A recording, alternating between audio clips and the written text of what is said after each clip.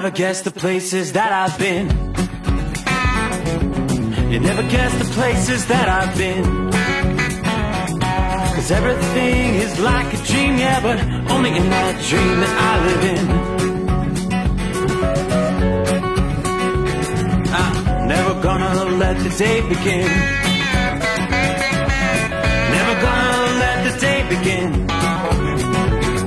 'Cause everything is like a dream, yeah, but only in that dream that I live in.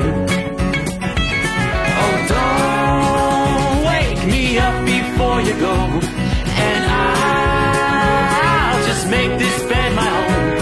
Oh, darling, please just let me sleep. Give me my dreams.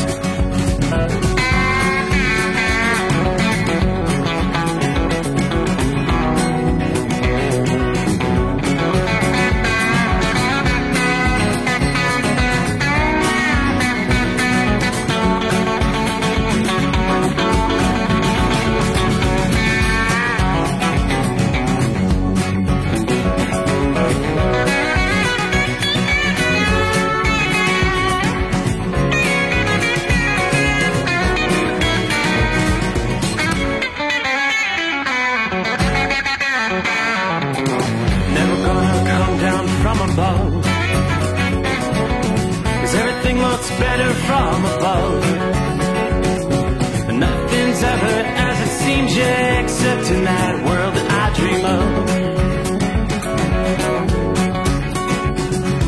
Never gonna lose the ones I love. Never gonna lose the ones I love. 'Cause everything is like a dream, yeah, but only in that world that I dream of. Oh, don't wake me up before you go, 'cause I can't face this day alone. Oh, darling, please just let me sleep. Give me my dreams. Give me my dreams. Give me my dreams.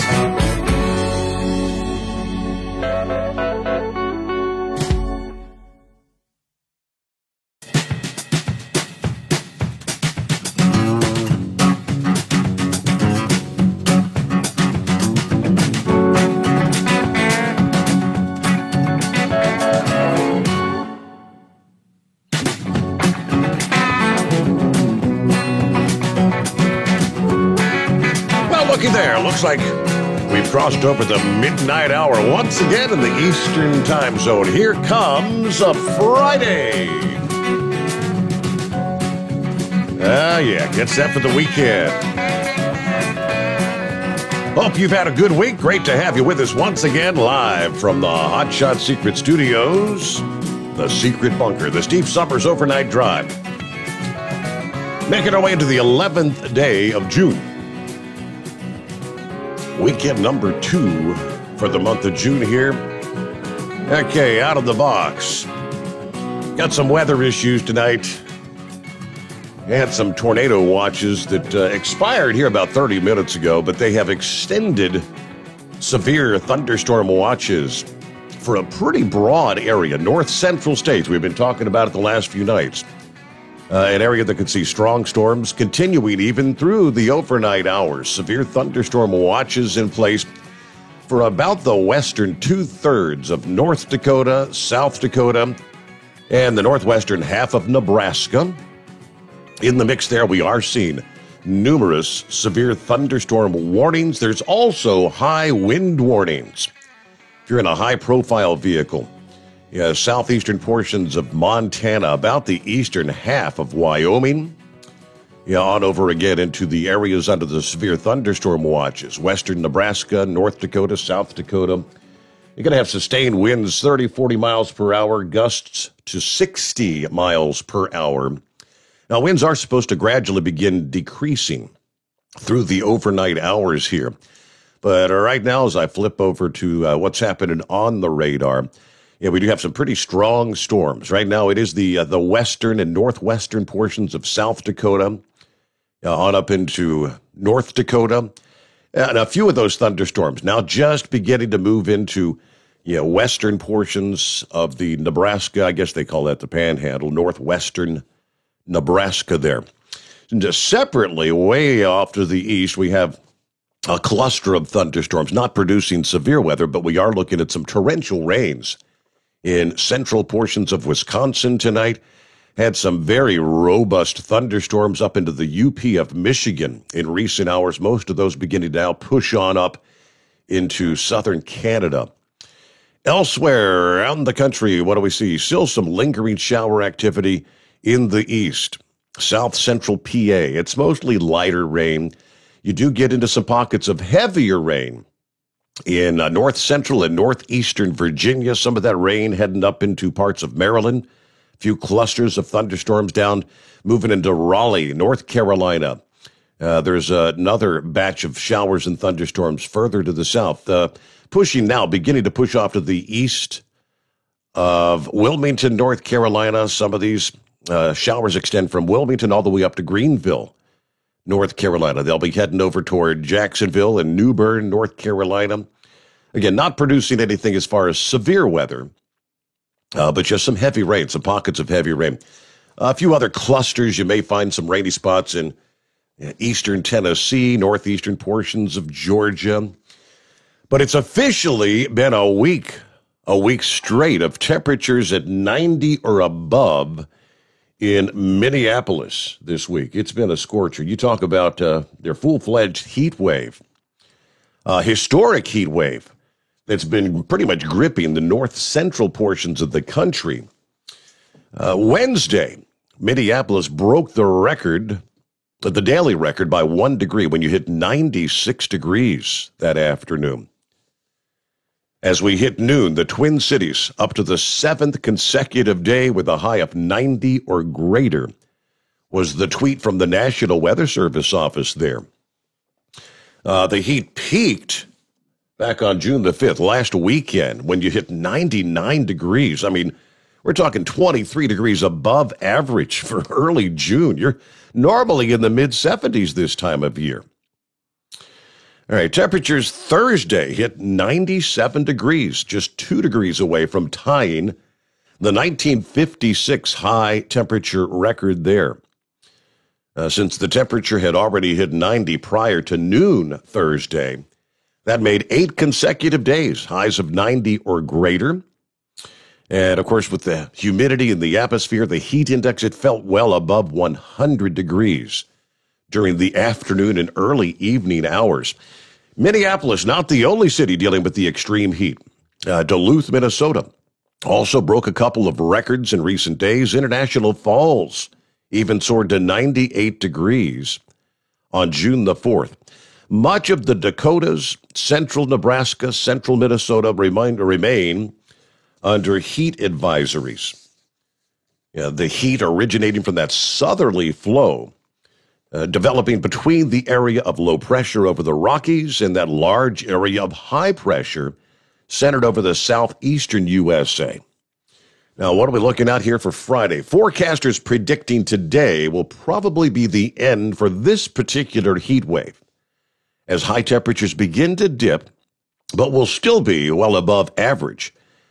Minneapolis should end that 8-day streak of 90-degree heat on Saturday, following some thunderstorms in the region. That's all coming your way later today. These storms are going to bring the temperatures down. Storms that arrive this afternoon could bring with them, though, flash flooding and damaging winds. However, a cool down from the storms can hardly be considered relief, as temperatures are still going to be above average. Highs are forecast to remain probably in the upper 80s on Saturday. So we're, rather than being 20-plus degrees above normal, we're still 10 above normal. Even in the nighttime hours, temperatures rarely dipping within 5 degrees of average, staying in the 60s and 70s. You would typically be in the 50s this time of year overnight. Now, the temperatures are forecast to return to those sweat-inducing levels. The next burst of heat begins as we close out the upcoming weekend. Minneapolis anticipated to be back in the low 90s on Sunday and Monday. Temperatures again will surge across the Dakotas and Nebraska. Highs back into the 90s, maybe even close to 100 degrees once again. Now, although Minneapolis is not forecast to break any records, above average heat will continue to dominate the Midwest. Stay hydrated, stay out of the sun, plenty of sunscreen if you're going to be in the sun this time of year. We're talking about heat waves. Seems like everywhere we look around the country right about now, with the exception of the Northeast, where you've been warm, but you're going to see a big cool-off this weekend. We'll get to that momentarily, but first, let's look out west. The hottest weather of the year is on the way for the parts of the Southwest. Following near normal temperatures earlier this week, big change is on the way for much of the West. As we close out the week, many areas will encounter unseasonable warmth by the weekend. Forecasters say a few triple-digit temperatures more typical of late June or early July is going to be in the mix here. The turn to summer-like conditions will begin in earnest this weekend over much of the western half of the country, as we'll see a big northward bulge in the jet stream, allowing warmer air back into much of the west. The inland areas of the west, from Oregon and Idaho all the way down to Arizona, New Mexico, thermometers are going to climb several degrees above normal this weekend, especially on Sunday.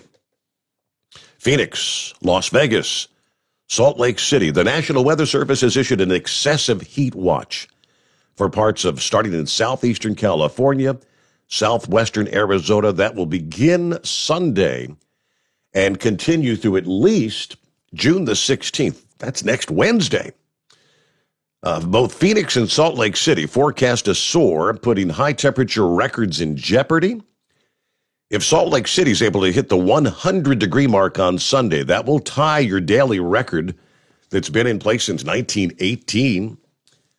The building warmth will only continue to become more intense through early next week. So obviously, people are going to fire up the AC. Cooling demand is going to be on the rise every day as people try to beat the heat.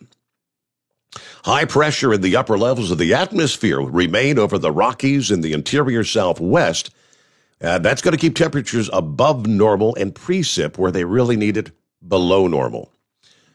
By the middle of next week, some areas, especially across the desert Southwest, are really going to begin to bake in unusual levels for mid-June. It's going to get downright hot for portions of the desert Southwest. Now, there's a reason they call them deserts. Typically, it gets hot in the desert, right? While temperatures in the triple digits are not all uncommon for places like Phoenix this time of year, they do say the level of heat in the forecast for this next week is going to be more akin to what you would be feeling like in July. Phoenix, you typically record your first high temperature of 110 or greater right around June the 13th, with a high of 110 in the forecast for Saturday. That's pretty much right on par. That's June the 12th. You're pretty much right on schedule. Yeah, on average, it takes the Valley of the Sun until the first week of July to begin seeing temperatures in excess of 115 degrees. Now, next week, you may hit 110 and 115, respectively, within a couple of days of each other, rather than 2 to 3 weeks apart. Last year, Phoenix had 53 days of temperatures at or above 110 degrees. Next week may also be a record-breaking week for Phoenix. You're forecast to top out within 2 degrees of the current record high Sunday. That's 114 degrees from back in 1935. And then Monday, 115. Last set, 1987. And it's actually going to get even hotter after that. From Tuesday through at least Thursday, Phoenix is forecast to challenge or break high temperature records each day.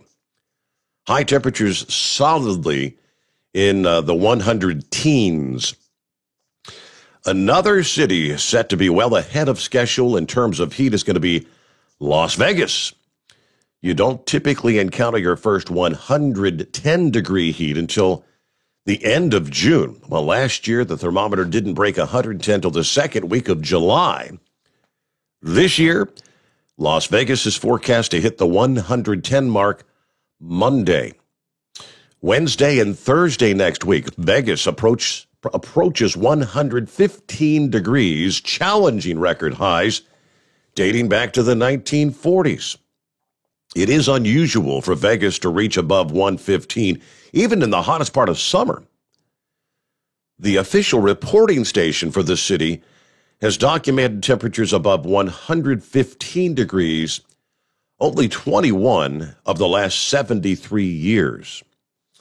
Okay, that dome of warmth is going to also expand into California, raising temperatures as much as 25 degrees above normal. Another location forecasters say will absolutely scorch in the middle of the upcoming week is going to be Death Valley, California. And yes, there's a reason it's called Death Valley. No stranger to temperatures in the triple digits. They've already experienced at least 40 days of 100-plus degree heat this year. The first time Death Valley usually hits 120 isn't until the first week of June. Well, June 3rd and 4th marked the first days this year where the mercury did indeed top at 120 degrees. Well ahead of schedule this time around. And those temperatures are going to return by the end of next week. Death Valley may make a run at 125 degrees. Temperature you don't normally see until the second week of July. They're forecasting a high of 126 degrees next Thursday there. Yeah, such a temperature would be within 10 degrees of the all-time high ever recorded at Death Valley, which, by the way, was 134 degrees, set way back in 1913. All right, average high for this time of year would be about 110. With this abnormal level of heat across the desert Southwest next week, cooling demand will increase. That's going to put a strain on the power grid as well as residents' wallets. Limit time outdoors to the cooler portions of the day, early morning, later in the evening. As is typical with the hot, dry weather in the Southwest, the risk for wildfires will increase as the heat builds.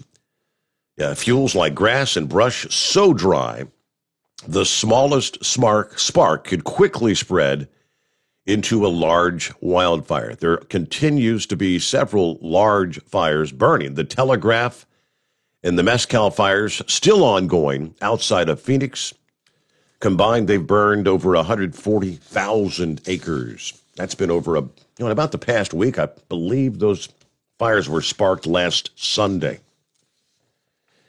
All right, we'll get to some of our industry headlines coming up here around the country. It's 844-844-3388. Let me mention something out of the box first here before we flip over and see who else checking in via our social media, because it is social media. I had a call from Pappy, and he said, Steve, I got a kind of a weird message from you this past day. It popped up on Facebook Messenger. Said it had your name and was using the Overnight Drive logo, but it was actually from Instagram. And he said, I know you don't have Instagram, so I knew immediately something wasn't quite right. The message simply said, what was it? Hi, how are you doing? Now, he said I guess a couple of weeks ago, he got a similar message from a relative out west that he hadn't talked to in a number of years. And he said, I responded to that message. Well, yeah, I thought it was whatever, or his niece or something. She said, doing great. How's the kids? Blah, blah, blah. And then he got a response back. Hey, are you familiar with some sort of like orphaned Lion Club Society kind of thing? In other words, they're using other people's names, trying to try to get money out of you. So like if you get a message from Steve Summers and Steve Summers says, hey, are you familiar with the orphaned lion clubs? They could sure use your help. You send them $25 and you might say, well, yeah, I trust Steve. So yeah, I'll send them $25. It's a scam. So I'm not sure if anyone else got those kind of messages in recent days, but if you did, it's not from Steve Summers. Then especially if you see anything that says Instagram, I don't even have an Instagram account. I don't know the first thing about Instagram, so I just thought I'd throw that your way. All right, Colton's with us tonight. How about that, Colton? First out of the box. Good evening, young man. Todd's with us. Good morning, y'all. Chevy Guy, copy the mail. Kyle's with us tonight. Foxtrot says, good morning. Friday's here. Have a can of beer. Robert. Okay. Robert checking in from Rochester, New York. Billy says, good morning. Melissa is with us. Happy Friday. Friday. Yay. Morning, Steve. Tank checking in. TGIF. A humid 80 degrees here in eastern Oklahoma tonight. We'll be at the Home 20 later this morning. Everybody truck safe. Have a great weekend. So, all right, good to have you with us, Tank. We'll try to get you back to the Home 20 safely. Hoosier Garage. Hey, Steve and the gang. Humid 72 degrees in south central Indiana tonight. Crazy Ray with us. Good Friday to all. Scott checking in from Steubenville, Ohio. Y'all have a great day. Norman is with us. Morning, Steve. 81 degrees. Michigan Madman checking in. Norman's actually here in north central Kansas, headed out for Nebraska with my load of scrap. Last load this week, but good weekend to everyone. Norman, are you still bringing in big bucks? A couple of weeks ago, he sent us a message about, he's actually raking in a couple $1,000 a week, I thought he said. Just, hauling out some scrap. Captain Ron checking in from Lake City, Florida, 78 degrees. Another day closer to Monday. You don't remind us. Rich listening from the house in southwest Iowa tonight. Very hot. Crystal checking in from Nevada, where it's actually cool, 59 degrees. How weird is that? Hotter in Iowa than it is in Nevada? Whatever part of Nevada you're in tonight. Let's see. Sylvester checking in. Woohoo, another great show starting tonight. It's a beautiful 59 degrees. Crystal clear skies here in New South Wales, Australia. Sitting here recovering after his surgery last week, slowly healing. Rod, I guess in regards to that message you got, Pappy, this past day, Roddy, it's a spammer. A spammer? Okay. All right. Hello from Litchfield, Kentucky. John checking in. A muggy 77 degrees, a little foggy. I'm delivering bottled water in the morning. Buckeye Boy checking in from Quanah, Texas, 87 degrees. I'm cutting down to I-20 from I-40 on 287 at Lubbock because I don't want to mess with that debacle in Memphis. It's only about 30 miles longer this way, but I got unloaded in Albuquerque, no problem. Waved via text to Heatwave as I passed by his Home 20. I wanted to stop in and visit, but needed to get home to get my truck worked on, take care of some personal stuff. Hope the Big Moose got released today. Yes, indeed he did. Now he gets to start the rehab on his newly reconstructed knee. Not a fun process, according to my neighbor who had that done. But as the old saying goes, no pain, no gain. Just got to try and not overdo it. And if you're patient, Big Moose, you'll be good as new. Everybody be careful out there. All right, thanks for all checking in here. Speaking of the Big Moose, I did get an email. Where's that in the mix? Way down the line here. Tater sent me an email. And he also sent me a photograph. The moose has landed. He made it home. He's still kind of reeling from his pharmaceutical feeling. He made me pull his princess out of the garage so he could see her from his lazy boy. You know, a man has his priorities straight when the first two things he checks on is his dog and his Cadillac. That's his princess. That's an old Cadillac. I don't know what year that is, but yeah, old timer like you'd see out of the movies back in the day. All right, so If you're up with us tonight, Big Moose, glad you got through the surgery. Everything went well. He's back at the home 20. So speedy recovery, as they say. Let's jump right into it at 844-844-3388. And it's the Red Mule.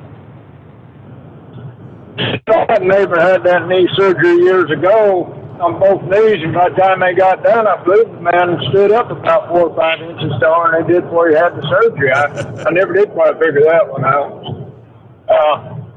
Hey, stay on this for sure. Don't need to worry about it being the Red Mule. I hacked your whatever account that was, because I don't know nothing about none of that social media. So if you're looking for the culprit there, don't waste your time. It ain't you. Okay. Hey, Steve, you're talking about this heat out there in Death Valley. Now, my understanding is if a person goes without, oxygen to the brain for, 3 minutes, that's when they figure brain damage is going to occur. Have you ever seen anything that says when brain damage occurs when your body temperature gets, And you're kind of in between cells there, but yeah, I don't know what temperature it is, but I mean, they say, like if you get a fever, remember when you get close to 105, I think when you have kids or whatever, when they hit 105, you can start having brain damage. Your brain starts to cook. Well, maybe it differs for different people. I don't know. I just wondering when you talk about that being 134 degrees there in Death Valley. A person dig a hole and get down in it, in the old days or what they do. But anyhow, Steve, you ever going to get Progressive Insurance back on as a sponsor? I'd sure like to. I'll tell you what, they sure have done me good. When I switched over to them last year, I think it's $5,800 for a year, and it was a whole lot cheaper than what OIDA's insurance was. I mean, it's about half of what OIDA's insurance was. And the gal told me when she wrote up the policy, she said, "Now they're going to give you a low rate. They're going to come back and jack your rate up, even if you don't have no accidents next year, because they got you hooked." And they did. They jacked it up $800, so now it's $6,600 compared to $10,000 for OIDA.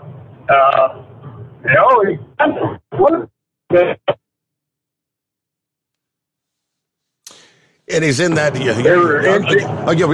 You were breaking up a little bit there again. You were talking about, okay, we got through your new numbers, but then you said something about OIDA's cost or something? Well, OIDA's still wanting to charge me $10,000. So Progressive's coming in there for about 2/3 of what OIDA's doing. And OIDA says they're supposed to be for the members. Well, what the hell are they doing with that other $4,000? I mean, I know Jim Johnson is gone, but Don Spencer's, he needs a new Cadillac or something. I don't understand the discrepancy there, man. I don't know if you talk to Monty anymore or not, but maybe he can call and explain that, because $4,000 is a lot of money to me. But, okay. Hey, Steve, I talked to a plow person this past day, and he called Steve, and he told me, he said, "I'm going to pull your chain." And I guess I got him discombobulated, Steve, because he never did get around to mentioning Mitt Romney, so I don't think he's very successful pulling the chain. But I got him discombobulated, and I told him I was going to go through Cheyenne again, give me a paint gun, and put some paint up there on the shirt. I think that kind of messed with him. He said he hadn't been feeling too good, and I told him I started lecturing Steve. I told him it's time he give up them cancer pills. He's getting too old. Keep up with that smoking habit. I don't know. But anyhow, I asked him, I said, "You got Steve's phone number?" And he said, "Yeah, I got it." And I said, "Well, people asking about you. I won't you call in and talk to Steve?" And he said, "Well, I'll go home, take a nap, and then if I feel up to it, I'll give him a call this evening." So you may hear from old Plowboy. It's been a long time since we've heard from Plowboy. All right, well, If he calls in, he'll probably give you a different version of our conversation, Steve. I don't know why he'd do something like that. Right. But, it's up to you who you trust, Steve. So that's all I got for this morning. All right, yeah, when you're out there dealing with the heat, if it's 134 degrees outside, that's why they tell people stay out of the sun, seek air conditioning. Heat stroke is the word. I did a quick search. If your core body temperature, once you hit 104 or higher, that's the main sign of your heat stroke. You're at that level.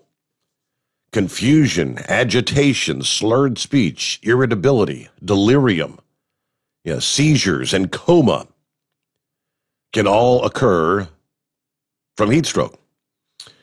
In heat stroke brought on by hot weather, your skin will feel hot and dry to the touch. However, in heat stroke brought on by strenuous exercise, your skin may feel dry or slightly moist. You may feel sick to your stomach. You may vomit. Skin may turn red as your body temperature increases. Breathing becomes rapid and shallow. Your pulse, your heart rate increases because the heat stress places a tremendous burden on your heart to help cool your body. Your head begins to throb. People got to be careful when you're out west with these upcoming temperatures. I mean, even for people out there having a good time. I know my sister's going to be headed out to Las Vegas here. I don't know if it was this weekend, next weekend, and the upcoming days. If you're just out there walking the strips, 115 degrees outside, you can overheat in short order. So try to stay indoors. All right, we're going to get a news break in here. Quick time out. Come back. Odd that Red Mule would mention Monty. We haven't talked to Monty much, but he's actually in the queue. Coming up next. Actually, he called to talk about the infrastructure bill and some of the latest going on there. Yeah, they had the amendment. The markup hearing was Wednesday.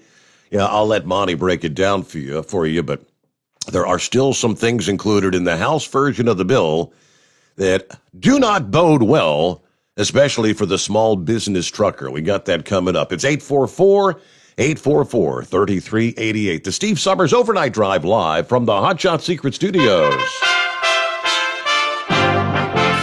USA Radio News with Wendy King. A bipartisan group has struck a tentative deal on the infrastructure package in Washington. Republican Senators Cassidy, Collins, Murkowski, Portman, and Romney have joined together with 5 Democrats to announce they've made a compromise deal to rebuild the nation's roads, bridges, and energy systems. They said it would be fully paid for without raising taxes. Both houses would have to approve it, and the president would have to sign it. Even though the president is in England, White House Press Secretary Jen Psaki said he's watching what's going on. He'll stay very engaged in this even as he's on his first overseas trip. Biden has announced the U.S. will donate 500 million doses of Pfizer's COVID-19 vaccine to COVAX, which is the global immunization effort. America will be the arsenal of vaccines in our fight against COVID-19, just as America was the arsenal of democracy during World War II. This is USA Radio News. It may be the biggest cover-up of our time. Was the coronavirus created in a lab? And did the Chinese government hide the truth? Now, Steve Cortez and Jen Pellegrino give you the shocking truth on their hit Newsmax show, Cortez and Pellegrino. Newsmax is already the 4th largest cable news channel in America. And all this week, Cortez and Pellegrino tell you the real story about the coronavirus the big media won't tell you. More than 30 million Americans watch Newsmax, now on all major cable systems. If your cable company doesn't carry Newsmax, call them. Tell them you want Newsmax, or you can switch. Plus, find Newsmax for free on your smart TV, Roku, Pluto, Xumo, or more. And remember, you can download the free Newsmax app on your smartphone and start watching now. Join millions of Americans turning off the old cable news and going to Newsmax for real news they can trust. Check Newsmax out today. You're listening to the Overnight Drive with Steve Summers. At Hot Shot Secret, we share the science behind common diesel problems. For example, excessive black smoke. Excessive black smoke has two causes: carbon buildup and internal diesel injector deposits, also known as IDIDs. Hot Shot Secret Diesel Extreme has the highest concentration of active ingredients allowed by law and will safely remove all types of injector deposits, including IDIDs and carbon buildup, to eliminate black smoke. Hot Shot Secret Diesel Extreme is available nationwide at truck stops, fine farm and auto stores, and online at hotshotsecret.com. Diesel Army is on duty 24 hours a day, 7 days a week. Burning the midnight oil with the best diesel coverage. All the tech, all the torque. Diesel Army, where there's smoke, there's fire. For the latest news and event coverage, as well as feature and tech articles, sign up for the newsletter and don't miss a thing. Visit dieselarmy.com from the Power Auto Media family of digital magazines. Again, it's dieselarmy.com. If computers are your problem, Cherry Digital Pros has your solution. We are a full-service computer sales and repair company. We can diagnose your problem and fix it quickly and affordably. We fix all models of laptops and PCs. We also offer custom-built PCs, servers to your specifications. From PC repair and laptop repair to online internet help to data recovery, we can handle it. Let Cherry Digital Pros solve your computer problem today. Call or text us at 513-568-5568 or go to cherrydigitalpros.com. PureFlow AirDog, your leader in fuel air separation system technology. Our systems filter out water, particulates down to 2 micron, and remove all of the air out of your diesel fuel. This allows for nothing but pure, clean diesel fuel to reach the expensive injection system equipped in your vehicle. Not only do our fuel systems protect, they also come in a variety of flow rates to meet your performance needs. Our systems are compact and use OEM-style fittings for easy installation. Learn more about our product at www.pureflowairdog.com and be sure to follow us on Facebook and Instagram.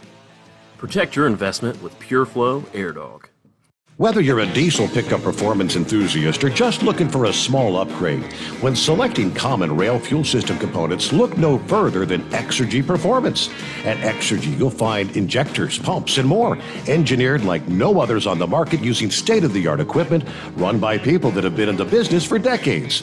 So if you're in the market for common rail components at any power level, contact Exergy Performance or one of the many dealers listed on our website at exergyperformance.com.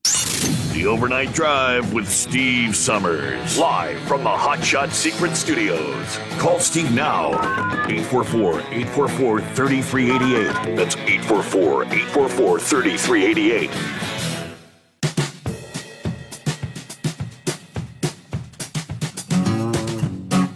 Okay, let's jump right back into it here as we make our way into a Friday. Good to have you with us. Hope you've had a good week. And Monty, how you been? Pretty good, Steve. Pretty good. I tried to call in the other morning there, I think around 4 o'clock, and I tuned into the show, and I think you had a phone reset or something or whatever. It kept ringing like busy or something or whatever, and I couldn't get in, and so. But I haven't been doing a whole lot of. I kind of been between the sheets or between your when your show when we're live. So, yeah. At any rate, yeah. So, I don't know. I guess Red Mule and I must be psychic or something or whatever, or ESP or Great Minds Think Alike, or, and you'd have to wonder, I guess, which one of us has a great mind. But anyway, so.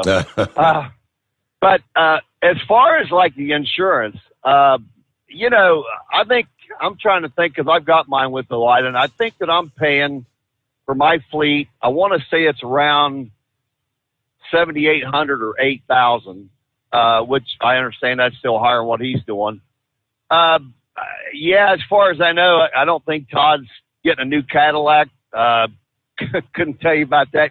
He'd have to call Todd and ask him about that one. So, I don't try to pry into other people's business, but I know insurance is one of those things, and mine had went up a little bit from last year, but obviously Red Mule's been in the business long enough. He's got some experience, that bodes well into his and probably a good claim loss ratio. But at any rate, with insurance, you probably heard like some of these new guys starting out, even if they're an experienced driver, and they decide, hey, I want to be my own boss. I'm going to get my authority, get my truck, trailer, and all this stuff. Insurance companies look at these guys as like they just started, and some of these guys getting hit with like $18,000, $20,000. I seen one. I read an article a while back. A guy was paying $28,000 a year for one truck, insure one truck and trailer for his public liability and property damage. How guys are doing that and hauling freight off the spot market like that, off the load board and stuff, especially when it got down so low last spring. I don't know. I mean, that's a truck payment in and of itself. Mm-hmm. You know what I'm saying? So sure. It's a precious commodity. But what the onto the highway. What the heck's going to happen? Go ahead. I'm sorry. What happens when they take your minimum insurance from $750,000 to $2 million? Where's that going to put the insurance rates? Well, that's kind of a variable right now because there's the figures being bandied around of an increase of, and look, by all accounts, I think most people, $750 is a minimum. I've never had less than $1 million coverage. Okay. I've always, my insurance agents always gave me $1 million. And wasn't that much more to go that extra $250, but he just said it's just kind of peace of mind. But there's numbers being bandied around that it could be 25%, it could be 50%. And the thing about it, Steve, and hats off to Representative Mike Bost or Bost. I'm not exactly sure how I pronounce his name. There's the guy from Illinois that he tried to strip that out of the markup last night. He had it done the first go round, and somehow the Democrats went back and they had a roll call vote, and then they were able to keep that in there, that $2 million insurance thing. So, which Garcia from Illinois, he actually wanted $5 million. Which his thinking is that, well, hey, these families that are injured and all like that. And look, you know what? I mean, nobody wants to see somebody be a quadriplegic for the rest of their life or whatever. And obviously, when a trucker is at fault, obviously somebody's going to have to cover that. So, they should be compensated when they have something like that. But, and I know, you look at almost any study, we're at fault 20% of the time. That leaves 80% of the accidents are the fault of the people driving the cars. We shouldn't be liable for that, but that's what they're trying to lump the whole thing into that. Garcia wanted $5 million. Obviously figured he wasn't going to get that, but he was another one that went to bat to, talk about all the victims that are injured and need to be made whole and stuff and all like that. Mm-hmm. And then you had the genius from Georgia, Hank Johnson. You remember him, Steve? When he was testifying, or not testifying, but he was up on Capitol Hill, and one of the generals was there talking about repositioning some troops over to Guam. And he said, I'm kind of afraid if we get too many troops on one side of the island, could it flip over or capsize in the ocean? Now, his staff has tried to say he was joking, but this is the genius this guy's got. Yep. And he made the statement during the markup that, well, I don't see what another, $1 million is going to hurt. I don't see the problem with that. I just like to see these people go hungry. That's what I'd like to see, But at any rate, this bill, I call it the disaster from DeFazio. I mean, he really is proud of this bill, that he's transforming transportation and reinvesting, reimagining. I looked at his Twitter feed today. He was bragging too about killing the XL pipeline out there. I actually replied back to that. I said, hey, I'm kind of curious. Does your jet burn a different kind of jet fuel that ain't made from oil when you're flying back and forth from Washington, D.C. to Washington State? Because I don't know there is any exists or whatever, Right.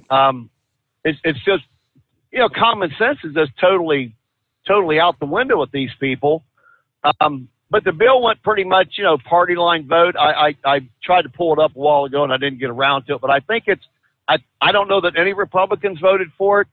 I know that I don't think there were any on the committee.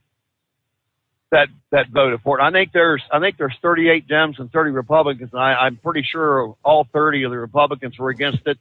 There were, besides Mike Bost, there was Troy Balderson. I think he's a guy from Ohio, and there was another guy that spoke up about the insurance. And the other thing too, Steve, is that let's not forget that 99% of the accidents that happened that were the trucks at fault are handled with the current minimum right now. And actually, it's not even 1%. I mean, it's not even 1%. So it's less than 1%. It's like 0.6% of 1%. Is about, yes. But the average is less than $20,000. That's the average claim. You know, and the OIDA Foundation's done a lot of research on this, and they put some of the numbers together. But it's extremely low. And look, Steve, if you raise the insurance to $2 million or even $5 million, you know, like this monster lawsuits that the what do they call them? The nuclear verdicts or Bingo. Whatever. That's it. Yep. Yeah, like the one in the Werner had down in Texas down there with $98 million. That's not going to cover that. I mean, that's still not going to cover that. So. And that's another one where you got to scratch your head because the pickup truck lost control and crashed into the Werner truck. It wasn't even the Werner driver's fault. So, and I know that's still on appeal. I don't know where that's at, but at any rate, you know, this infrastructure bill that they passed, it's really more of Green New Deal stuff. I mean, like they want to have, electrified parking spaces for trucks. And you know, look, if industry or if a company wants to go with the electric truck route thing, which is like people want electric cars, fine and dandy. But, you know, put your own money. Don't drag my tax dollars into it when we have 100 years worth of oil, you know, in the ground still. Mm-hmm. It just doesn't make any sense. And, you know, Steve, we don't have the grid. We don't have the grid for everybody to go around plugging in a vehicle right now. I mean, look at what happened down in Texas when it was had that ice storm down there. And that's exactly what every time we're talking about heat waves, right now, we've been talking about a heat wave in the Northeast. The forecast I just shared from AccuWeather said next week when it gets so hot and it's going to be all over the western third of the country, western half of the country, the power grid is going to be strained. How in the hell do they think we're going to electrify every car and truck in this country? There's no way it can be accomplished. It can't be done. Yeah, no, it's not. And you know, you look at California. California is a good example of what the rest of the country is going to be like if this rush to electrification winds up going through. You know, they have the brownouts. They've had problems with they're not even keeping their grid up out there. I guess with the what is it, where the brush or something gets on it causes a fire. Right. So then they got to cut the electricity to where, you know. So I mean. Look, I'm all for cleaning the environment, keeping the environment healthy and stuff and all like that. I don't know anybody that's not. But for goodness sake, you know, especially our country's just coming out of this stupid shutdown and pandemic. I mean, some of these states still aren't even open. I seen something today. I was looking at DeFazio's feed. They're talking about Oregon, and that governor out there is talking about how, well, hey, you know, we're getting close to 70% vaccination. And, man, you know, the closer we get to 100, we can get the place open back up. You know, those folks are behind the curve from the get-go. Yep. You know? Yep. But go back to this bill, though. I mean, this thing is worse than what we had last year. I may have told you, I think at one time the number that we had was there was about $400 million that they were going to give to the FMCSA over and above for roadside inspections, for enforcement. But the number this year has went to $500 million. So there's $500 million in addition to like all the UCR money that's collected. So you're talking somewhere in the neighborhood of about $725 million that's going to be available if it were to pass, and hopefully, you know, we don't think it's going to go anywhere in the Senate, and like the Senate version, the environmental and public works thing had come out a couple weeks ago or so. That one doesn't even have an insurance provision in it. So, right. I mean, it does still have some other, you know, not really infrastructure related stuff. I mean, it's like this one here. They're talking about, you know, making sure they got hiking trails and stuff in on this thing, you know. And I mean, hey, look, I'm all for getting out and enjoying nature like everybody, but again, why should our tax dollar, highway tax dollars or fuel tax dollars be in there to support that? I just, you know, like I say, common sense is just devoid. The other thing, Steve, when you think about, remember last year how all these guys are up there, you know, talking about it, man, you truckers are heroes, you know, during the pandemic. You guys are out there risking life and limb, you know, to keep the country supplied with, you know, everything and going and the food and toilet paper, all this type of stuff. Well, this just goes to show you how much the Democrats really thought of the truckers that done all that to keep the stores stocked and you know, lumber hauled and stuff and all like that. So it's the tolling. There's a provision in there for tolling, sleep apnea, mandatory sleep apnea. I'm trying to think of, I mean, there's only one decent thing in the whole bill, Steve, and that's the parking. And to be honest, we don't even know for sure how that's going to work out, because there's going to be some guidelines attached to that, to where the states can't just willy-nilly collect this money and then not you know, build the parking. Yeah. Because it's actually supposed to be actual blacktop, not more electric signs saying, hey, we got 5 parking spots here in this rest area coming up or whatever. So there are supposed to be some guidelines attached with that, but that was the only good part of the bill. You know, and obviously parking's a huge issue to a lot of guys, some more than others. Kind of like the area where we run at, my guys, we don't have too much problem most of the time. But, you know, people out on both coasts, obviously parking's at a premium. So, they're trying to get something in there for that. But, you know, they've loaded this thing up with so much other stuff that, and even, I mean, on the Democrat side in the Senate, you know, Manchin, because they're talking about trying to get rid of the filibuster, Manchin and Sinema is not for that. So hopefully that will be the, what do you want to say, the firewall or something, or right. the kind of, you know, stops it. So that's what we're hoping anyway. You know what I mean? So it's got like I say, if insurance did go to that, that's going to cripple a lot of guys that are already not in the greatest shape already. Like I say, that's paying, you know, $18,000-$20,000 already for insurance for one truck. So I don't know how insurance companies can do that when you've got, I mean, you could have a guy with 20 years experience. One of the guys that was leased to me, he had his own authority for about 20 years. He got off the road for about a year and a half. He went into a management position with a guy, buddy of his, and he decided that wasn't his cup of tea, so he was going to go back on the road. He went to reactivate his authority, and he was into sticker shock on insurance premiums, and he'd shopped around. He said the cheapest insurance premium he had found was like $16,000. Wow. And Brian had been in the industry for probably 20, 25 years, had a good safety record. It didn't mean anything. So they just look at you like you're just, you know, just fell off the turnip truck. I'll be darned. So, yeah. I don't know if you got any other questions on anything. I think I tried to cover it all, but the bill's just not a good bill at all. And I mean, it doesn't take a rocket scientist to figure this out. But it's just no good. It's no good. I'm really kind of shocked because, you know, DeFazio over the years has been, you know, halfway decent on some of the trucking stuff, but the last 2 years, he just went totally far out. And I mean, cause like I said, this in here is basically a carbon copy of the bill we had last year, HR2, I think it was. Yep.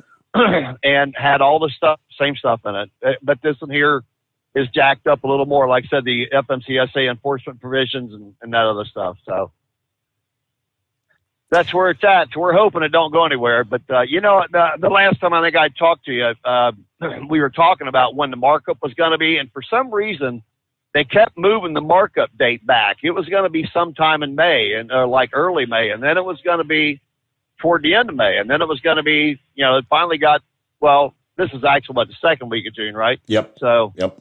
It finally got into the second week of June, which we only got, we kind of had an idea of what was going to be in this thing, but they sent out a call to action on Friday because they released the text of the bill on Friday. But a lot of the members, only had Friday and the weekend and then the Monday morning to call and voice their complaints or concerns about, with their reps and congressmen. So, trying to shove through, yeah.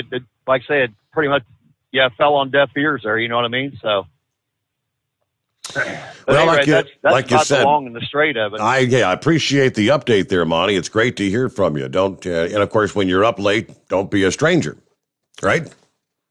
He did mention Representative Bost, who attempted to get that insurance increase stripped out of the bill in the markup hearing on Wednesday. Bost was raised, apparently, in a trucking family, spoke passionately in favor of his amendment to remove the provision from the Invest in America Act that would increase your minimum liability to $2 million. He said, over the past year during this pandemic, we've relied pretty hard on the working people who drive trucks in this country. These men and women continue their essential work by stocking our shelves, making sure food is on everybody's table, and getting us the supplies we needed, while many of us were trapped in our homes. Now, after praising these individuals for their great work, this legislation turns around and punishes them. Now, there were several other House Republicans that spoke in favor of that amendment, noting that, as Monty said, less than 1% of crashes aren't covered by the current requirement, and that the cost will be relayed or passed on to the nation as we still try to recover from the economic crisis. In spite of more than 30 minutes of debate, largely in favor of the amendment to strip out that requirement, the Transportation and Infrastructure Committee, pretty much down party lines, rejected Bost's amendment, the vote of 38-30. So it was one of more than 200 amendments that were debated during the highway bill markup. Everyone and their brother had something they tried to stick in here. The hearing lasted until 5 o'clock in the morning, Thursday morning. They were doing amendments all night long. The overnight spectacle ended with the committee approving the 5-year, $547 billion Invest in America Act by a vote of 38-26. It's probably going to move to the full House floor next week. Or next, whatever time it's going to be. A year ago, as you said, a very similar highway bill passed the House. It was H.R. 2, House Bill 2, or whatever it was, but it ultimately died in the Senate. That could very well be the case once again this time around.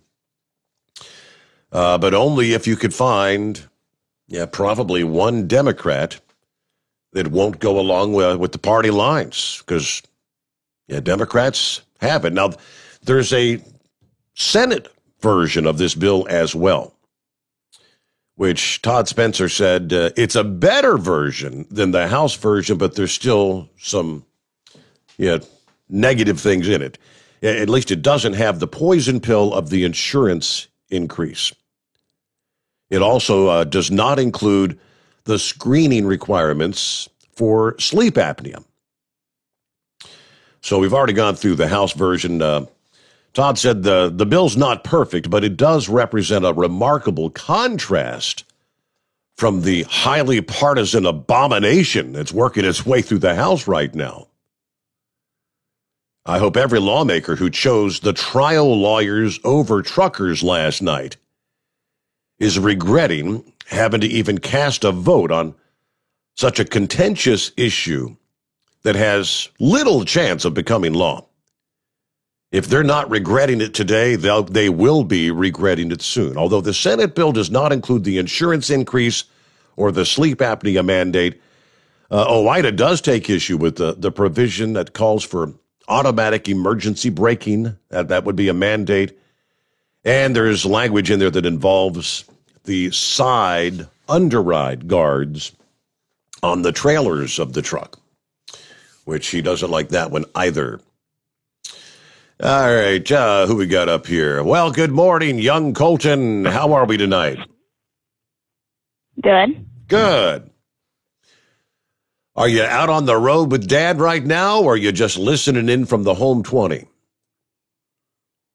From the home. From the home, okay. So have you... Yep, from my laptop. Have you finally wrapped up your school year? Are you all done finally? Yes. All right. Did you have a good year? Yes. Good to hear it. So when you going to be going out on the road with Dad here? Sometime soon? I think like next week. All right. So you're looking forward to it? Yep. Okay. So what's on your slate this weekend? Anything special planned? Get to hang out with my mom. Well, that's a good thing. Mm-hmm. All right. Well, I see you're on the little discussion board chatting with some of the other drivers out there. It's always good to have you with us, Colton.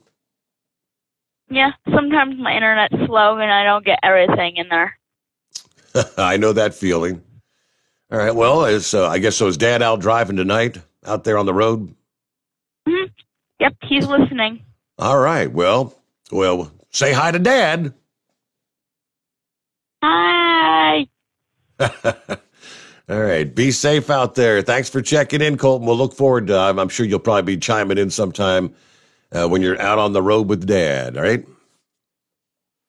All right. Have a good night and a good weekend. All right. Got a chance to talk with Kyle briefly a little bit earlier, and we were talking about some of the racing action. He's actually got a weekend off this weekend. He said, phone's going to be off. I'm going to do some relaxing. But the following weekend, it's back out, racing action once again. Now, I've got my show notes where there's like 3 different events. I got the 7th annual Mutt and Jeff race on the 17th through the 19th at Beaver Springs Dragway. Now, I'm not sure where that one is. I thought he said he was going to be in Pennsylvania. If that's in Pennsylvania, that would be the one he's going to be at. They've also got the NTPA Budweiser Dairyland Nationals. That's our National Tractor Pull Association, which we've got the update from them. As a matter of fact, coming up here in just a little bit this Friday. They'll be out June 24th through the 26th, actually, at Recreation Park in Wisconsin, I believe it is. Then the other scheduled race weekend, the 25th and 6th, the Holly Rock Custom Summer Diesel Showdown, number 2, at Virginia Motorsports Park. So I'm thinking that the Beaver Springs Dragway, I believe that's the one he's going to be at. He was telling me that's a, what do you call it, bracket racing event. And he started to explain bracket racing. I said, oh, yeah. I said, you've got one of your sponsored drivers, a Hot Shot Secret driver, that called in and was explaining bracket racing. He said, yeah, Chris Mancini, that's the one. Yeah, Chris had called in a month or so ago. And he was telling me that Chris isn't sure if he's going to be able to be there next weekend because apparently he tore up an engine. I just so happened to come across his post from this past, just a few hours ago. He said, less than 2 weeks ago, I grenaded my engine.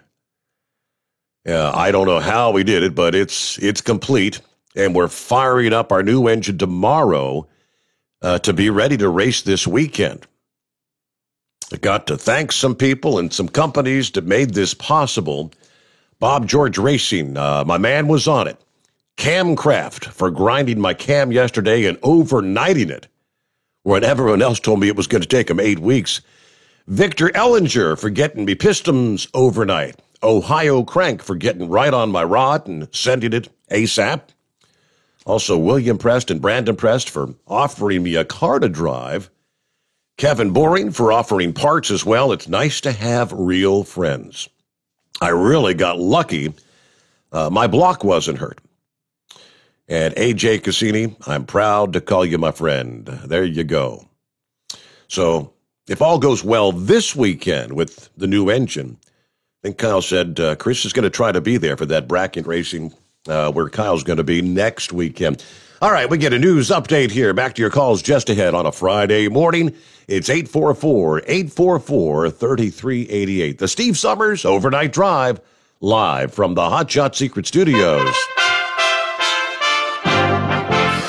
USA Radio News with Wendy King. A bipartisan group has struck a tentative deal on the infrastructure package in Washington. Republican Senators Cassidy, Collins, Murkowski, Portman, and Romney have joined together with 5 Democrats to announce they've made a compromise deal to rebuild the nation's roads, bridges, and energy systems. They said it would be fully paid for without raising taxes. Both houses would have to approve it, and the president would have to sign it. Even though the president is in England, White House Press Secretary Jen Psaki said he's watching what's going on. He'll stay very engaged in this even as he's on his first overseas trip. Biden has announced the U.S. will donate 500 million doses of Pfizer's COVID-19 vaccine to COVAX, which is the global immunization effort. America will be the arsenal of vaccines in our fight against COVID-19, just as America was the arsenal of democracy during World War II. This is USA Radio News. Friends, Mike Lindell is a great supporter of conservative radio, but most of all, he's a man who has invented a great USA product that will help you get a great night's sleep. For over 3 years, I've told you how the MyPillow Premium Pillow has changed my life. I get the best sleep of my life. But more importantly, the pillows don't go flat. You can wash them and dry them as many times as you want. They maintain their shape, and they are made in the USA. Here's the best deal you'll ever get on a MyPillow Premium Pillow. $29.98 for a standard or queen size pillow. King size only $5 more. You're saving $40. Go to MyPillow.com, click on the radio listener square, use my promo code USA, or call 1-800-951-8175. You can save up to 60% on any MyPillow product when you use my promo code USA, or call 1-800-951-8175 and ask for the MyPillow Premium Pillow Special. A shooting at a South Florida grocery store left 3 people dead, including a child, according to the local sheriff's office. The Palm Beach County Sheriff's Office said the shooting took place inside a public supermarket in Royal Palm Beach, which is just west of Palm Beach. The sheriff's office said they found a gun near the body of a man who they believed died of a self-inflicted wound. Sheriff spokeswoman Terry Barber said the agency believes the deceased woman was shopping with her grandson when they were fatally shot. It's unclear what their relationship to the gunman may be. Public spokeswoman Maria Boos issued a statement saying the company couldn't confirm any details from the incident since it involved an active police investigation. She said, "Our thoughts are with those who are impacted by this tragedy. We are cooperating with the local law enforcement." Police are still trying to determine the motive of the shooter in the investigation. You're listening to USA Radio News. Look, bud, I said your money or your life. I'm thinking it over. The Great Gildersleeve. Yeah. The new Edgar Bergen Hour with Charlie McCarthy. Now, if you help me, I'll mow you down. 3 hours a day, 7 days a week of the greatest radio shows of all time. Classic Radio Theater. Available on many of these radio stations or available on demand anytime at any podcast app by searching USA Classic Radio Theater. USA Classic Radio Theater. President Biden has already set the stage for a contentious series of talks with Russian President Vladimir Putin in Geneva. USA's John Clemens reports. President Joe Biden issued a warning to Russia of robust and meaningful consequences if it engages in harmful activities. One issue on the agenda is Russia harboring cybercriminals that have been targeting American interests. Although several industries have taken precautions, it has become clear those in international law enforcement can do little to stop these attacks. Cybersecurity expert Nick Powers is with St. Louis-based OnCom. It's really hard to police the world when it comes to these cyber criminals without a lot of cooperation amongst different countries. From the USA Radio News Texas Bureau, I'm John Clemens. The Texas Bar Association is investigating whether their state attorney general's failed efforts to overturn the 2020 presidential election amounted to professional misconduct. USA Radio's Lance Pry has more. Texas Attorney General Ken Paxton is under investigation for possible professional misconduct by the State Bar Association. Paxton is one of the most high-profile lawyers to face potential professional repercussions for using their role to try to help former President Trump expose possible voter fraud. From the West Coast USA Radio News Bureau, I'm Lance Pry. For USA Radio News, I'm Wendy King. At Hot Shot Secret, we share the science behind common diesel problems and their solutions. For example, ultra-low sulfur fuels. The primary function of diesel fuel is combustibility. One of the little-known aspects of fuel is its role as a lubricant to metal-on-metal moving parts. The introduction of ultra-low sulfur fuels diminishes the fuel's ability to lubricate because sulfur, which has been mostly removed, has lubricating properties. Hot Shot Secret Everyday Diesel Treatment with LX4 delivers unmatched lubricity. Third-party testing confirms that it takes 3 times the amount of leading fuel treatment to match the lubrication benefit of 1 dose of Hot Shot Secret. Everyday Diesel Treatment is a fully formulated 6-in-1 premium fuel treatment for every fill-up, every time. Everyday Diesel Treatment is available at truck stops, Tractor Supply, O'Reilly's Auto Parts, and online at HotShotSecret.com. Hot Shot Secret, powered by science. The Overnight Drive with Steve Summers, live from the Hot Shot Secret Studios. Call Steve now, 844-844-3388. That's 844-844-3388.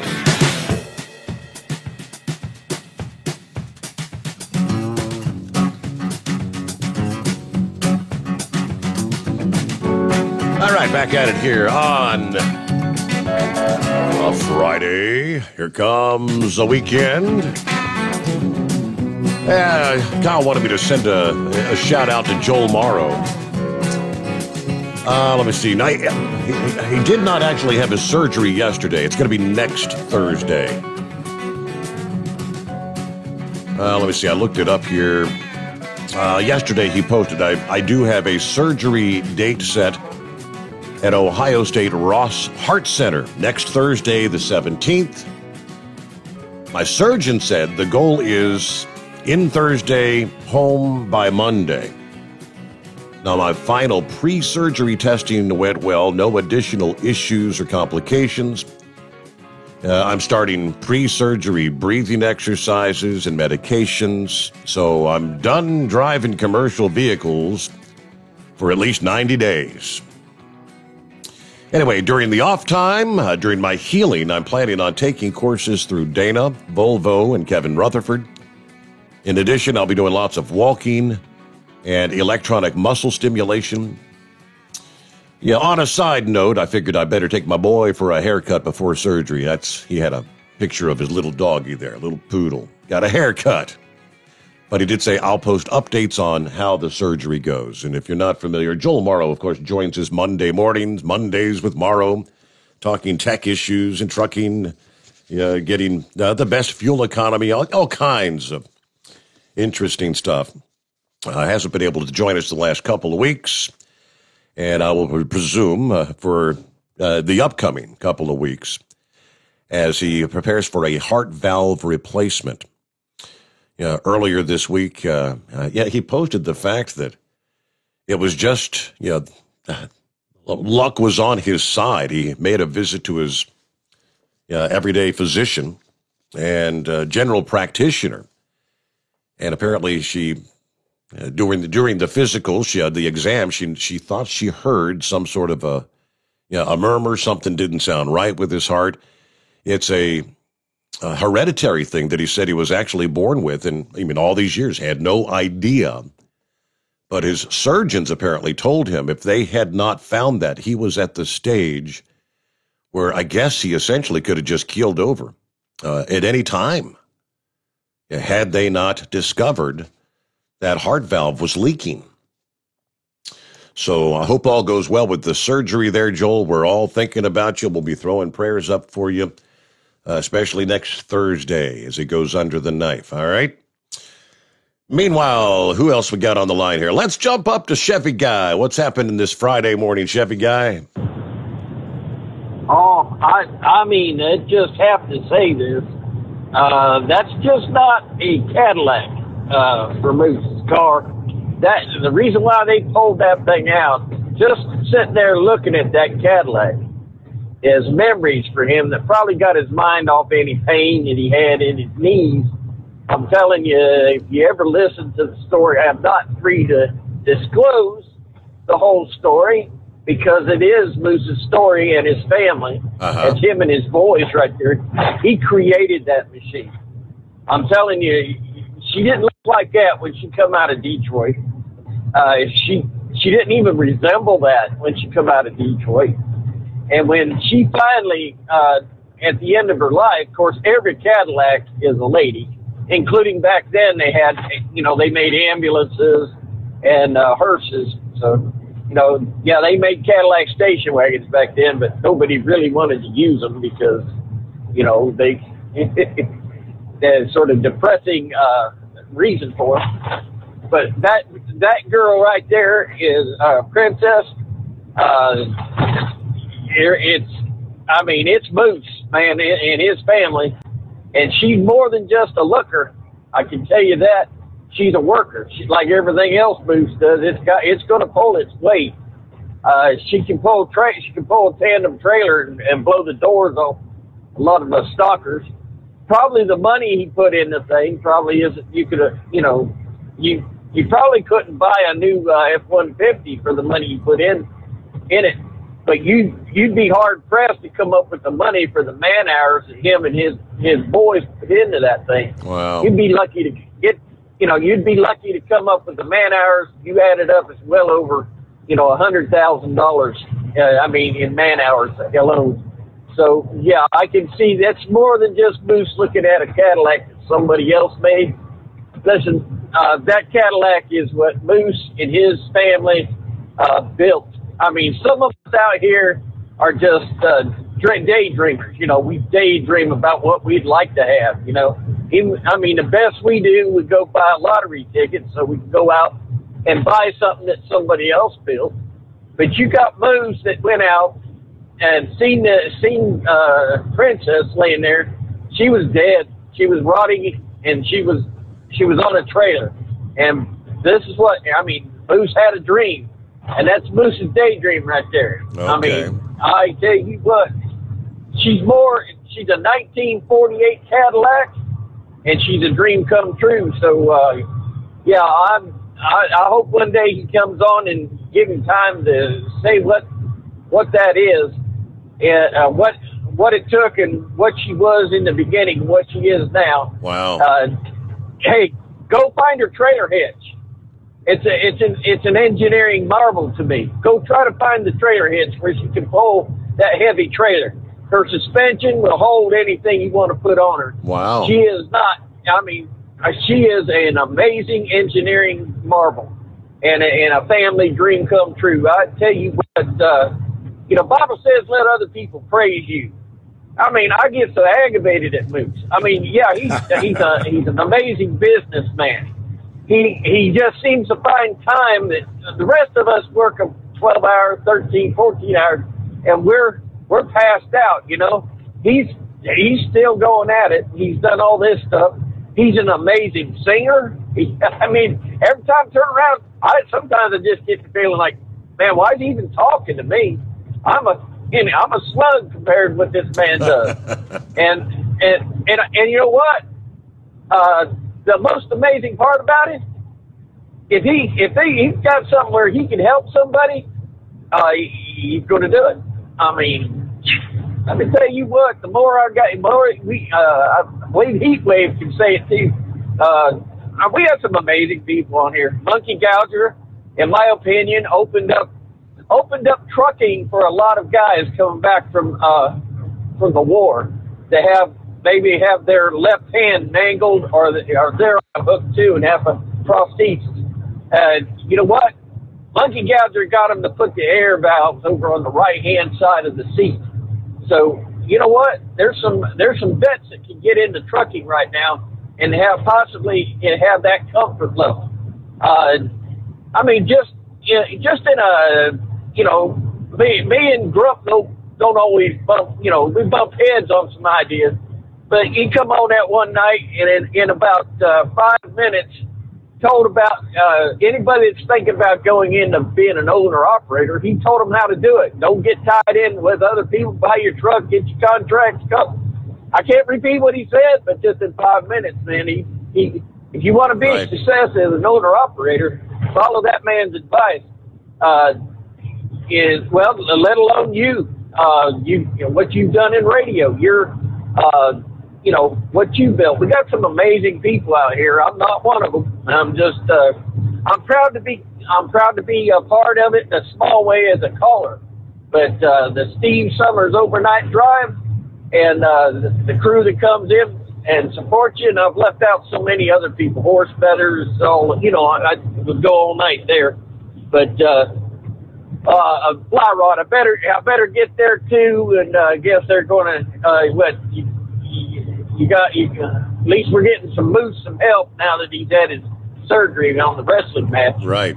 But so I'll tell you what, it's an amazing program, and it's amazing people that before you just wouldn't get to do this. I'm in the truck all the time. My employer asked me, "Do you know any other drivers?"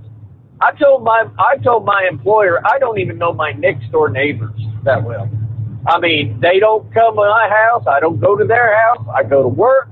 I come home. I know the guys in the trucking company, and all my family and all that I do know are working. But I would never got to meet these people if it hadn't been for your program. And I want to, this is Friday, and I just want to enjoy the weekend starting it now. Of course, I work 6 days a week. You know, God only gave us 1 day off. But I'm telling you, if it wasn't for your dad and your program, and your dad handed you a silver spoon, but dadgummit, you're the one that come up and made it a silver fork and a silver knife to go along with it. So just enjoy the praise, buddy. You've got a very valuable asset. If anybody wants to know the truth, tell them you've got the flag to prove it. You're a great American. Other than that, I'm going to sit back, copy the mail. I've enjoyed the show so far. And Colton reminds us that we've got to be careful out here because, especially summer, we're going to have a lot of babies out here, and we got to be responsible for our younger members because we don't want any burly drivers going down the road and his 5-year-old looking over at him, and there he is, starry-eyed, bug-eyed 5-year-old saying, "Dad, what does that word mean?" So we got to be careful doing what we say. And you got to watch for them walking around in the parking lots at the truck stop. They'll be there with Dad and whatnot. Yeah. The youngsters, a little more difficult to see way down there on the ground from up in the cab of that truck. Slow it down, right? The parking lot. A couple of others checking in. What do we got here? John says hello from Honolulu, Hawaii. Great to have you with us. Bidu checking in. Morning, Steve, and the overnight crew. Let's see, I guess. Since we talked to Cole, he just said bye. We'll talk to you Monday. Okay. Dean checking in. Every person who listens to this show needs to call their senators, Democrat or Republican, voice your displeasure with this Congress version of the highway bill. Make sure that you mention it would be detrimental to the trucking industry to include any increase in the insurance minimum. Tell your family, your friends to call in. We got to stop this. Let's see. Scrapyard checking in, waving all 5 at you there, Colton. Raymond checking in Scranton, PA tonight. Richard, good morning from Central Florida, 79 degrees. Have a great day.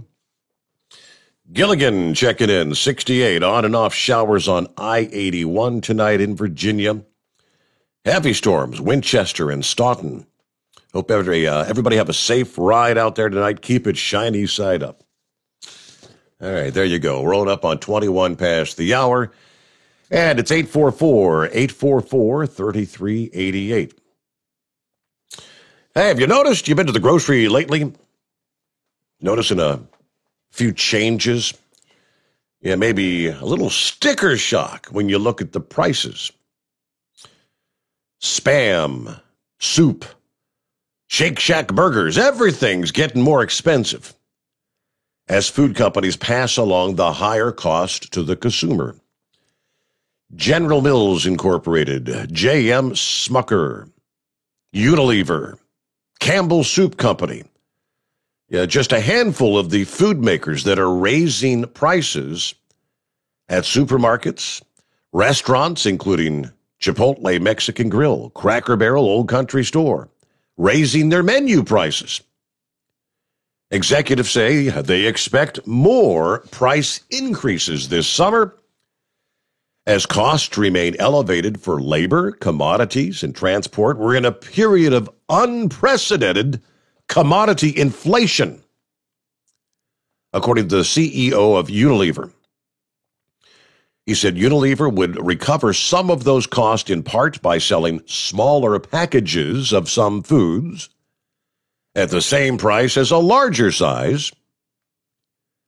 Higher prices on grocery store shelves and restaurant menus, all part of a broader rise in inflation. Consumer prices surged 5% in the month of May from a year ago, the highest annual inflation rate in nearly 13 years. More expensive used cars and trucks. According to the Labor Department data, prices for furniture and airfare have jumped. Food prices are rising because of the higher costs for labor and transport, but also ingredients including corn, soybean oil, wheat. Rising meat prices got another bump up last week with the ransomware attack that briefly knocked out JBS. A quarter of the U.S. beef and a fifth of the chicken and pork production in the country. Susan Shin, a mother of 6 who lives in Bakersfield, California, has tried to sidestep prices by shopping more at Dollar Tree stores. We've been bound and determined to try and lower our monthly grocery bill. But as a family of 8, that's not always doable, she says. Dollar Tree's CEO said on a recent earnings call that it's been difficult to keep prices lower than those offered by the middle market competitors. Like most retailers, we're faced with higher freight costs, worker shortages, uncertainty related to inflation. These issues are all rising as COVID continues to abate. Prices for cooking oil, wheat, corn, other ingredients, all surging in part partially to bad weather abroad.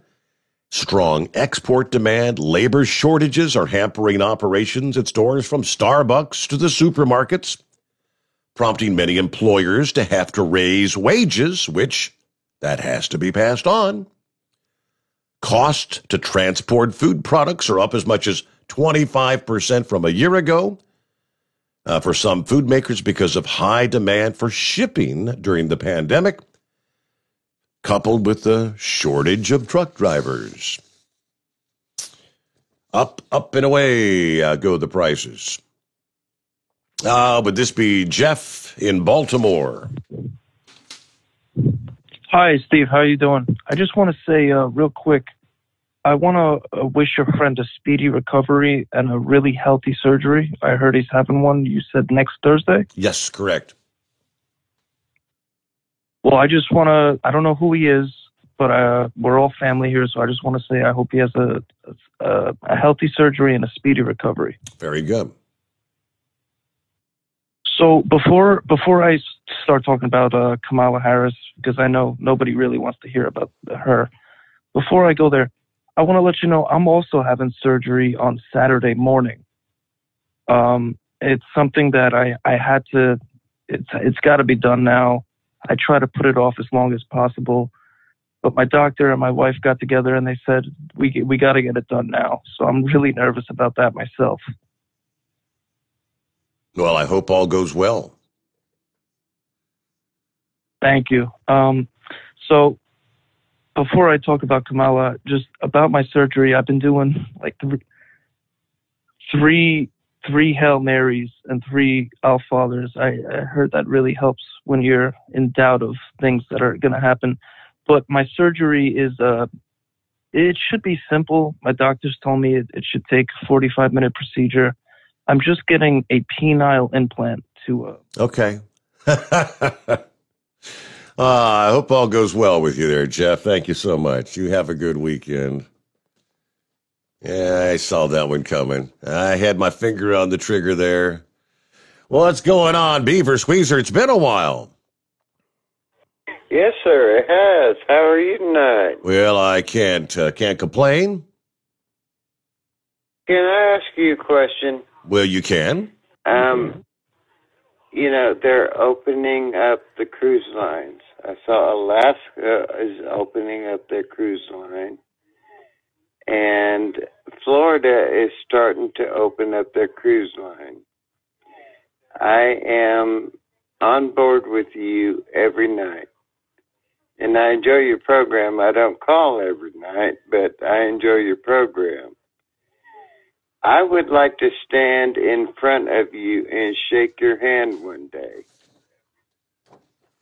Is it possible for Hot Shot Secrets to have a cruise for the Steve Summers Overnight Drive cruise that your fans can come and meet you? Right. Well, I would say, well, it is 100% possible. Chris is actually, he wants to get something, worked up here.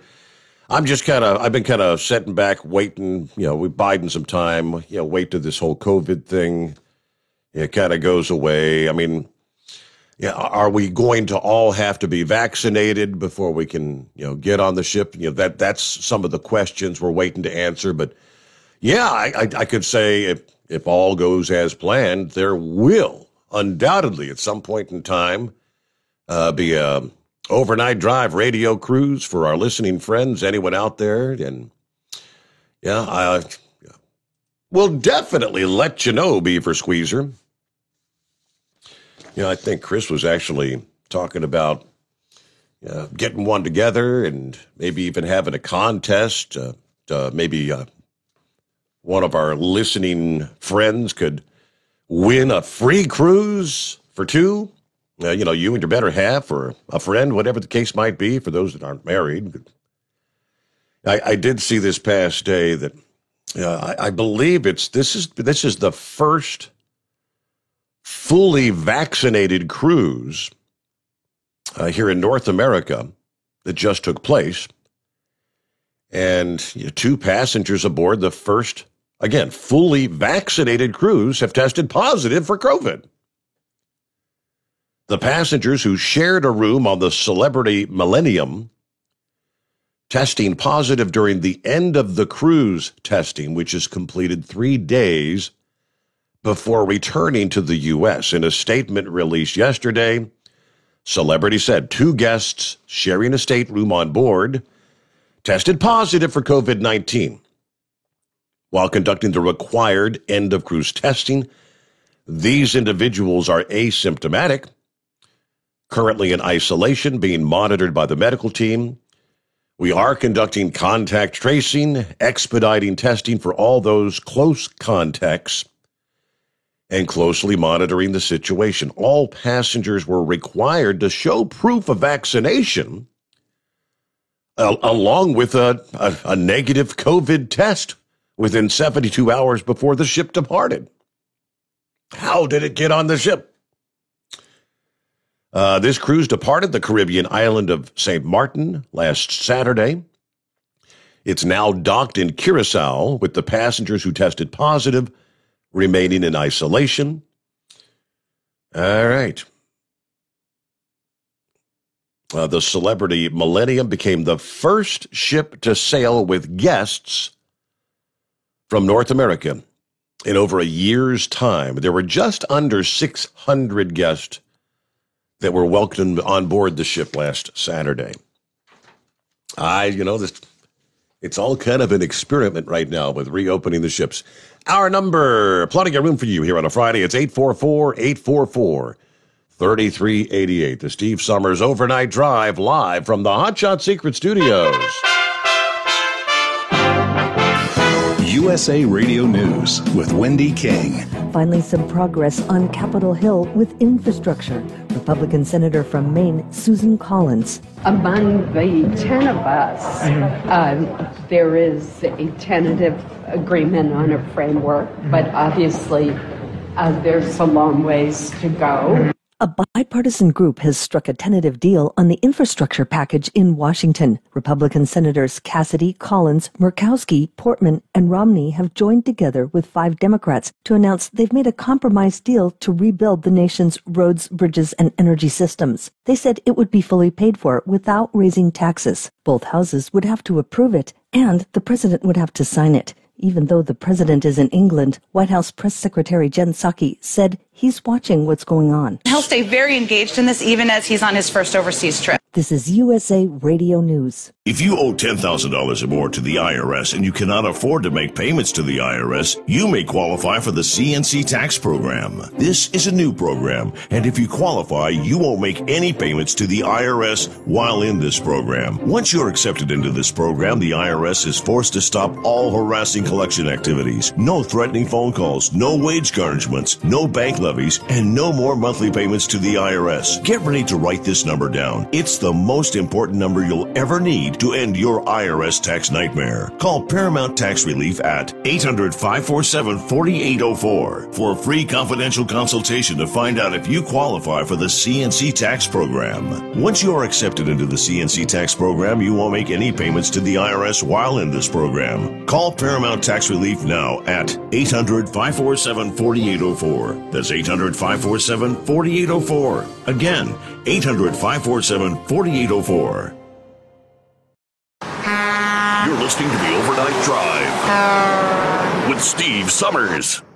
At Hot Shot Secret, we share the science behind common diesel problems. For example, diesel fuel cetane levels. The cetane rating in diesel fuel is 42 to 45. Most diesel engines operate more efficiently with a cetane rating of 48 to 50. One treatment of Hot Shot Secret Diesel Extreme will raise your cetane 7 points, increase fuel economy, and improve cold starts. Hot Shot Secret Diesel Extreme is available nationwide at truck stops, fine farm and auto stores, and online at hotshotsecret.com. Hot Shot Secret, powered by science. For anything diesel, take it to Scheid Diesel. They provide a wide variety of services and diagnostics to determine what the problem is with the latest technology. From simple oil changes and preventative maintenance to fuel system diagnostics and repairs, engine rebuilds and cylinder head repairs, and rebuilds with our in-house machine shop. They also have on-site DPF cleaning for exhaust issues and DOT inspections. If your diesel is asking for some attention, Scheid Diesel has the specialist you need for anything diesel. Located in Terre Haute and Lafayette, Indiana, and Effingham, Illinois, Scheid Diesel has you covered. Drivers, you demand that your equipment's reliable and dependable, and that also applies to your headset for communication. Well, our friends at Stellar Electronic have you covered. The Pluto Duo headset bundle is the best communication headset you can find in the industry. No matter the challenging environment you're driving in, the Pluto headset will make you sound crystal clear all the time thanks to their 99% noise cancellation. And the Duo's not only a stereo converter for the headset, but also a power bank so you can charge as you go. Learn more at StellarElectronic.com or visit them on Facebook. Attention all truckers, Dean Michael, the tax doctor here. I want to talk to you about those dreaded tax problems. I know you want to keep on trucking and not even think about them. Well, let's face it, they're not going away all on their own. You need professional help. I've been helping truckers put their tax problems in the rearview mirror for years. I can help you too. Call me for a free consultation at 888-632-4506 or go to mytaxhelpmd.com. It's like I always say, keep your eyes on the road, I'll keep mine on the IRS. 888-632-4506. Are you having trouble sleeping? Are you tired all the time? Growing older is a fact of life. Our skin starts to wrinkle, muscles get weaker, and our energy levels plummet. If there was a product that may help you slow down these symptoms of aging, would you be interested? I want you to go to getonthegel.com. That is getonthegel.com. Watch this 4-minute video that explains more about this amazing product. Or call us at Youth Fountain HGH today at 513-472-0699 for more information. The Overnight Drive with Steve Summers. Live from the Hot Shot Secret Studios. Call Steve now. 844-844-3388. That's 844-844-3388.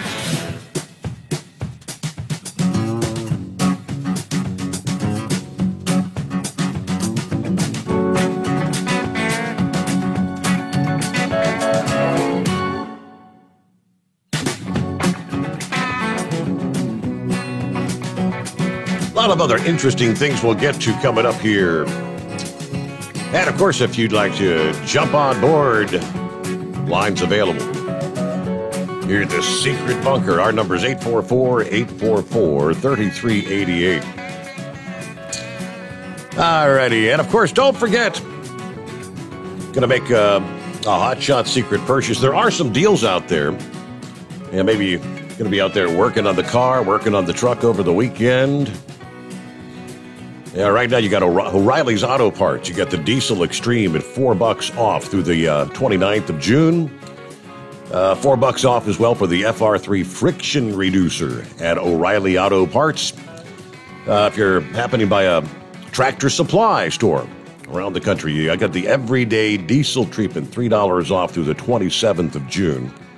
Just a handful of deals out there. You can always save 10% off your order if you order online at hotshotsecret.com. Just use the coupon code Overnight Drive when you're checking out.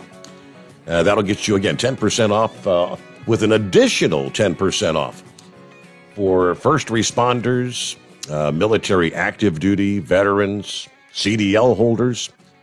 You get a total of 20% off your order. Take advantage of that again at hotshotsecret.com. All right, just did a quick refresh on the map here. And severe weather continues at this late night, early morning hour. There in the north central states, this line of thunderstorms rumbling through western portions of, now beginning to push into central North Dakota, South Dakota, and up into northern Nebraska. We've got a line of severe thunderstorms, nearly the entire length of that line. There must be 12, 15 counties that are under severe thunderstorm warnings, stretching from, again, northwestern Nebraska, western North Dakota, South Dakota. Let me just click on a couple of these and see what kind of winds we're talking about. I'm looking right here from Elgin to Beulah to Minot, North Dakota. This line going to be pushing into Bismarck fairly shortly.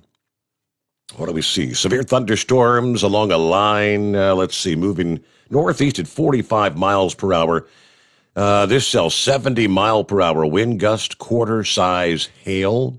A little further down, dangerous storms, 80 mile per hour winds, ping pong ball size hail. This is all through North Dakota.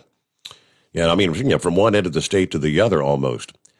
From the Weather Service office in Bismarck, we've got this cell moving northeast at 55 miles per hour, 70 mile per hour gust, quarter size hail. Trained weather spotters near Richardton have reported wind gusts 60 miles per hour, hail the size of quarters.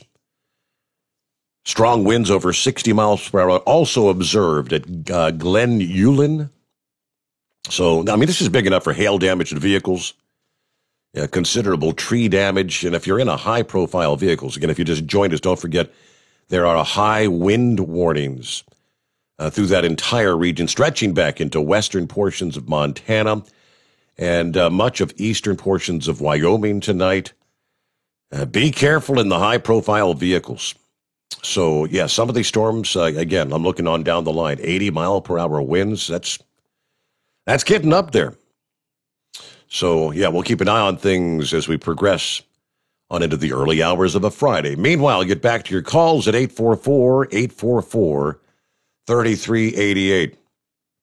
Yes, Monty. Hey there. Yeah, Steve, thanks for letting me back in there for a minute. I wanted to pass along a story. I delivered a little load of steel this morning up to Minneapolis there, and after they process this, they make what they call expanded metal out of it. And if you've ever like changed your air filter in your car and you see like the little strips of steel, it's looked like a diamond kind of thing, that's expanded metal, and that's what they make. It holds the filter media in your filters, oil filters, air filters. Anyway, they've got to build crates with lumber to ship this stuff in. And so I was talking to the guy. I said, how you guys doing on the lumber? And he goes, oh, we can get it. And he said, we're paying through the nose for it. He said, previous to COVID, we'd pay $4,800 for a load of lumber. And he said, the last one, he said, I just paid the invoice the other day, paid $13,000 for the same load. That's, what is that, 300, 400% close to it or whatever increase? So I just, you were talking about commodities and stuff, and I thought, hey, I wanted to pass that along and kind of forgot. So okay. That's, I appreciate letting it back in there, Steve, but that's what I had, buddy.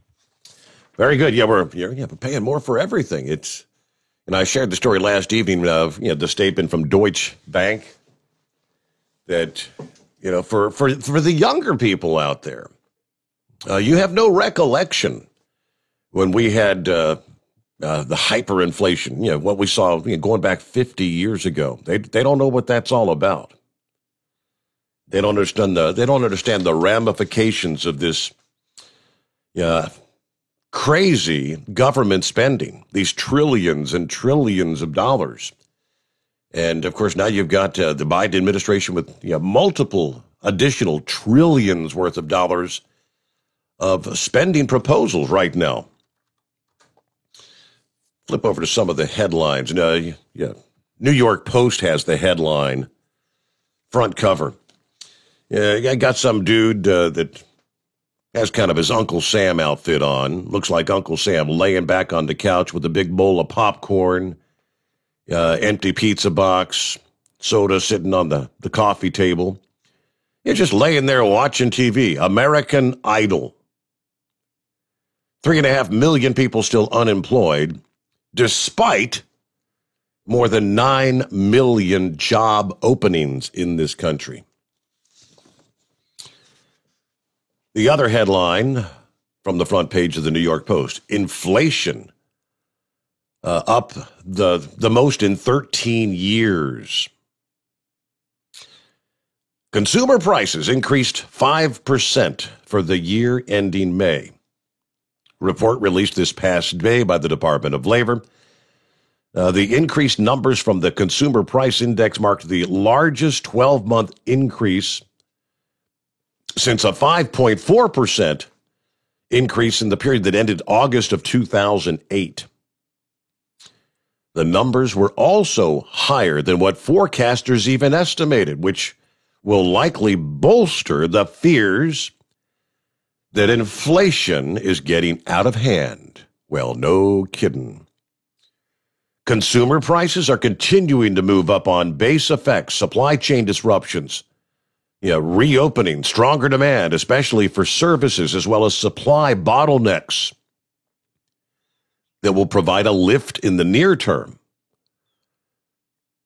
Now, the pace should stabilize and moderate as the reopening effects begin to fade and supply begins to catch up. Some economists are warning of too high inflation and caution the economy is now at risk of overheating, given the Federal Reserve's monetary policy and the amount of federal spending.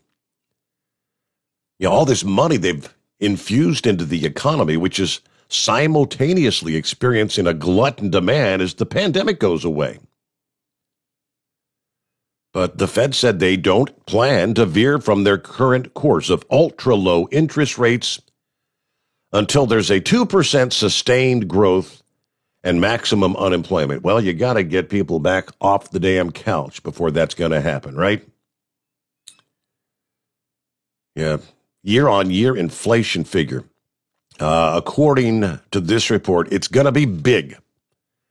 After Thursday morning's report, Pennsylvania Senator Pat Toomey, the top banking committee Republican, said it is long overdue for the Fed to begin normalizing the monetary policy. That the combination of the Fed's average inflation targeting and its view that inflation is transitory is the term they like to use, virtually guarantees the Fed is going to be behind the curve. Congress and their massive spending contributes to the problem as well. It's time to end it, he says. Back to the calls. Morning, Horse Feathers. What's happening? Happy Friday. Yeah, morning. Morning, Your Honor. Yeah, it is Friday, isn't it? So, well, anyways, you and the AccuWeather gods screwed up a good plan. I got a kind of a short day, and I had time to stop and get truck washed where there was actually a truck wash because I don't normally get by too many of them.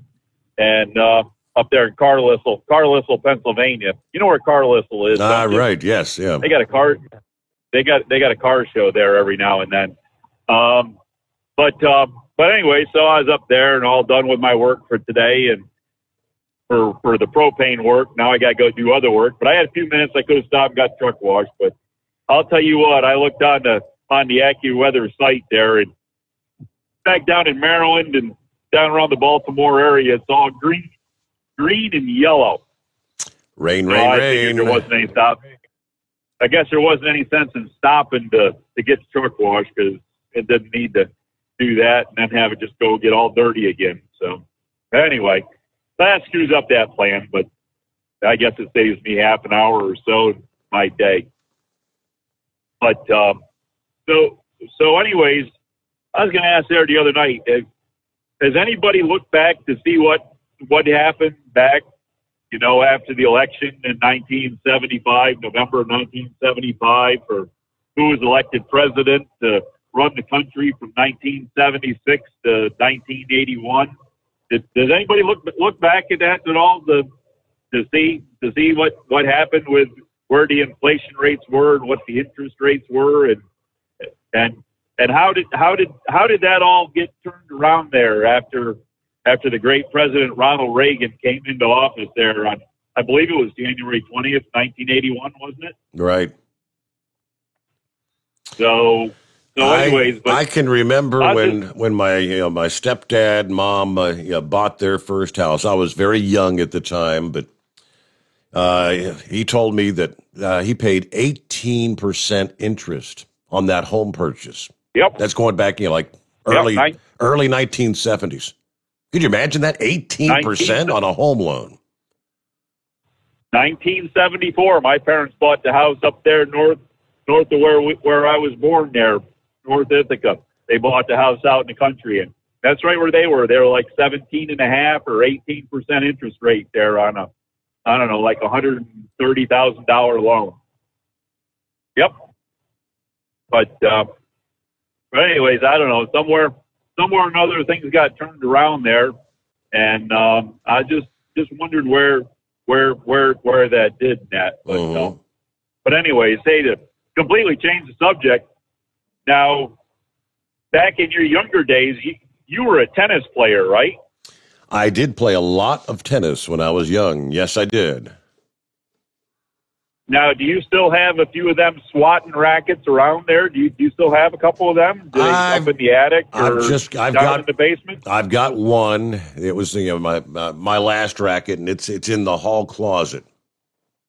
Okay. Well, I suppose if you get a couple of them there, and we came up with a new game there, so if you got three of them there, maybe go down to the Goodwill store and pick a couple of them up. So you go out, and you know how when you play badminton there and you got the little net cross away and you got that little plastic thing that they call a birdie. You're supposed to it's a shuttlecock. Back and forth. It's a shuttlecock, Horse Feathers. Okay. See, you know all these technical terms. Well, we got all these cicadas around now. I figure you don't need that. You just go and get them cicadas and you can bat the cicadas back and forth now. How about it? That is just cruel and unusual punishment. These little guys have been waiting 17 years to come up and just get it on one time. That's all they're here for. Well, and you want to battle around with them? What's going to happen after they do that? They're going to fall out of the tree dead, right? That is correct. Aren't we going to have like 10 billion of these things that fall out of the trees dead, laying all over the place? Some So of you them can pick them are up already and just- starting to die. There's, I've been noticing I could step out the studio right now and there's, dead cicadas. They're lying. The males that have already mated, they've done their thing, and they'll lie there and just they'll be on their side, and they'll still be doing a chirp, chirp, chirp every once in a while. But then they've already got it on. They're done. They've done their thing. Yeah. So, but anyways, I don't know. It's just a thought there, because I know you always those little plastic. I guess you called it a shuttlecock. I don't know why you picked that term, but anyways, they always get torn and broken, never fly right, or the dog carries them away, or they get lost or something, and you always need a replacement for it. So I was just thinking we had these cicadas, and they're close to the same size there, so I just thought that would be a good replacement there for them. Or if you just get bored, you just go out there and just start swatting cicadas. Rather than whack-a-mole, whack a cicada. There you go. So I don't know what I see they do on my windshield there. I just watch out. But anyways, I don't know. Didn't have a whole lot for you there on a Saturday there, but I did send you a text message there, so I didn't know. I left Kyle a couple messages, and I know he's real busy in that, so maybe at some point, but maybe you could send him a carrier pigeon or something and see if he could get a hold of me there, because I got a couple questions for him there and don't really get good response there. So I didn't know if you might be able to send him a message that I wanted to try to get a hold of him, and you can forward my number and that to him. So. Okay. Anyway, but other than that, that's about all I got going for you there. Just kind of sprinkle showers all over south central PA here, from Harrisburg on down to Maryland, and Maryland's all in the green and the yellow, and we did have some big storms there. Another storms that cells that were dropping anywhere from 3 to 5 inches again yesterday afternoon. So there was a lot of flash flood warnings out there. Everybody's supposed to be careful, turn around, not drown. But they figure if they get a piece of garden hose out there and hold it up above their nose there, they can breathe underwater with that there, like a frogman or something there in the ocean going suit. But anyways, I don't know. We'll figure it all out. We'll weed out the Darwin Award winners there, right? Uh-huh. Hey, speaking of which, we've got our Dumbass of the Week nominees here on a Friday morning, Horse Feathers. Speaking of which, let me see here. All right, wide open lines here on a Friday at 844-844-3388. Dumbass of the Week nominee number 1 from our friend Brain Dead and the Institute for Darwin Awards. That's his Facebook page. A man claims he spent 2 days stuck in a fan shaft in a field outside Santa Rosa before he was rescued Tuesday morning. Deputies responded to a call about a suspicious vehicle parked in the area. After finding a hat on a piece of farming equipment, the deputy discovered the man inside the shaft of a vineyard fan. Firefighters were called to rescue the man. Well, the man indicated he liked to take pictures of the engines of old farm equipment. After a more thorough investigation, which revealed the farm equipment was not old, it was not antique, and the man had a whole lot more methamphetamine than he did camera equipment. His motivation to climb into the fan shaft still remains a total mystery. The man was capable of communicating with authorities. Sheriff's office said he needed medical treatment but was expected to make a full recovery. Charges of trespassing, drug possession will be pursued. He also faces allegations related to a probation violation in a separate case.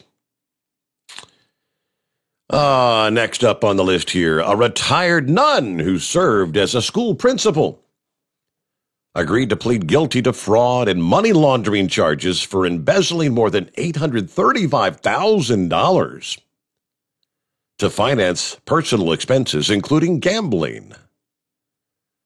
Federal authorities charged 79-year-old Mary Margaret Cooper with 1 count of wire fraud and 1 count of money laundering for her role in the scheme while principal of St. James Catholic School in Los Angeles, a plot that spanned a decade. Charges carry a maximum 40-year sentence. Wow. Prosecutors said she reportedly enacted the plan with a fellow teacher, Sister Lana Chang, who was in charge of payments made to the school and various credit union and savings accounts. She diverted school funds to the St. James Convent account and the savings account, and then, as she admitted in her plea agreement, used those diverted funds to pay for expenses that the order would not have approved, much less paid for, including large gambling expenses incurred at casinos and certain credit card charges. They uncovered the act in 2018 during a routine audit after she retired. Okay, well, what was the old saying? Your sins will find you out. Uh-oh. And one more as we roll toward our top of the hour news update. A man from Florida. There it is. Gotta have a Florida man going to prison on drug charges after mailing more than 18 pounds of methamphetamine to West Virginia. According to the U.S. attorney, 39-year-old Thomas Drew Bess of Florida, sentenced to 30 years in federal prison on a charge of conspiracy to distribute 50 grams or more of methamphetamine. It's 30 years in prison for Bess, who mailed more than 18 pounds of meth from Los Angeles to Charleston. It was the teamwork between the U.S. Postal Inspection Service, the DEA, and the Office of Inspector General, West Virginia National Guard, and my office that kept this shipment of 96% pure meth from being sold throughout our communities. All right. Yeah, let's see. Postal Service intercepted the package after obtaining a search warrant, found approximately 18.25 pounds of meth, which was intended to be sold in the Charleston area. They removed all but 11.2 grams in order to conduct a controlled delivery. They then delivered the package to the intended address, with the National Guard providing helicopter surveillance. Package was allegedly picked up by one John Bush Jr. from the front porch and driving to his girlfriend's home. There, police said he unloaded, opened the package, finding just that small amount of meth inside. He then tried to flush the shipping label before law enforcement knocked on the door. He saw him through the window. He was arrested trying to flee out the back door. The gig was up. All right, there you go. All right, as we roll into the early hours of a Friday, looks like, again, wide open lines here. Jump on in. It's 844-844-3388. Long way to go on a Friday morning. The Steve Summers Overnight Drive live from the Hot Shot Secret Studios.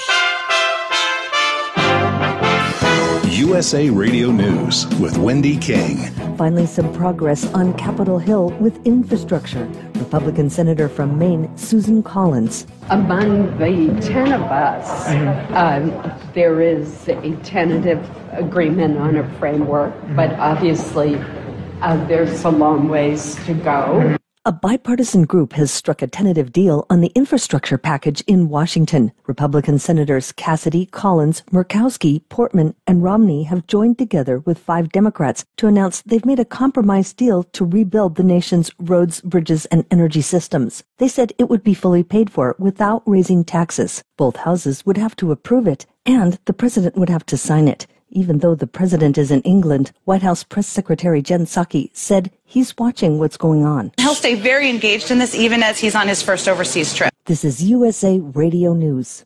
Friends, Mike Lindell is a great supporter of conservative radio, but most of all, he's a man who has invented a great USA product that will help you get a great night's sleep. For over 3 years, I've told you how the MyPillow Premium Pillow has changed my life. I get the best sleep of my life. But more importantly, the pillows don't go flat. You can wash them and dry them as many times as you want. They maintain their shape, and they are made in the USA. Here's the best deal you'll ever get on a MyPillow premium pillow. $29.98 for a standard or queen size pillow. King size only $5 more. You're saving $40. Go to MyPillow.com, click on the radio listener square, use my promo code USA, or call 1-800-951-8175. You can save up to 60% on any MyPillow product when you use my promo code USA, or call 1-800-951-8175 and ask for the MyPillow Premium Pillow Special. House Intelligence Committee Chairman Adam Schiff says he wants to find out more after a New York Times report revealed former President Trump's Justice Department subpoenaed Apple for the metadata of at least 2 members of that committee, as well as aides and family members, one of which was a minor. The Department of Justice was trying to find the leaks during the Russia investigation. Adam Schiff is calling for an inspector general to investigate. In a statement, House Speaker Nancy Pelosi said the news about the politicization of the Trump administration Justice Department is harrowing. Governor Greg Abbott announced that Texas will be building a border wall along the state's boundary with Mexico, but he provided no details on how, where, or when. Abbott declared the plans during a press conference in Del Rio. He said he would discuss the plans next week. The Biden administration issued a proclamation that stopped border wall construction on his first day of office. You're listening to USA Radio News. Hi, this is Dr. Joel Wallach, and I want to tell you that arthritis is not a genetic thing. It's not a disease of aging. Neither is osteoporosis. Get a hold of my book. It's all in your head. It goes into the 25 different diseases you get when you have osteoporosis of the skull. These are all reversible. You take the Healthy Bone and Joint Pack, the MSM, vitamin D3, stay away from all the bad foods, including gluten, and guess what? You'll regrow all your bones, including your skull and your legs and your hips and everything else. Contact us at usaradiohealth.com. That's usaradiohealth.com. The Senate Armed Services Committee listened to testimony for next year's defense budget. The request is for $715 billion. USA's John Clemens reports. Army General Mark A. Milley, chairman of the Joint Chiefs of Staff, said that the $715 billion request would preserve readiness, but it's also a down payment on future readiness. We are ready now and remain so in the future. We're also facing tough strategic choices, and we're being increasingly challenged with very capable potential adversaries clearly acting in opposition to our interests. General Milley also said our contract with the American people is that we, the United States military, will be able to fight and to win. When called upon, we will support and defend the Constitution always and forever. From the USA Radio News Texas Bureau, I'm John Clemens. The summer has just begun, but drought-like conditions in the West are already causing problems. Water levels are dropping to record lows. USA Radio's Dan Naraki has more. Lake Mead, a major source of water for 25 million people in the western United States, has dropped to its lowest level in history. The lake fell to just over 1,071 feet above sea level, the reservoir's lowest level since its creation in the 1930s. Most of the western U.S. is experiencing drought, with much of Arizona, Nevada, and Utah seeing the most severe drought conditions. From the USA Radio News Ohio Bureau, I'm Dan Naraki. For USA Radio News, I'm Wendy King. At Hot Shot Secret, we share the science behind common diesel problems and their solutions. For example, ultra-low sulfur fuels. The primary function of diesel fuel is combustibility. One of the little-known aspects of fuel is its role as a lubricant to metal-on-metal moving parts. The introduction of ultra-low sulfur fuels diminishes the fuel's ability to lubricate because sulfur, which has been mostly removed, has lubricating properties. Hot Shot Secret Everyday Diesel Treatment with LX4 delivers unmatched lubricity. Third-party testing confirms that it takes 3 times the amount of leading fuel treatment to match the lubrication benefit of 1 dose of Hot Shot Secret. Everyday Diesel Treatment is a fully formulated 6-in-1 premium fuel treatment for every fill-up, every time. Everyday Diesel Treatment is available at truck stops, Tractor Supply, O'Reilly's Auto Parts, and online at HotShotSecret.com. Hot Shot Secret, powered by science. The Overnight Drive with Steve Summers, live from the Hot Shot Secret Studios. Call Steve now, 844-844-3388. That's 844-844-3388.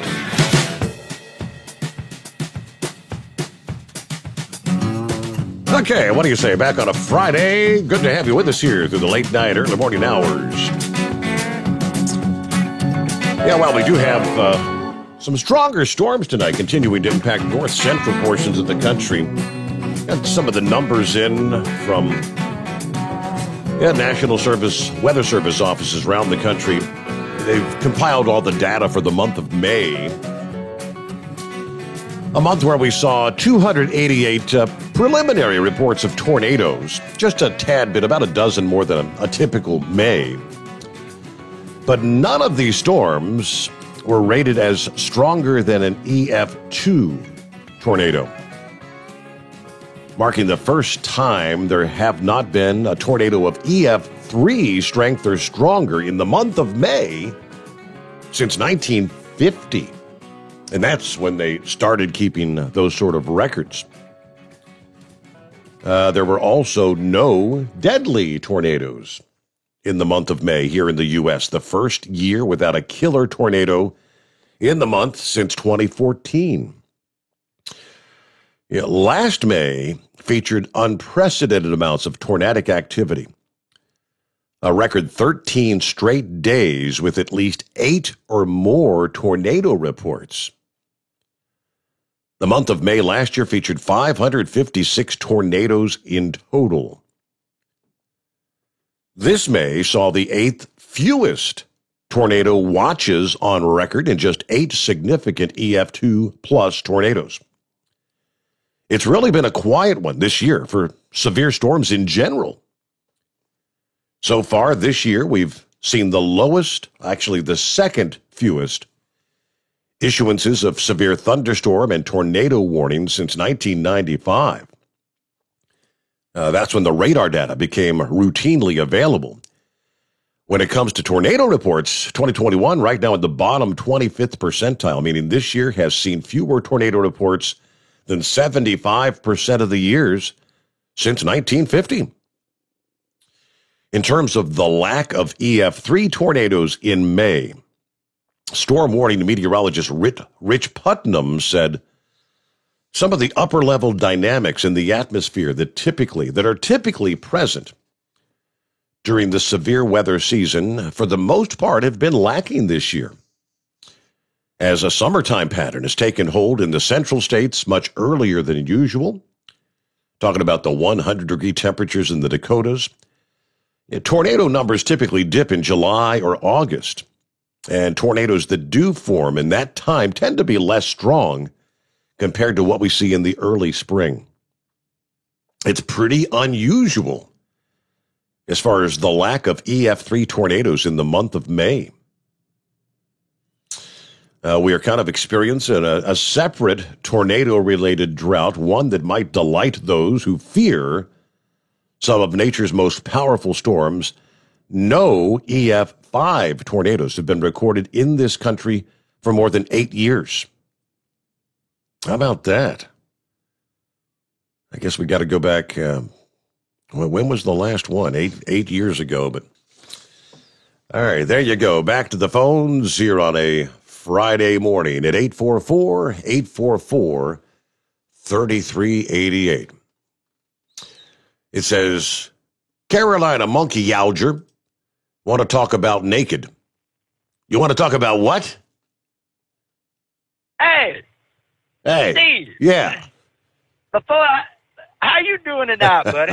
I'm doing all right. I'm curious what you want to talk about. Well, you better put your seatbelt on. Uh-oh. You better put this seatbelt on, because I got a witness to this. Well, he was on the telephone when it was going on. Before I get started, I got to give a shout-out to Rocky.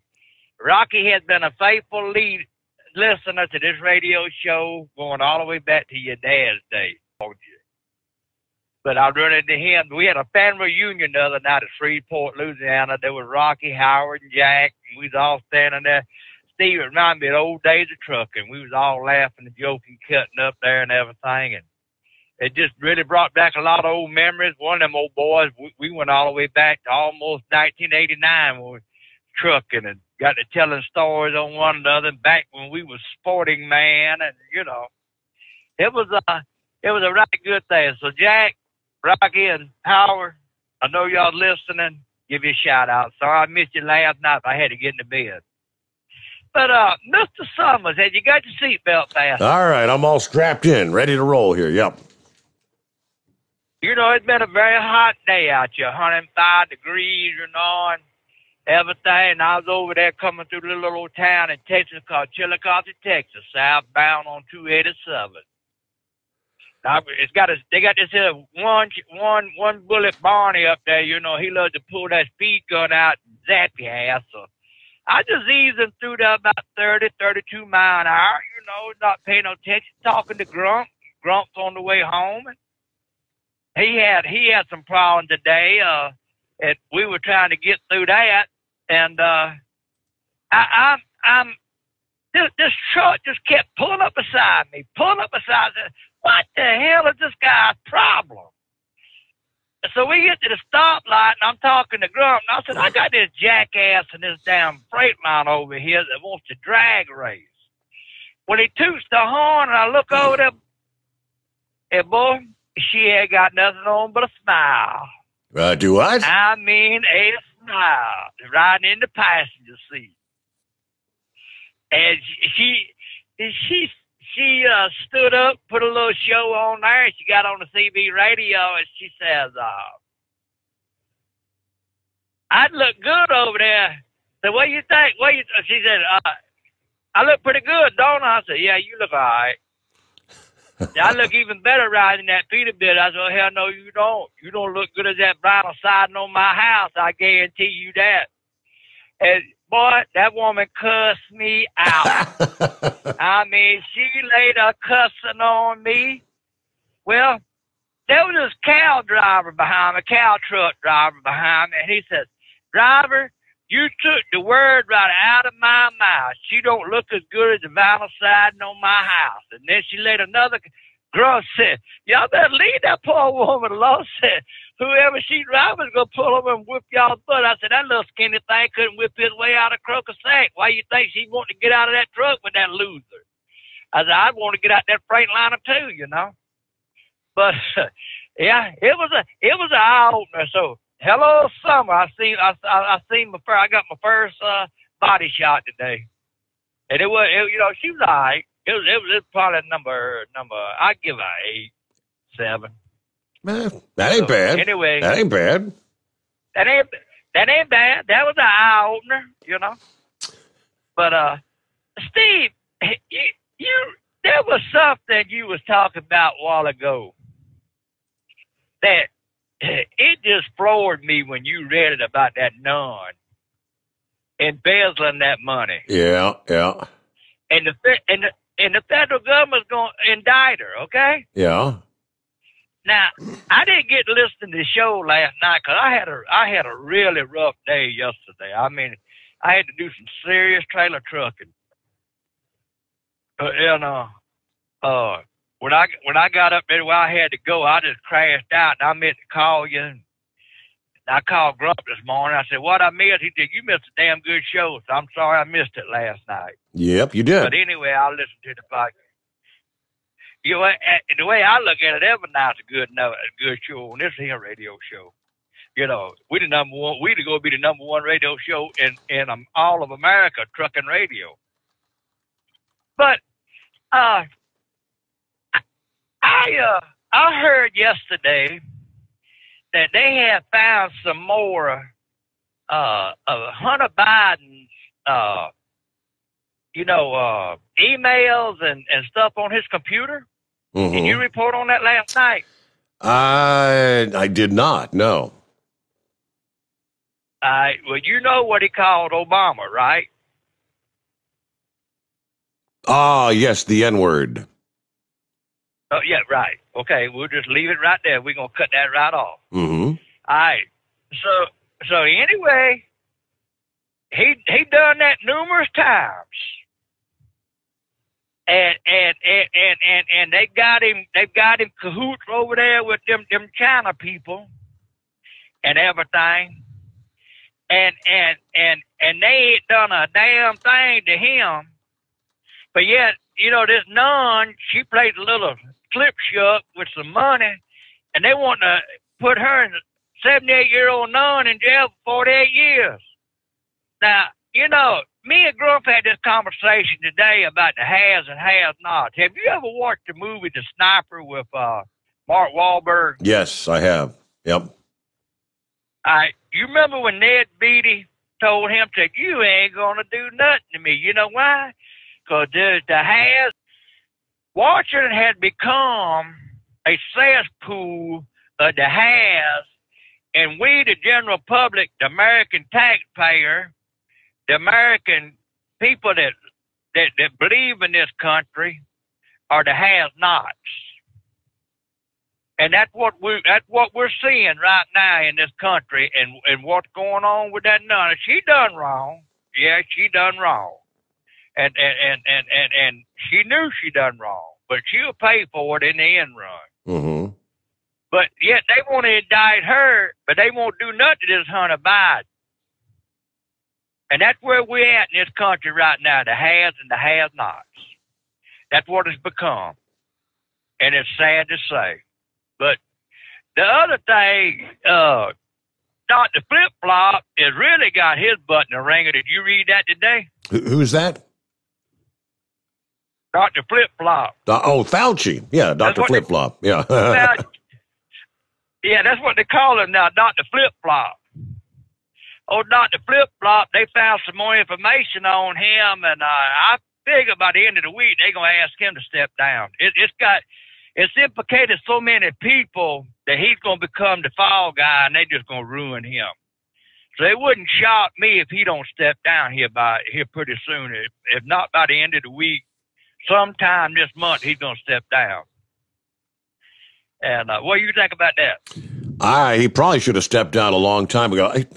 He's been pretty much leading the cover-up for China. He's been protecting China from the very, very beginning. He's lied to me. He's lied to the American people. He's lied to the in Senate hearings. I mean, he's lied to Congress. He should be going to jail. Exactly. Bingo. Him and Dr. Scars. A couple more of them up there need to be going to jail. Number one, the one I want to see go to jail, because it'll never going to happen, is Bill Gates and a couple more of them cronies, George Soros, for interfering, meddling in a presidential election. You know, Steve, that's something that gets me right there, talking about that. Now, they traced this money back some of his organizations for the funding of Antifa and some of these other hate groups. And this man's running around up there like he can't be touched. You know, mm-hmm. I say, just boot his ass out of this country and make it like the other countries, like over there in the UK. He can't even go back to the UK now. They won't let him over there. I think it's time that we pull his citizenship and say, you get on a soul boat to China, that's where you want to, your allegiance is at, get your ass over there. What do you think? Yep. That's where he needs to be. And technically, he needs to go with. That's what I say. Joe needs to go with him and take Hunter with him as well. Right, take Joe and Kamala and all the rest of them. And well, now I don't know if you heard this today, bringing this up, but there's been a breach. I think you reported on it the other night about the deputy sheriff left. And they think they breached those voting ballots might have been breached. I was wondering what the outcome of that is. They got to look at that security camera today. I have not seen an update on that. I have not. All righty. Well, look here. Saturday is my birthday. And I'll be standing by the mailbox. I know you're going to send me something. The check's in the mail. Yeah, I'll be waiting like I've been waiting for last 18 years. Well, happy birthday. What you going to do for your birthday? You going to celebrate with a couple of skull busters or what? No, I'm going to be trailer trucking, baby. Oh, okay. But I'll be home. I'll be home Monday morning. I put off my last drop Monday morning. And would you believe they deemed the Carolina monkey gouger with jury duty? And I have called I have pulled every ace out the hole. And I can't get out of it. So finally I got a hold of that J. Rule today, and I was talking to him, and he said, I'll see you next week.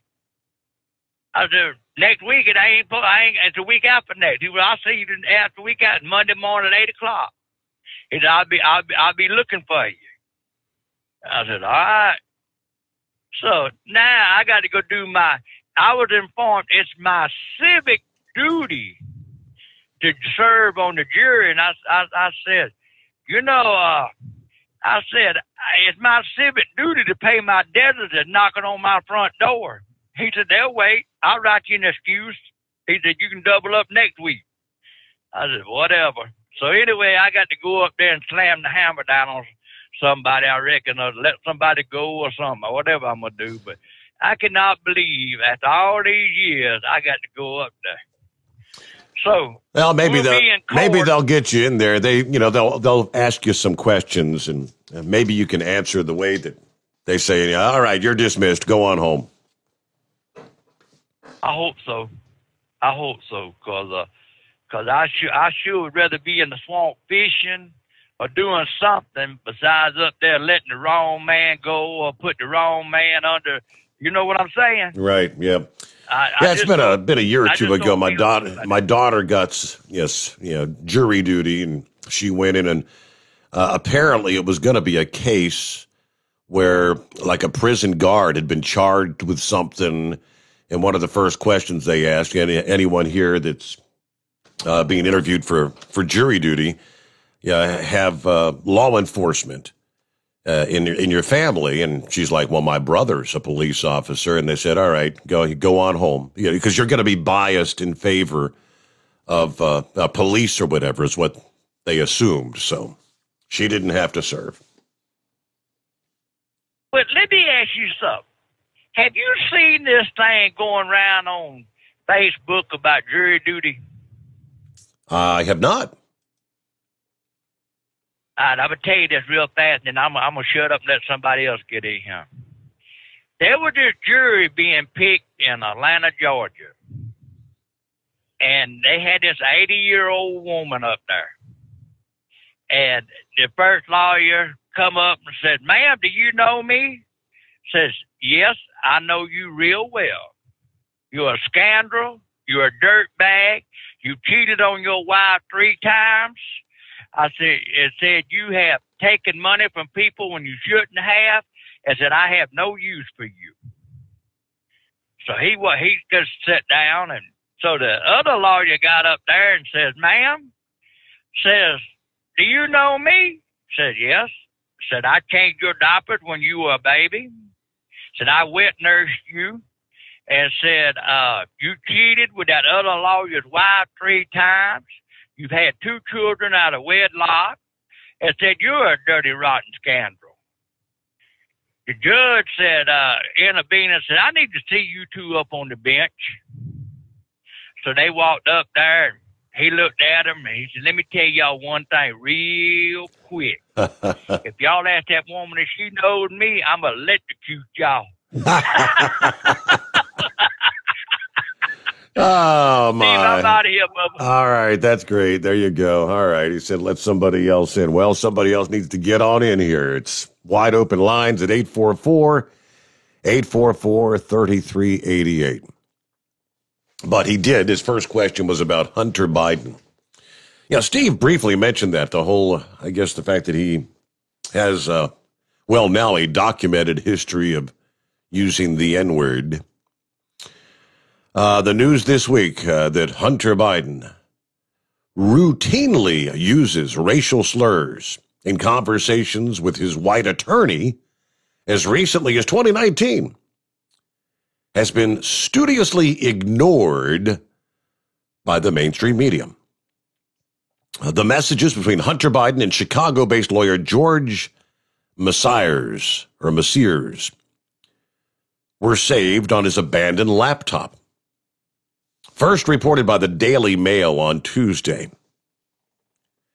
How much money do I owe you? Hunter asked Messiers in one exchange in December of 2018 before adding, because the N-word, you better not be charging me Hennessy raised.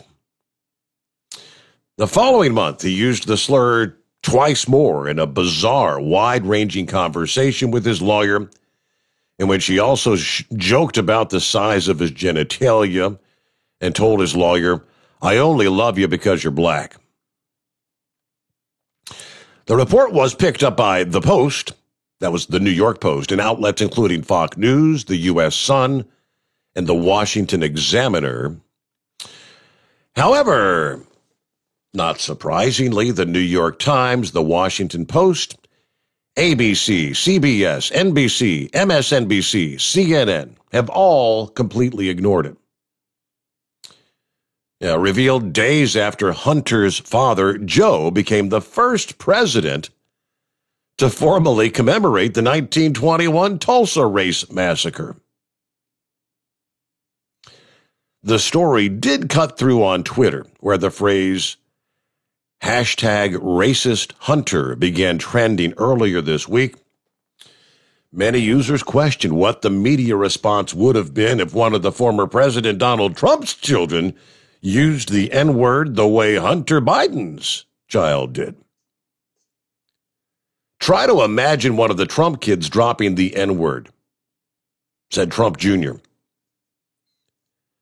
The following day, the former first son predicted not only will he not get canceled, but Hunter will probably get a few no-show seven-figure board seats out of it. Kind of referencing the fact that he was on the board of the Ukrainian natural gas company, Burisma Holdings. Just try to keep a straight face, telling people it would not be a big deal if one of Trump's sons was on record using the N-word. That was the National Review senior writer, Dan McLaughlin. Fox News contributor and National Review Online contributor, DeRoy Murdoch, agreed, telling Fox News Primetime Wednesday night that if this were any Republican who did this, BLM would be in the streets, Antifa would be probably breaking windows, but it's the son of the President of the United States. It's Hunter Biden. It's a Democrat, so he gets not just a pass, but total, complete, utter silence from the left. Other conservatives spotlighted what the mainstream media chose to cover instead of the story. They said maybe the reason CNN didn't cover Hunter Biden using the N-word was because they were all at Jeffrey Toobin's welcome back party on Zoom. That's the former White House press secretary, Sean Spicer, that said that. Yeah, by the way, Jeffrey Toobin was the guy that was dismissed after he got caught pleasuring himself on some sort of a Zoom call, a Zoom meeting or whatever. I didn't realize the camera was on, he says. Remember that guy? All right. You know, they point out Joe Biden himself has a pretty long history of using racially charged language. Just last year, he was on that Breakfast Club radio show. And he said, man, when he said, if you got a problem figuring out whether you're for me or Trump, then you ain't black. Remember when he said that? He did have to later call that back, but all right, what do we got here? We'll get a quick news break just ahead and come back with more of your calls at 844-3388. And when we do come back, I'll share this with you, and maybe you'll have an opinion on it, maybe not.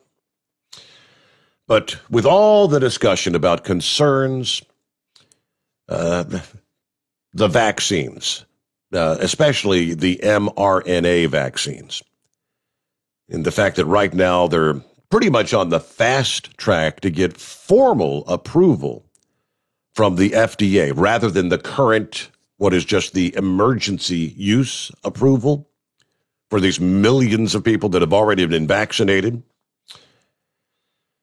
Do you trust the FDA to make the right decision? Well, there's quite the scandal unfolding with the Food and Drug Administration this week. And a number of advisory panel members are resigning. Another, just this past day, resigned from the advisory panel after the FDA this week approved this Alzheimer's drug, saying this is probably the worst drug approval decision in recent U.S. history, according to several on the advisory panel. Can we trust the FDA to make the right calls here? Again, that's quite the interesting story. You've been hearing about that even in our news updates here the last few nights. The approval for the first time in, I don't know how many years it's been, a potential treatment for people suffering from Alzheimer's. Rest of the story all ahead. It's 844-844-3388. The Steve Summers Overnight Drive live from the Hot Shot Secret Studios. USA Radio News with Wendy King. A bipartisan group has struck a tentative deal on the infrastructure package in Washington. Republican Senators Cassidy, Collins, Murkowski, Portman, and Romney have joined together with 5 Democrats to announce they've made a compromise deal to rebuild the nation's roads, bridges, and energy systems. They said it would be fully paid for without raising taxes. Both houses would have to approve it, and the president would have to sign it. Even though the president is in England, White House Press Secretary Jen Psaki said he's watching what's going on. He'll stay very engaged in this even as he's on his first overseas trip. Biden has announced the U.S. will donate 500 million doses of Pfizer's COVID-19 vaccine to COVAX, which is the global immunization effort. America will be the arsenal of vaccines in our fight against COVID-19, just as America was the arsenal of democracy during World War II.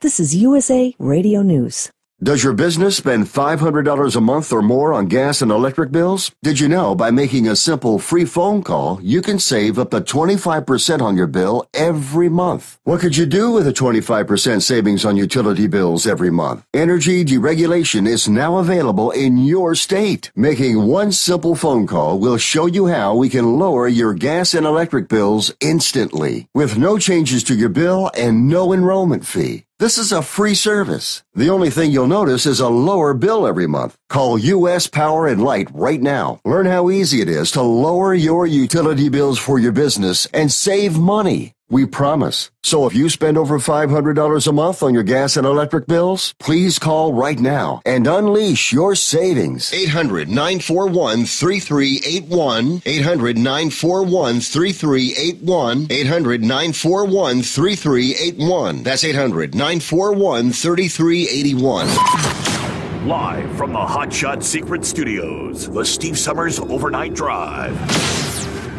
At Hot Shot Secret, we share the science behind common diesel problems and their solutions. For example, Hot Shot Secret Diesel Extreme. Today's ultra-low sulfur fuels are cleaner, but they leave injector deposits, causing frequent DPF regens and low throttle response. Hot Shot Secret Diesel Extreme is a 6-in-1 fuel additive recommended for all diesel engines. It is formulated with the most concentrated detergent on the market, a top-tier level cetane booster, lubricity enhancer, water demulsifier, rust and corrosion inhibitors, and a fuel stabilizer. Diesel Extreme is a once every 6-month treatment that will clean your entire fuel system, starting at the fuel tank and traveling throughout the fuel lines and fuel pump, and finally completely cleaning your injectors. Hot Shot Secret Diesel Extreme improves your diesel's fuel economy and eliminates excessive black smoke. Hot Shot Secret Diesel Extreme is available nationwide at truck stops, fine farm and auto stores, and online at hotshotsecret.com. Hot Shot Secret, powered by science. Drivers, you demand that your equipment's reliable and dependable, and that also applies to your headset for communication. Well, our friends at Stellar Electronic have you covered. The Pluto Duo headset bundle is the best communication headset you can find in the industry. No matter the challenging environment you're driving in, the Pluto headset will make you sound crystal clear all the time thanks to their 99% noise cancellation. And the Duo's not only a stereo converter for the headset, but also a power bank so you can charge as you go. Learn more at StellarElectronic.com or visit them on Facebook. Are you having trouble sleeping? Are you tired all the time? Growing older is a fact of life. Our skin starts to wrinkle, muscles get weaker, and our energy levels plummet. If there was a product that may help you slow down these symptoms of aging, would you be interested? I want you to go to getonthegel.com. That is getonthegel.com. youthfountain.com. Watch this 4-minute video that explains more about this amazing product. Or call us at Youth Fountain HGH today at 513-472-0699 for more information. Diesel Army is on duty 24 hours a day, 7 days a week. Burning the midnight oil with the best diesel coverage. All the tech, all the torque. Diesel Army, where there's smoke, there's fire. For the latest news and event coverage, as well as feature and tech articles, sign up for the newsletter and don't miss a thing. Visit dieselarmy.com from the Power Auto Media family of digital magazines. Again, it's dieselarmy.com. For anything diesel, take it to Scheid Diesel. They provide a wide variety of services and diagnostics to determine what the problem is with the latest technology. From simple oil changes and preventative maintenance to fuel system diagnostics and repairs, engine rebuilds and cylinder head repairs, and rebuilds with our in-house machine shop.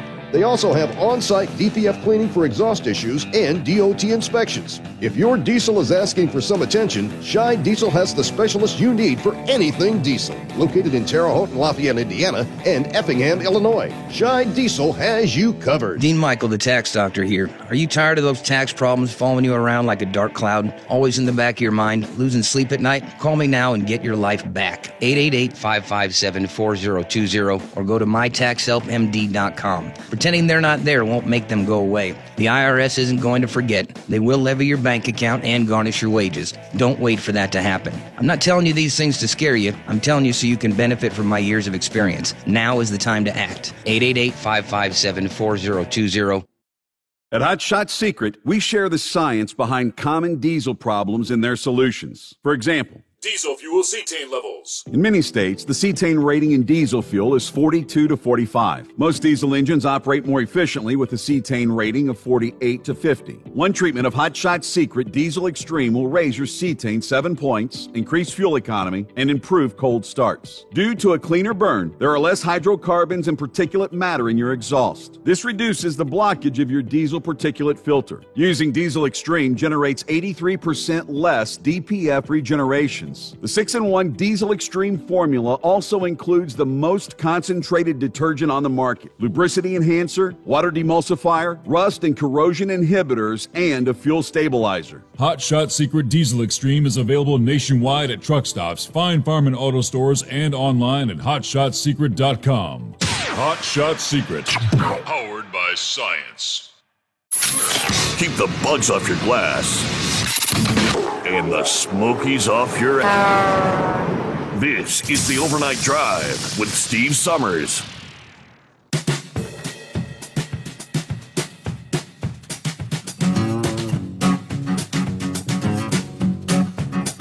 Now, there's a good reason that 25% of the population don't have a whole lot of confidence in the vaccine approval, the emergency use of the vaccine. There's a reason why many doctors and nurses, as we've been hearing, in hospital settings, some hospitals reporting only 50% of doctors and nurses have been fully vaccinated. You had the hospital system there in Houston, Texas area, 178 members of the staff refusing to get the vaccine. They're on their 2-week suspension right now. If they don't get the vaccine before the 2 weeks is up, you're fired. Another member of the Food and Drug Administration's advisory panel resigning this past day, calling this week's approval of the Alzheimer's drug, as I said, probably the worst drug approval decision in recent history. Harvard's Aaron Kesselheim making that claim as the third expert advisory panelist to resign in a letter to the acting FDA commissioner, Janet Woodcock, this past day. Mayo Clinic neurologist David Knopman and Washington University in St. Louis neurologist Joel Perlmutter have also resigned this week. The FDA panel was nearly unanimous last November advising against approval of Biogen's Alzheimer's drug. 10 of the members voted no, 1 member voted uncertain. citing a lack of evidence of the drug's efficacy. At the last minute, the agency switched its review to the accelerated approval pathway, based on the debatable premise that the drug's effect on brain amyloid will help patients with Alzheimer's disease. But this pivotal question was not even discussed at the advisory committee meeting. Its premise was actually specifically excluded from the discussion. Quote, the decision by the FDA administrators to ignore the advisory committee's clear recommendations led to their approval of two highly problematic drugs that offered little evidence that they would meaningfully benefit patients suffering from these devastating conditions. This will undermine the care of these patients. It will undermine the public trust in the FDA, as well as the pursuit of useful therapeutic innovation and the affordability of the healthcare system. The FDA also went against the advisory committee's recommendation against the approval of another drug to treat muscular dystrophy. The Biogen treatment, this Alzheimer's drug that was approved, will cost $56,000 per year. And the Kaiser Family Foundation, according to their analysis this past day, said, the drug will cost seniors on Medicare $11,500 in annual copays and cost the Medicare program nearly $29 billion per year. This is an intravenous treatment, an IV treatment. It is not a cure. It intends to reduce the plaque in the brain of Alzheimer's patients. It is the first Alzheimer's treatment approval in nearly 20 years, they say. Proponents say, well, it might give patients more time. And the FDA approved it on the basis that the drug is reasonably likely to benefit patients and potentially slow their decline. The approval permits Biogen 9 years to complete clinical studies on the drug's long-term efficacy. That's one that kind of stuck out to me. You see, we're going to start using this drug, and it's going to take 9 years. You got 9 years to figure out the pros and the cons. Long-term potential effects, side effects, things we just don't know right now because it's new. In my mind, much the same can be said about what we're doing with these vaccines, so-called vaccines right now. Just my opinion. How do you feel? It's 844-844-3388. All right, get back to the calls here. What's going on with the Donut Man? You been staying busy? Trying to, Steve. Trying to stay cool, which is a hard thing to do the last few days. It's either try to stay cool or try to stay dry. I've been losing on both ends. So Uh-oh. That's the story of my life, though. Not anything, but, yeah, that's insane. $56,000 a year. Yes. For a possible, I've always been told Big Pharma doesn't create cures, they create customers, and apparently it's looking more and more true. But thing I don't know if you caught this or not, but when I thought MSNBC and Brian Williams could stoop any lower than what they already are, that jackass had the audacity to play an ad for what's this racist group, Lincoln Project, I think they're called. They had the audacity to sit there and compare those Antifa jackasses as some kind of heroes and comparing them to our brave soldiers that stormed the beaches of Normandy to fight fascism as well. And that Antifa's fighting against fascism here. Of course, they got to have pictures of the great president, President Trump up there. Like, they keep just pushing. I mean, I couldn't believe they stoop that low to play something like that. It kind of ticked me off. Mm-hmm. I don't know if you had a chance to catch that or not. I caught it on a... did not see that. They played a clip of it on a radio show earlier. I can't remember what radio show it was, but, man, I was just so ticked off when I heard that. I mean, they're just spitting in the face of every veteran's family. You know, my grandfather was in World War II. My step-grandfather was in World War II. You know, and, you know, my grandma, she's still alive. She's 98. You know, she lived with my grandpa being over at war. They had the audacity to try to compare those little soy boy jackasses to some kind of heroes. I just couldn't see anything stupid any lower than that crap. I mean, God, give me a break. Well, in this day and age, does it surprise you? Shouldn't surprise you. Not, man, the insanity we're living in right now, no, unfortunately. Right. But it's just one thing after another. It's just one lie after lie after lie. Now this Adam Schiff or whatever is wanting subpoenas now to go after the Trump's Justice Department because they want to subpoena, supposedly they were trying to subpoena I think it was him and some other people that were on that committee to get their phone records or something from Apple. And I couldn't believe that horse-faced Nancy Pelosi gets up there and, the weaponization of the Justice Department's harrowing. And I'm thinking, you douchebag. Well, I guess you had no problem when Obama, your hero, weaponized the IRS against his opposition and all the false Russian narrative. You had no problem with that. You had no problem with the fake Ukraine call. You had no problem with all this other crap and everything else that was going on. It's like, it's like, gee, Mrs. Pot, let me introduce you to the kettle, Exactly. Yep. It's crazy, Steve. I just don't know. And you got to tell, before I forget, Monkey Gouger, happy birthday, you old fart. If I ever get down to South Carolina, if I catch you again down at Louisville, I'll have to bring you a case of Yingling and let you taste some real beer while we're down there.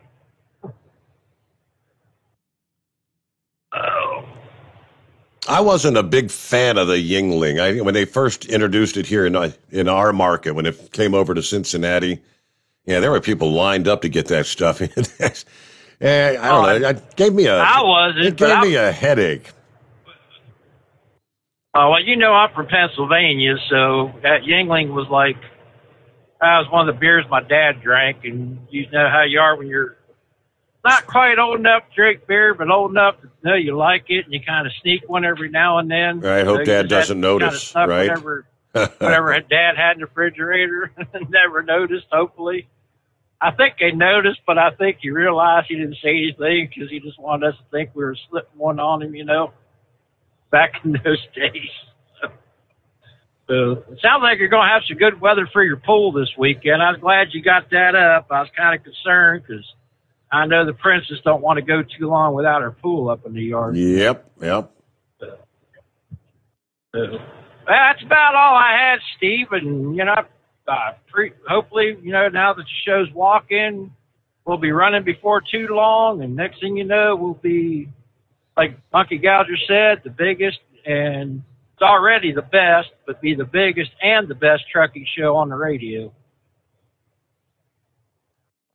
Thank you so much for checking in here, Donut Man. Good to have you with us all these many years. Steve. Yep, you do the same. Steve sent me the story here. How about that? From a few days ago. A century-old fire engine that had seen better days has been refurbished for a local fire department in McDonald, Ohio.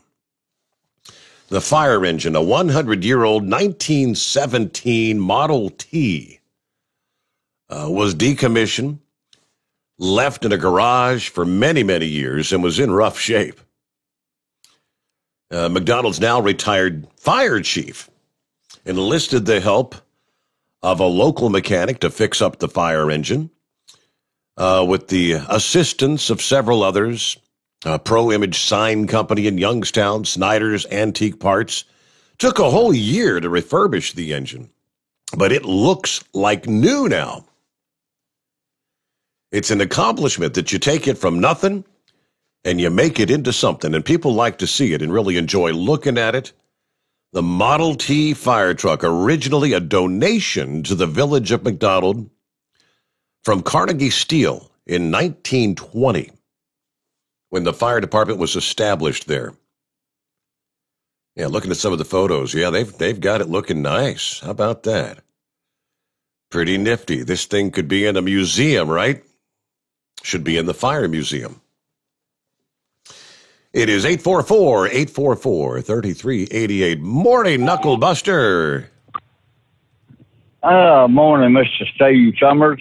A lot of elbow grease and a lot of stiction remover to get rid of that stuff and get it cleaned back up there and make it looking good there, right? Yes, sir. Well, I got some good news and some bad news for you. Which one you want first? I'll get the bad news out of the way first. Well, I'm not bringing any of it to Cincinnati. The good news is after I get my makeup off down there in Dallas, they're going to send me over to Cowtown, and I'm picking up a load of that Skull Buster beer and bringing it back strictly to Memphis. Oh. They won't let me take none up there for you, so I said, well, you'll just have to get over it there, right? Not even one skid? Come on. I thought I'll bring you some up there. I'll send another truck out that way. How about that? Yeah, okay. I'll find out which one of them down there is going to Cincinnati, and I'll tell them to go straight to Steve Summers' house first. I thought we already had an eclipse back on the 26th of May. Well, I read that we had another one. That was yesterday morning. That was a lunar eclipse. That's when the Earth passed in front of the moon, blocking out the light of the reflection of the sun. Yesterday, it was the moon passing in front of the sun, blocking out the sun. So it was all cloudy here. I was out there. I was hoping to get to see some of it. It was supposed to be like, I guess maybe a third of the sun was kind of blocked off. Like, the sun kind of looked like a little Pac-Man character. You know what I mean? Oh, yeah, absolutely. Well, on that Hunter Biden story, the apple doesn't fall too far from the tree. Yes. So the big man is probably a big racist himself, and they ain't got him on video doing it, or they might have and just got it hid. I don't know. Well, I'm trying to look at my notes. This woman, she gave birth to 10 babies. I mean, 10 babies. Come on, that's a world record there, Steve. I saw the picture of that woman. I mean, she was gigantic. I know that's right. I'd hate to be the father of them. I wouldn't even. I wouldn't even want to be. I'd have to just work myself to death, Steve. Keep up with that. I've got a DA nominee of the week for you. He's you can look it up here. It's a lawmaker.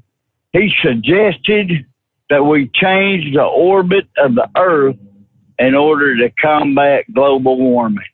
What a dumbass. Change the orbit. How does he propose doing that, Knucklebuster? I didn't get around to reading the article, but it says he suggests changing the Earth's orbit. I don't know how in the hell you'd do that, but anyway, that's just like crazy, So I don't believe in global warming. I believe in having clean air. I got to breathe that stuff, so. But that global warming, a bunch of garbage there. Al Gore is the start of that stuff there. Yeah, and Al Gore, he even started the internet, right? Ah, yeah, right. At least that's what he thinks in his mind, yeah. But anyway, that's all of my old baloney for right now. I'll call you later in that loneliest hour of the radio shows. All right, well, look forward to that there, Knuckle Buster. Thank you so much. You mentioned Al Gore. Al was actually in the news yesterday. Al, can you just go away? Go to bed already. The report from the Washington Post. A number of Democrats are growing increasingly nervous that the White House is going to agree to a bipartisan infrastructure deal that's going to scale back the key climate change initiatives, prompting a lobbying push that includes former Vice President Al Gore making his case directly to President Biden. The private warning from the climate hawk and Democrat grandee comes as Biden faces growing unease amongst even some liberals, including many administration officials, about his pursuit of Republican support for his next major spending package. Gore called Biden to insist on the inclusion of climate policies. Hey, boy.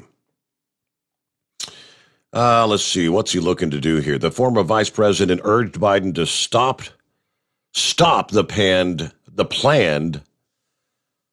Byhalia pipeline, which would transport crude oil from export through predominantly black neighborhoods in southwest Memphis and could affect nearby drinking water, a well owned by a local utility. Biden's infrastructure plan proposed roughly $1 trillion in clean energy tax credits, support for electric vehicles, the charging stations, research on more green technology, new jobs program to restore public lands, plug abandoned oil and gas wells, all these climate-related measures. Of course, Republicans have rejected many of those proposals.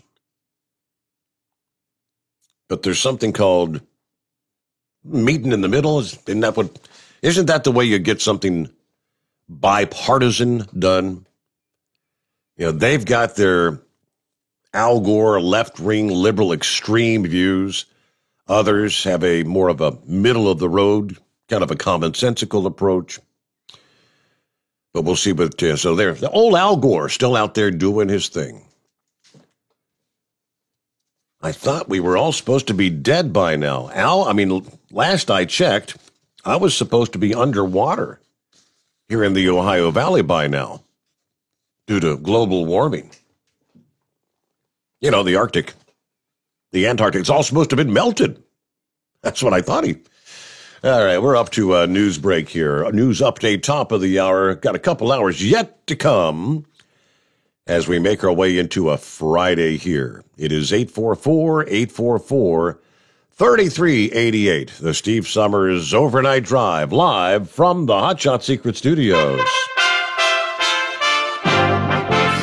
USA Radio News with Wendy King. A bipartisan group has struck a tentative deal on the infrastructure package in Washington. Republican Senators Cassidy, Collins, Murkowski, Portman, and Romney have joined together with 5 Democrats to announce they've made a compromise deal to rebuild the nation's roads, bridges, and energy systems. They said it would be fully paid for without raising taxes. Both houses would have to approve it, and the president would have to sign it. Even though the president is in England, White House Press Secretary Jen Psaki said he's watching what's going on. He'll stay very engaged in this even as he's on his first overseas trip. Biden has announced the U.S. will donate 500 million doses of Pfizer's COVID-19 vaccine to COVAX, which is the global immunization effort. America will be the arsenal of vaccines in our fight against COVID-19, just as America was the arsenal of democracy during World War II. This is USA Radio News. Friends, Mike Lindell is a great supporter of conservative radio, but most of all, he's a man who has invented a great USA product that will help you get a great night's sleep. For over 3 years, I've told you how the MyPillow Premium Pillow has changed my life. I get the best sleep of my life. But more importantly, the pillows don't go flat. You can wash them and dry them as many times as you want. They maintain their shape, and they are made in the USA. Here's the best deal you'll ever get on a MyPillow Premium Pillow. $29.98 for a standard or queen size pillow. King size only $5 more. You're saving $40. Go to MyPillow.com, click on the radio listener square, use my promo code USA, or call 1-800-951-8175. You can save up to 60% on any MyPillow product when you use my promo code USA, or call 1-800-951-8175 and ask for the MyPillow Premium Pillow Special. A shooting at a South Florida grocery store left 3 people dead, including a child, according to the local sheriff's office. The Palm Beach County Sheriff's Office said the shooting took place inside a public supermarket in Royal Palm Beach, which is just west of Palm Beach. The Sheriff's Office said they found a gun near the body of a man who they believed died of a self-inflicted wound. Sheriff spokeswoman Terry Barber said the agency believes the deceased woman was shopping with her grandson when they were fatally shot. It's unclear what their relationship to the gunman may be. Public spokeswoman Maria Boos issued a statement saying the company couldn't confirm any details from the incident since it involved an active police investigation. She said, "Our thoughts are with those who are impacted by this tragedy. We are cooperating with the local law enforcement." Police are still trying to determine the motive of the shooter in the investigation. You're listening to USA Radio News. Look, bud, I said your money or your life. I'm thinking it over. The Great Gildersleeve. The new Edgar Bergen Hour with Charlie McCarthy. Now, if you help me, I'll mow you down. 3 hours a day, 7 days a week of the greatest radio shows of all time. Classic Radio Theater. Available on many of these radio stations or available on demand anytime at any podcast app by searching USA Classic Radio Theater. USA Classic Radio Theater. President Biden has already set the stage for a contentious series of talks with Russian President Vladimir Putin in Geneva. USA's John Clemens reports. President Joe Biden issued a warning to Russia of robust and meaningful consequences if it engages in harmful activities. One issue on the agenda is Russia harboring cybercriminals that have been targeting American interests. Although several industries have taken precautions, it has become clear those in international law enforcement can do little to stop these attacks. Cybersecurity expert Nick Powers is with St. Louis-based OnCom. It's really hard to police the world when it comes to these cyber criminals without a lot of cooperation amongst different countries. From the USA Radio News Texas Bureau, I'm John Clemens. The Texas Bar Association is investigating whether their state attorney general's failed efforts to overturn the 2020 presidential election amounted to professional misconduct. USA Radio's Lance Pry has more. Texas Attorney General Ken Paxton is under investigation for possible professional misconduct by the State Bar Association. Paxton is one of the most high-profile lawyers to face potential professional repercussions for using their role to try to help former President Trump expose possible voter fraud. From the West Coast USA Radio News Bureau, I'm Lance Pry. For USA Radio News, I'm Wendy King. At Hot Shot Secret, we share the science behind common diesel problems and their solutions. For example, ultra-low sulfur fuels. The primary function of diesel fuel is combustibility. One of the little-known aspects of fuel is its role as a lubricant to metal-on-metal moving parts. The introduction of ultra-low sulfur fuels diminishes the fuel's ability to lubricate because sulfur, which has been mostly removed, has lubricating properties. Hot Shot Secret Everyday Diesel Treatment with LX4 delivers unmatched lubricity. Third-party testing confirms that it takes 3 times the amount of leading fuel treatment to match the lubrication benefit of 1 dose of Hot Shot Secret. Everyday Diesel Treatment is a fully formulated 6-in-1 premium fuel treatment for every fill-up, every time. Everyday Diesel Treatment is available at truck stops, Tractor Supply, O'Reilly's Auto Parts, and online at HotShotSecret.com. Hot Shot Secret, powered by science. The Overnight Drive with Steve Summers. Live from the Hot Shot Secret Studios. Call Steve now. 844-844-3388. That's 844-844-3388.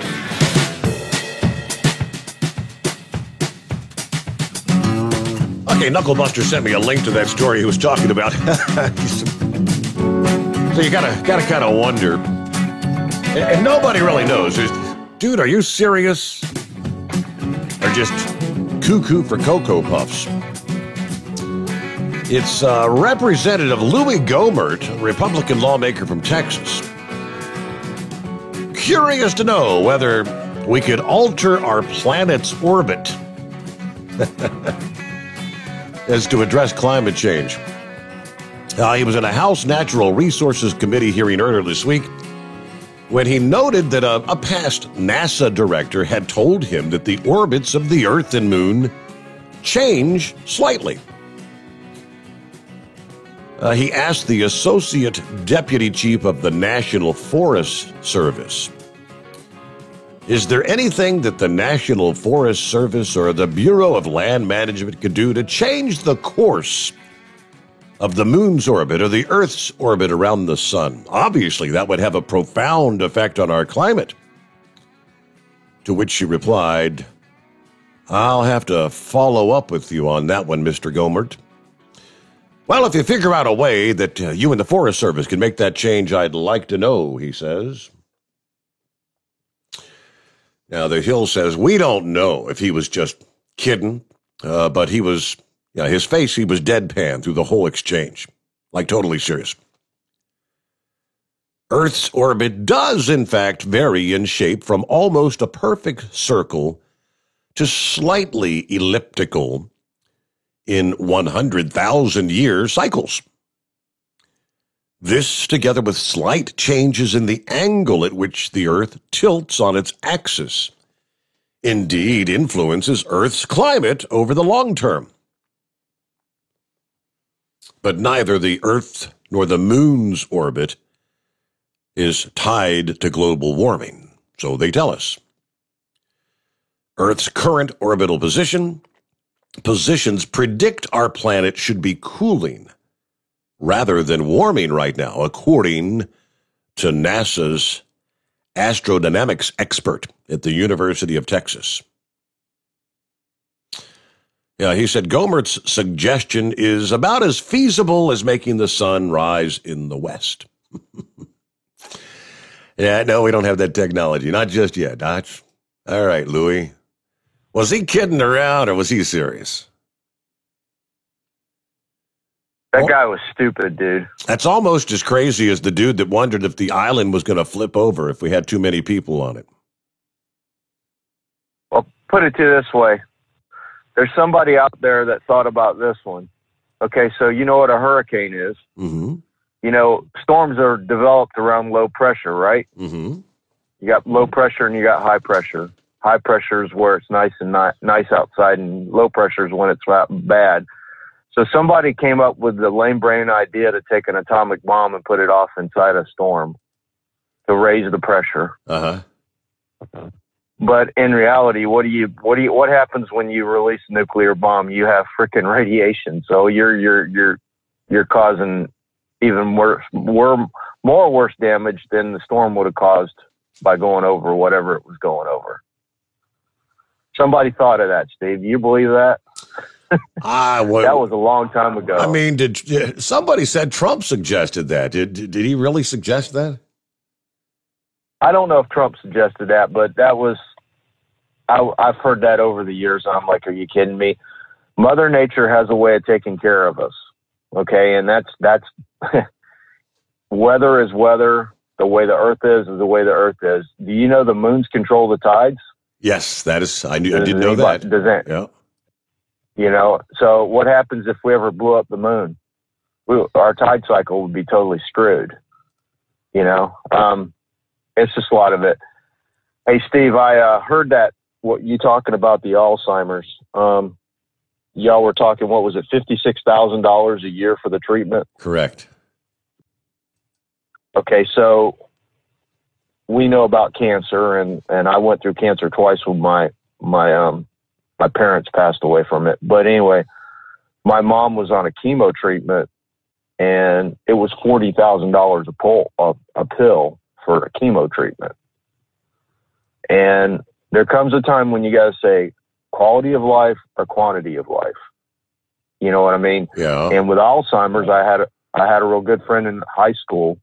His mother had Alzheimer's, and she passed away just after we got out of high school back in the 80s. And Alzheimer's can come on. It can be set on for 10, 15 years. It just depends on the person and how the plaque develops in their brain. You know, it's that try. I can't believe the government's actually going to let that loose without clinicals. You know, I mean, it's the same thing with the COVID vax, but that's another story. But, it would seem like to me, if you were developing something for Alzheimer's or cancer or any of that kind of stuff, you would have to span it over at least 10 to 15, 20 years. Wouldn't you think? Your clinicals. Yep. And to be quite honest with this vaccine, that's what a lot of people are concerned about and aren't getting this vaccine, is because they're thinking that the clinicals have not been there. I mean, have you seen the stupid videos where people are putting magnets on their arms to see where the shot was? I have not seen that, no. Yeah, there's a rash of that stuff going on TikTok and Instagram and a bunch of different things. People are putting there was a theory that there is a chip in the vaccine. Yeah, I did hear that. Yes.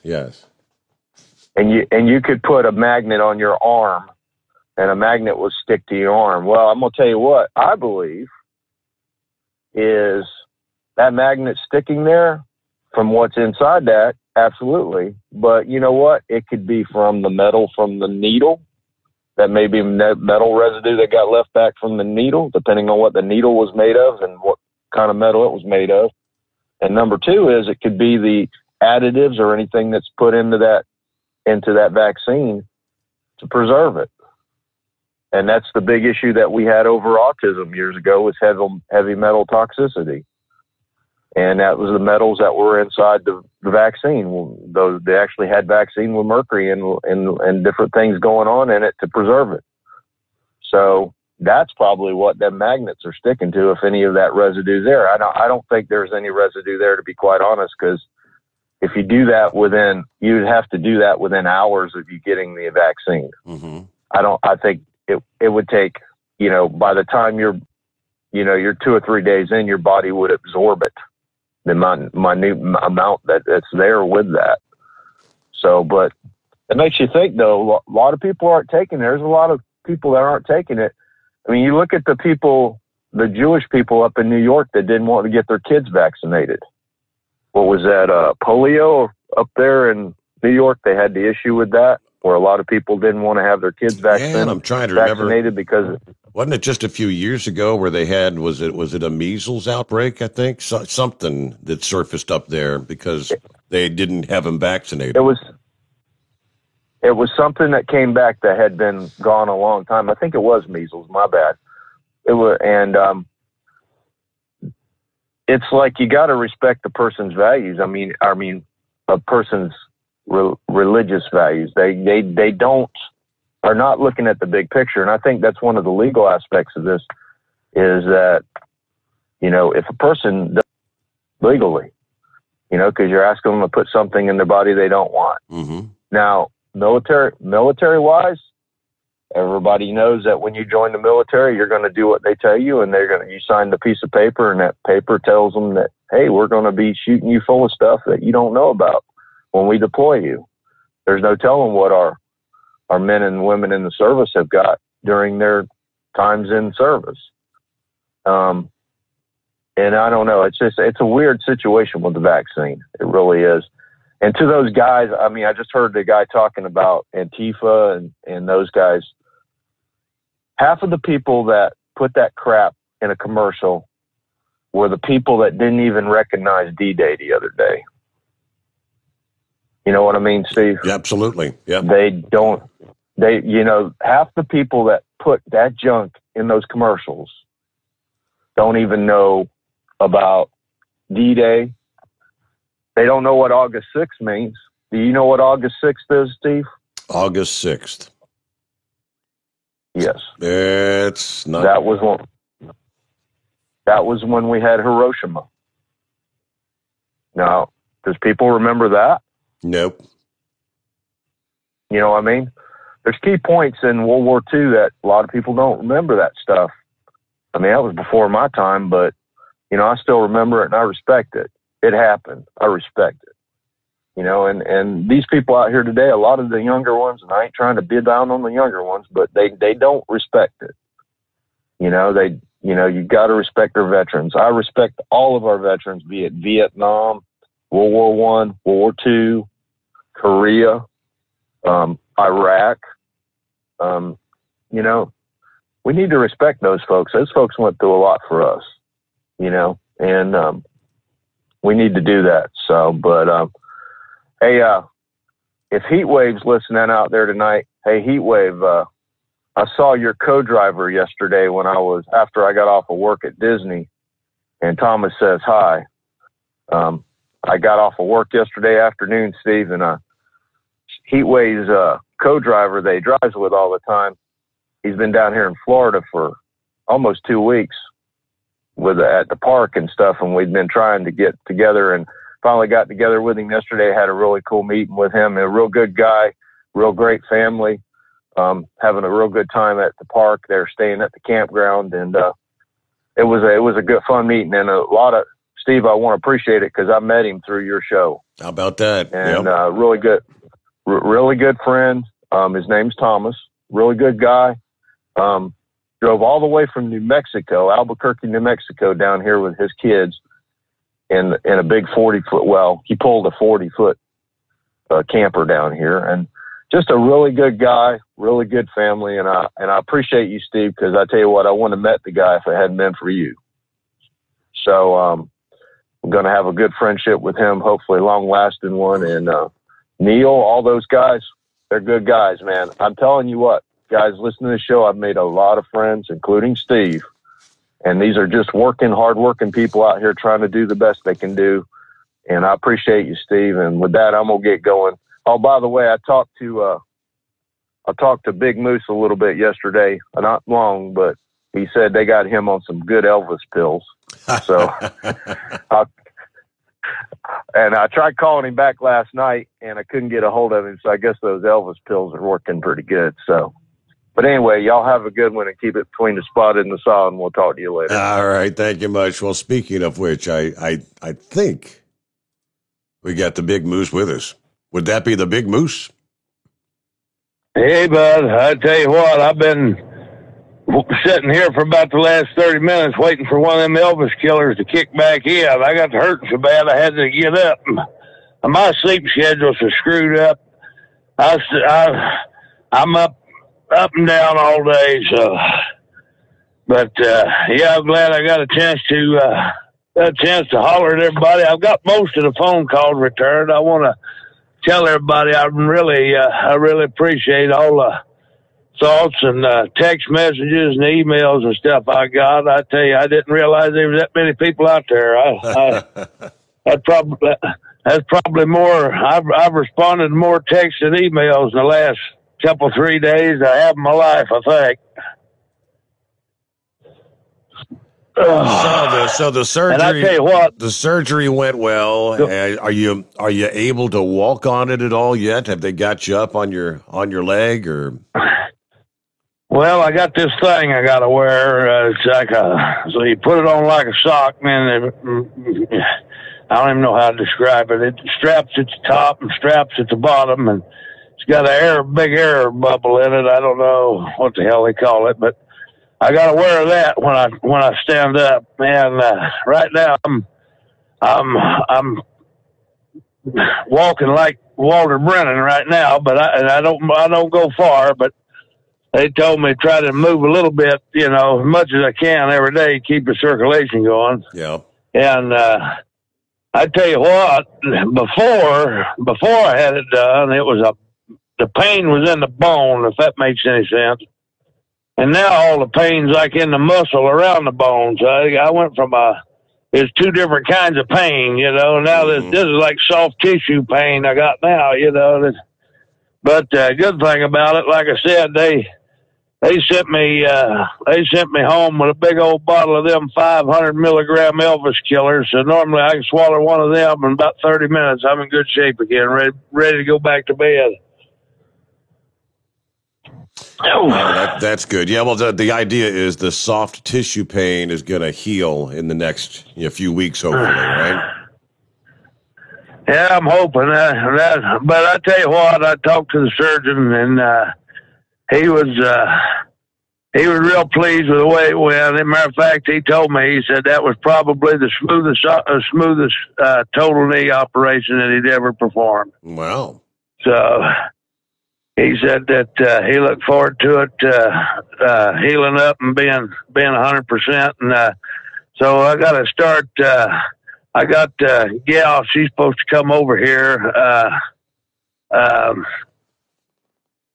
got to go there Monday, Wednesday, and Friday, and I got a gal that's supposed to come over here on Saturdays and Tuesdays and Thursdays. So I don't know what she's going to do. I hope she's good looking as the ones they had working at that hospital, buddy. I'm going to tell you something. I don't know what they paying them people down there at that Kettering Medical Center. But they got a staff in there, and I tell you what, if God made anything finer, he kept it for himself. But I tell you what, every one of them in there looked like they could have been Victoria's Secret underwear models. Well, that picture you sent me of that first nurse, that I thought you were pulling my chain about, hot thing, and I said, I wouldn't. No, buddy, you could crack a walnut on her ass from across the room, and I ain't kidding you. That thing almost squeaked when it walked. I tell you what, I could go into depth a little bit here, but I don't think that we might have mixed company on the other end of this radio, so I better not. I'll just say this. There's a few times that, you remember that old, what was his name, that old faith healer, Benny Hinn? No, not him, for him. That one that grab him by the head and say, he'll knock him out, the one that they busted for wearing the earpiece in the church. I can't even think of his name now. What's his name? Busted him. His wife was giving him all the information through an earpiece. Anyway, that's who I felt like, buddy. I tell you what, they come up there, and there's a couple of times, a couple of them good-looking things come up there and put hands on me, and I could have jumped out of that bed and tap danced, I think. It's been a long time since I had a 20-something-year-old thing grab me in them kind of places. I tell you, it does a body good. That made an old man feel pretty good, I tell you. But anyway, this thing's starting to I'm starting to get a little foggy-headed again, so I'm going to say keep it twitch and spotted and solid. Everybody be careful out there. And I'm going to roll back over here and go to bed for a little while until I have to wake up and take the next one. All right. Well, hey, thanks for taking a moment to check in. Good luck, rapid healing, and we'll chat with you soon. Big Moose, thank you. All right, there you go. Look at it, 23 past the hour. Someone had called last evening, and they were talking about, what was it, Rochester, New York. All right, so I got an email this past day. Hey, Steve, I heard you this morning talking about the troubles facing Rochester. Yeah, I live within walking distance of downtown Rochester. Every local political body shows signs of damage. We have one of the worst, if not the most failing school district in America. I'm 63, lived in the city most of my life, and I hope we get a new mayor, along with voters throwing out the other high-paid politicians that are doing nothing to solve the problem this city's facing. Fireworks every night, mobs over 50 people riding dirt bikes and ATVs through the city. 24 murdered so far this year, 12 of them high school age or younger. Cops are working 16-hour days because so many other officers have left. The entire command staff of the Rochester Police Department resigned. It's a disaster. I mean, corruption is rampant. Before November arrives, I suspect the mayor's going to be charged for the illegal handgun found in her bedroom. I did attach the story regarding her husband being charged in the crack cocaine ring. I mean, the mayor's the city's top cop, and she can't even keep her own house gun and drug-free. And her 10-year-old daughter was actually out on a drug deal. Anyway, I enjoy. All right, so I'm looking here. The story was from WHEC, which says the husband of Rochester Mayor Lovely Warren now facing federal drug charges as part of what prosecutors are calling a drug trafficking organization. Federal prosecutors announcing Timothy Granison is among the 6 people charged with conspiracy with intent to distribute at least 280 grams or more of cocaine base and at least 500 grams or more of cocaine.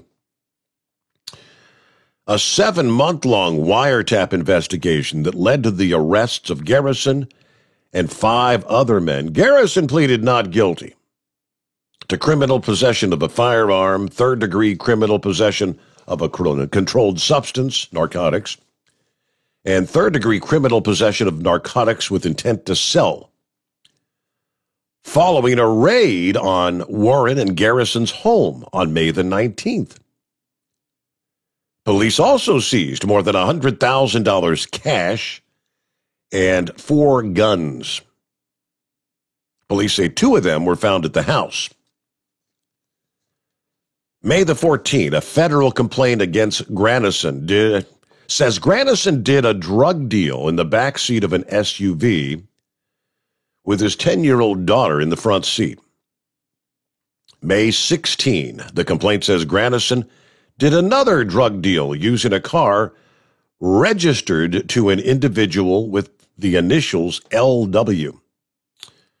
The next line in the complaint says Timothy Granison is known to be married to LW.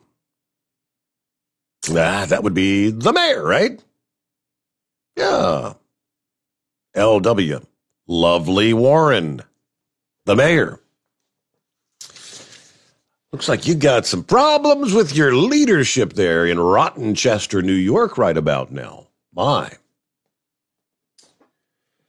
All right, rolling toward news break here. Plenty of room for you on a Friday. Jump on in at 844-844-3388. What's on your mind? Rob, hey there, what's happening? Hey, morning, Steve. The other day I called about Loudoun County and that teacher. Don't know if you ever got the update, but the judge went ahead and reinstated him immediately. I did see that. I don't think I mentioned it on the program, but yeah, the judge pretty much said that, yeah, what his dismissal was wrong. The other thing I was going to say is the one caller just called in who was talking about the Lincoln Project. Trump's former advisor, I can't remember her name right this second, her husband was a big part of the Lincoln Project, and they've been in trouble back and forth, the Lincoln Project, because most of them weren't paying their taxes, this and that, and supposedly there are a bunch of Republicans against Trump. And that's what I thought. From, yeah, I'm trying to recall. What was her name that was...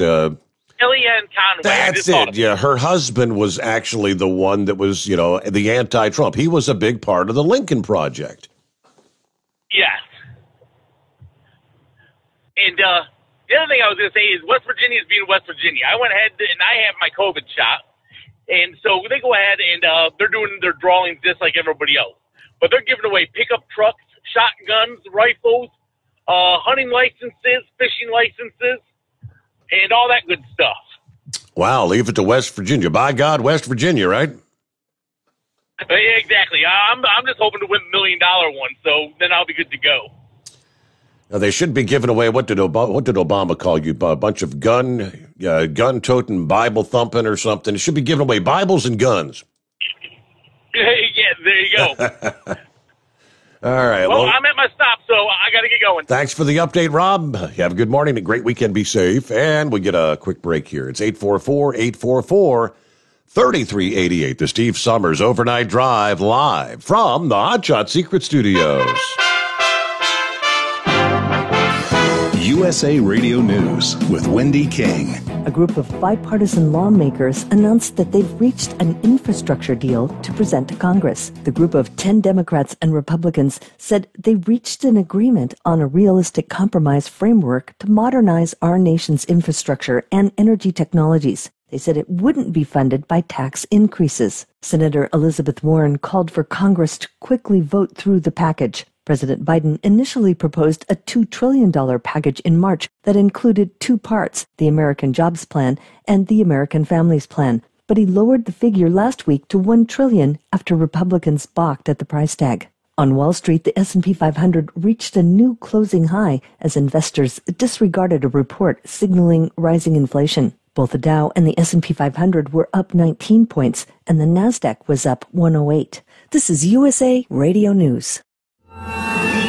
I owed the IRS $10,000. The IRS garnished my wages. They put a lien on my house. The IRS is the most powerful collection agency in the world. They do not give up until you pay. I couldn't sleep. We were being audited. I called Tax Solutions Now, and a great big weight was lifted off my shoulders. I called Tax Solutions Now, and they got the IRS off my back. Tax Solutions Now had my wage garnishment lifted in 48 hours. Tax Solutions Now can get you help. Our agents know the rules, can stop the pain, and get you the best deal. We connect you with a team of former IRS agents and tax professionals who will get the IRS off your back. We saved our home and overcame the most powerful collection agency in the world. Call Tax Solutions now. Time is running out. Call 800-987-0577. 800-987-0577. 800-987-0577. 800-987-0577. You're listening to the Overnight Drive with Steve Summers. At Hot Shot Secret, we share the science behind common diesel problems and their solutions. For example, diesel particulate filter regeneration. The DPF catches particulates left over from combustion. The DPF regeneration cycle cleans the filter with temperatures exceeding 1,000 degrees Fahrenheit. A computer sensor triggers the DPF regen, which is often accompanied by a loss of power and fuel economy. The frequency of DPF regens are in correlation to the cleanliness of the fuel burn. Under heavy operation with the dirty burn, DPF regens can occur multiple times per day. Hot Shot Secret Diesel Extreme Fuel Additive promotes a more complete combustion, creating fewer emissions and therefore fewer DPF regens. Vehicles using Diesel Extreme experience 83% less DPF regens. Hot Shot Secret Diesel Extreme is available nationwide at truck stops, Fine Farm and auto stores, and online at hotshotsecret.com. Hot Shot Secret, powered by science. Do you have a Dodge pickup and hate your automatic transmission? Of course you do. Levon Miller at Firepunk Diesel here, and we specialize in heavy-duty and performance transmissions for your 3/4 or 1-ton Cummins-powered truck. So if you're interested in turning your stock slush box into a towing monster, call us today at 614-733-3744 or visit us online at shop.firepunk.com. You work hard. You deserve a seat that works just as hard as you do. The Bostrom T-Series seat has provided drivers with comfort for millions of miles over the past 3 decades.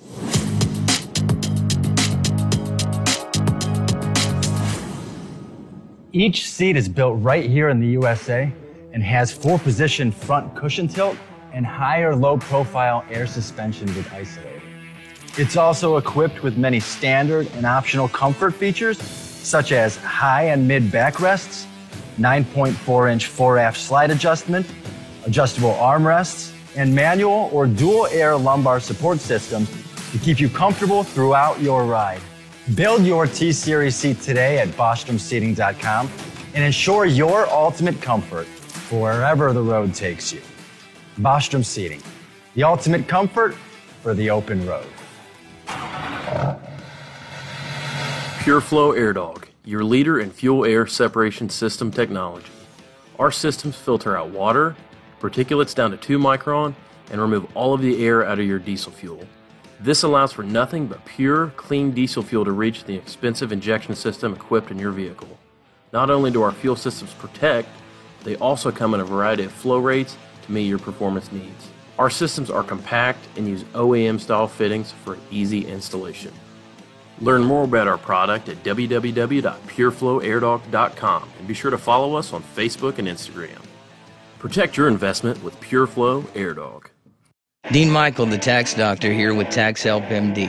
As many of you know from Steve Summers' show, I've been helping professional drivers solve their tax problems. I can help you too. If you've been struggling with back tax debt, call me now at 888-557-4020. Let's face it, these problems aren't going away all on their own. You need professional help so you can sleep better at night knowing you're in good hands. It's like I always say, keep your eyes on the road, I'll keep my eyes on the IRS. 888-557-4020. At Hot Shot Secret, we share the science behind common diesel problems and their solutions. For example, Hot Shot Secret Diesel Extreme. Today's ultra-low sulfur fuels are cleaner, but they leave injector deposits, causing frequent DPF regens and low throttle response. Hot Shot Secret Diesel Extreme is a 6-in-1 fuel additive recommended for all diesel engines. It is formulated with the most concentrated detergent on the market, a top-tier level cetane booster, lubricity enhancer, water demulsifier, rust and corrosion inhibitors, and a fuel stabilizer. Diesel Extreme is a once every 6-month treatment that will clean your entire fuel system, starting at the fuel tank and traveling throughout the fuel lines and fuel pump, and finally completely cleaning your injectors. Hot Shot Secret Diesel Extreme improves your diesel's fuel economy and eliminates excessive black smoke. Hot Shot Secret Diesel Extreme is available nationwide at truck stops, fine farm and auto stores, and online at hotshotsecret.com. Hot Shot Secret, powered by science. Keep the bugs off your glass and the smokies off your ass. This is the Overnight Drive with Steve Summers.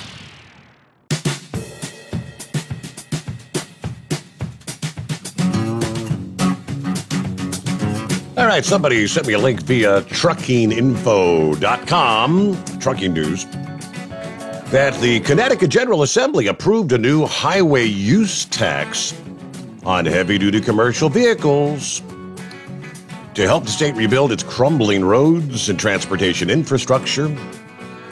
It was originally a part of the governor's budget package. It was later dropped and put up for this separate vote, to which the Democrat majority Senate and the House approved the tax. It now awaits Lamont's sign-off, which obviously, if it was in his original plan, he's going to sign it. Let's see. If approved, as expected to be, beginning January of next year, the state will collect fees from trucks weighing 26,000 pounds or more and traveling within the state. The tax will be based on the truck weight and miles traveled. Fees would range from 2.5 cents per mile to as much as 17.5 cents per mile for trucks weighing more than 80,000 pounds. Looking to generate $90 million per year to support the infrastructure improvements. Again, Lamont proposed the mileage tax earlier this year, saying that trucks cause the overwhelming majority of damage, and they should pay for it. It's not the first time this state has targeted trucks for revenue. In 2020, just last year, Connecticut proposed truck-only tolls. Obviously, trucking advocates have opposed the tax, as did the Republican Senate members, saying the tax will just be passed on to the consumers. Let's not call this a trucker user tax. Let's call it what it is, a tax on every single person in Connecticut. Trucks operated by dairy farms are not to be taxed under this measure. They'll be exempt. President of the Motor Transport Association of Connecticut tells the Courant, the House of Representatives passed the truck mileage tax tonight, but not before voting to exempt the heaviest trucks on the road, dairy trucks, from paying the tax. Just goes to show that the truck mileage tax is not actually about damage to the roads. It's just about money. Lighter weight trucks will be subsidizing heavier trucks that are actually going to be exempt from the tax. Yep, it's all about generating revenue. Money, money, money. All right, it says Bill again. I bet you it's Gilligan. Yeah, it's Gilligan. Hey, I got a traffic report for you real quick. Northbound 81, I'm probably the only one around here running this road, but the 143 mile marker, the right lane is closed. There's a car right up against the Jersey wall there. Got debris all over the roadway. I stopped because I was one of the first people on the accident scene. The driver is not hurt, but anybody heading northbound there in Virginia, about the 143, just before the 581 split, they're going to be careful. Okay. So, yeah, most people that run the area know the way around it. You can get off at 140 and make a right, go down. It's a little complicated. They'll have to check their maps.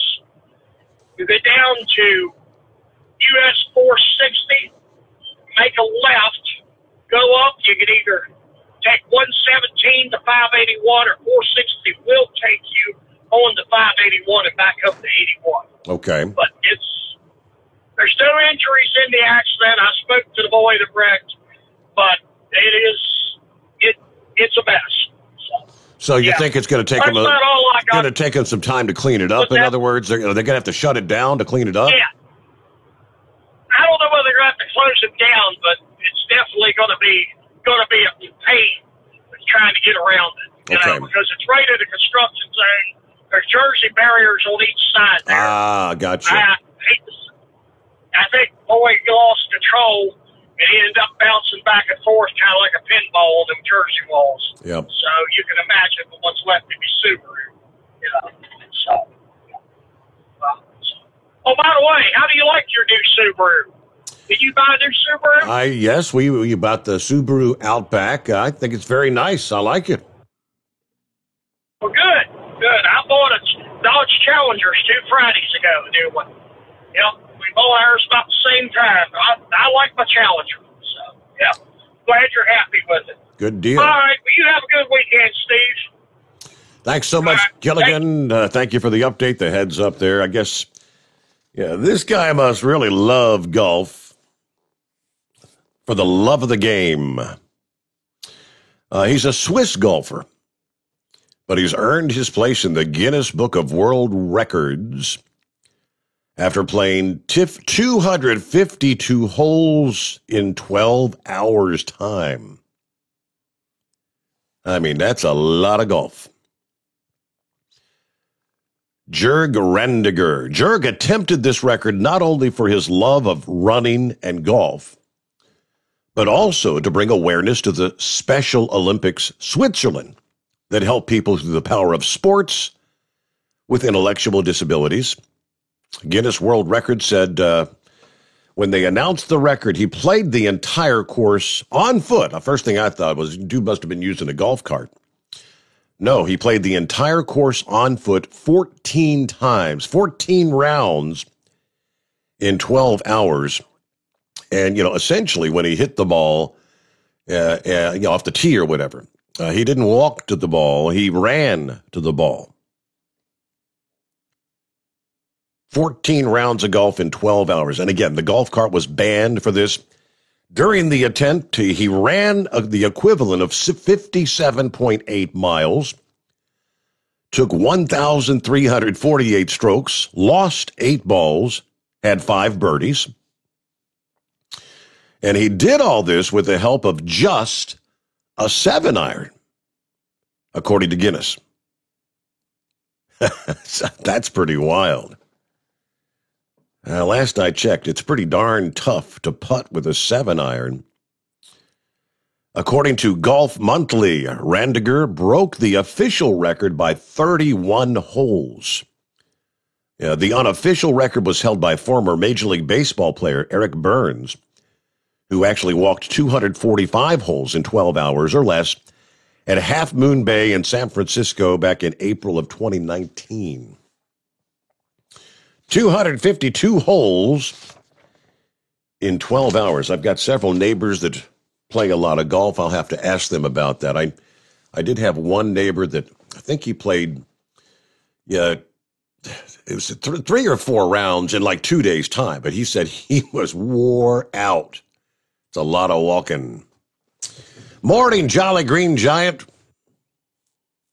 I can't believe it. Sounds like one of those to get teed off and pissed off situations. Come on. Mm-hmm. Yep. I was talking to Fly Rod, and we were talking about the the election problem, all the ballots. And I'm really confused of why there hasn't been an investigation. I mean, why are they afraid to do an investigation? Don't they want to know the truth? I mean, I don't get it. I don't get it at all. I mean, obviously, it says to me, Giant, that there are those that are afraid of what might be uncovered. That if they do discover, as they're saying, possibly thousands of ballots that were kind of stuffed in those drop boxes that were in pristine mint condition, never folded. Yes, they're saying they may have actually been run like on a Xerox machine. Copies, hundreds of them. Yeah, to me, it's appalling. Absolutely. I think we lowered ourselves to some of the third world countries, to be honest with you, Steve. Yep. And, that's not what America's all about. And I praise Clarence Thomas for being the only one that was willing to listen to the case. I take my hat off to him. And I do remember when he got put in there, and he had a heck of a time getting in there. So I take my hat off to Clarence Thomas. Sounds like a good man to me, Yep. But sorry, I've had a hard time getting through. I've had a rough week. Think about everything that could go wrong, but that's trucking. But I have been keeping in touch with Fly Rod there, and Sex Maniac and I were talking, and I found out Sex Maniac's been getting all this information off your show, and I found out all this information was true. Uh-huh. So I said, you're educating Sex Maniac. I want to appreciate all the callers that call in, because it ain't easy educating Sex Maniac. Not easy at all. But I listened to him one night, and it dawned on me. And listened to your show, and I said, the next thing I know is hearing it off your show. So I said, okay, sounds good to me. There you go. So, but I tried to get Kevin to call in, and he said that it's hard to get in, but I called in at about 3 o'clock, and then I was getting busy signal. So Kevin and I both felt that maybe you were trying to do that. Yep. That restart, whatever you call it, you do it right around about 3 o'clock. Yeah, I did it at 3:30 this time. It was 3:30 when I was doing it this morning. There was a few moments. There was a little brief time where, we've got 5 lines available. And yes, unless I'm doing a reset, if you get a busy signal, that means all 5 lines are busy. Right now, there's like 2-3 lines available. So. Yeah, I think that's what happened. That's the first time I've run into that. So did you fix the leaks on your pool, Steve? I think I'm pretty good to go. I believe so. Knock on wood. Yeah, that's good to hear. Like I said there, I understand if I had a place to put an above ground pool, I would put one in. I love swimming, man. I do. So, but either way, man, I just want to tell you, I've really enjoyed listening to your show. So I keep the good work up and keep us educated on China and on the voting stuff there. I doubt that they're going to do anything about it. So I wish they would uncover that mess, so that way we know the truth, but I doubt they will. Yeah. So anyway, have a good night, Steve. Last I heard, the judge said, what did he say? They're going to get back together and work out, I guess, the logistics of how they're going to open up to take a look at these ballots on June the 21st. So, again, they'll work out the logistics then, and I believe he said they'll come back after the July 4th holiday weekend and probably get some sort of an actual recount, whatever it is, started then. So there you go. Pappy said, what do you say? How many strokes did it take him? I was going to try to figure out the average score on each 18. All right, so he played 14 rounds. And it was 1,348 strokes in total. So 1,348 divided by 14. How many strokes per round is that? All right, Wheelchair Dave checking in this morning via email. I said I just saw a little bit of the onboard camera of Dale McDowell, number 17M there at Eldora. I think he was in a heat race to get in. Any news on Eldora's first Dream race? You know, yesterday morning I watched the Wednesday night action, and that was heat races. Then they had two 25-lap, $10,000 to win races. Again, for Wednesday night. When I get through here this morning, I'll flip over there and see how things unfolded this past evening. It was the first of two Dream races. One took place last night. They're just going to reset and do it again on Saturday night. Be technically Friday night. They'll restart everything with heat races and a couple of 25,000 to win, 25-lap features. And then Saturday night, everybody tries to get in the main event. $127,000 to win. That's why it's the Dream. But man, I'm telling you what, Wheelchair Dave, some of those heat races from Wednesday night, I mean, they were barn burners. I did get to see some of my old North Georgia late model drivers there. Billy Moyer, Mr. Smooth, as he's called. He wasn't doing the greatest. He did make it into the 25-lap feature, didn't win. Well, there's a couple of guys, some of the newer guys on the circuit, some of the best late model racers in the country. Brandon Overton is one that won one of those 25-lap features. And what was the other guy's name? It slips me right now. Yeah, one guy that's been racing for many, many years, and another, Scott Bloomquist, who I used to get to see him at some of the races down there in North Georgia. Been racing many. I think Scott Bloomquist is one, if I'm not mistaken, the Dream like 8 times. Now, for the Wednesday night, he didn't even make it into the main event. He started in the heat races, 10 cars per heat race. He started 10th. I guess he drew the wrong straw or didn't have a good qualifying time or what the case was. But did not, only the top 5 in the heats get to move on. And he was not in the top 5. I wonder if maybe he did better last night. And of course, they've got an opportunity to start up and do it all over again tonight and Saturday night. Big racing weekend. Let's see. Wheelchair Dave says IndyCar Saturday, 12 noon in Detroit. 2 p.m. Detroit Isle. IMSA Sports Car, 5 o'clock p.m. Detroit Isle. SRX, the new IROC series. Saturday night at 8. So this is going to be the first in that new series. And Wheelchair Dave's pulling for Bill Elliott. Go, Bill Elliott. Wow. Going to be a fun racing weekend. Going to have to stock up on those Miller Lights. Thank you much. All right, Wheelchair Dave. Yes, I don't know who won that first Dream. What they're doing is last year's Dream at Eldora had to be canceled due to the COVID, right? At first, they were going to do the race with no fans, and they opted ultimately just to cancel the race. So last year's Eldora Dream, $127,000 to win, took place Wednesday night and last night. Then this year's late model Dream, or maybe it's vice versa, whatever it is, they're doing the 2020 and then the 2021.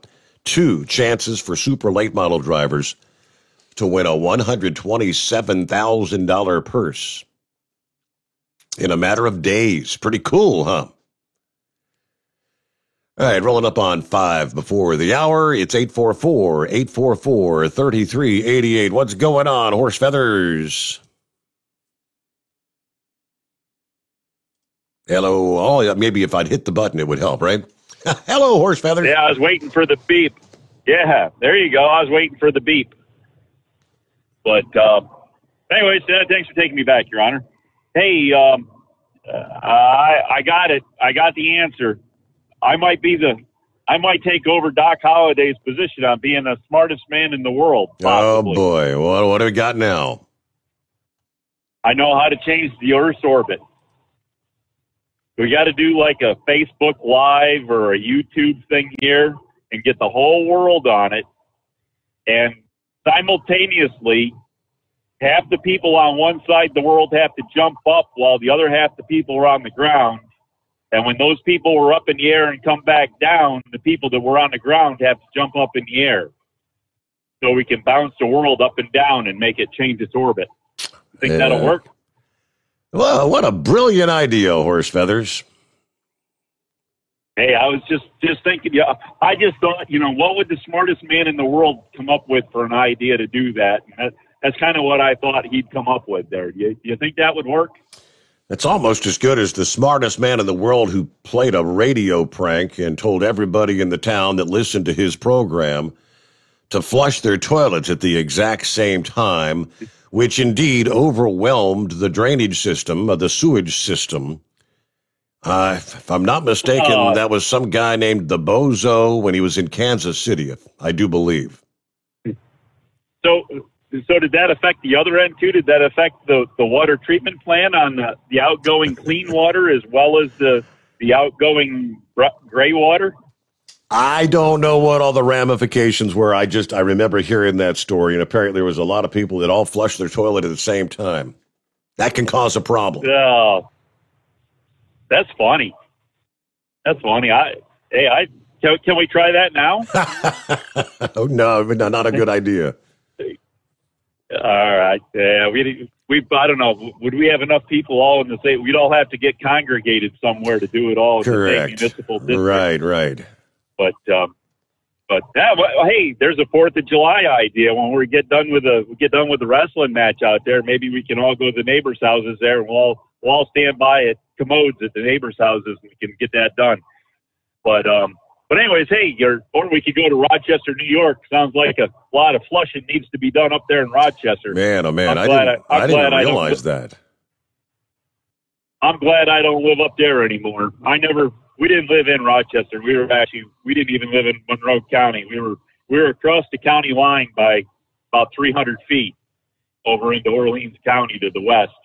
And, but we worked there towards Rochester and did a lot of business in Rochester. But yeah, they pretty much got downtown closed and deserted. There's barely a downtown Rochester at this point. Last I heard there, the one big 17-story building they had, the Midtown Tower, which is where the WHAM radio station was located at. Right. Their broadcasting studios. They were in that Midtown Tower. There was a lot of business in the Midtown Tower, and that's all closed. And a lot of downtown there is just not there anymore. And so, but wasn't Rochester? Weren't they one of the ones that really got on the bandwagon to do the defunding of the police, defund the police department? I thought they were. I think they were, and I think that's why so many of the police exited stage left. They retired or resigned or went elsewhere. And for those that remain, I guess they're overwhelmed. Imagine working 16-hour days as a cop. No, bad enough when I work 16 hours a day doing this. But just imagine you've got 14 hours. You've worked 14 hours of a 16-hour shift. You've had a long day already, and you come across some smart-ass punk out there on the streets. I mean, you're not going to be in a mood to deal with those kind of people. Nope, and there's enough of them at the end of an 8-hour shift or 10-hour shift or whatever that you see somebody like that in your last half hour. It's like, did I really see it? Or did I not see it? Because I don't want to do the paperwork. But, they do what needs to be done. But I think there's some out there that judge, become judge and juror of a lot of things and decide whether they really need to be prosecuted or not. Yeah, But that's probably I would too. I mean, at the end of my day, but 16 hours, nah. But that city's been a disaster.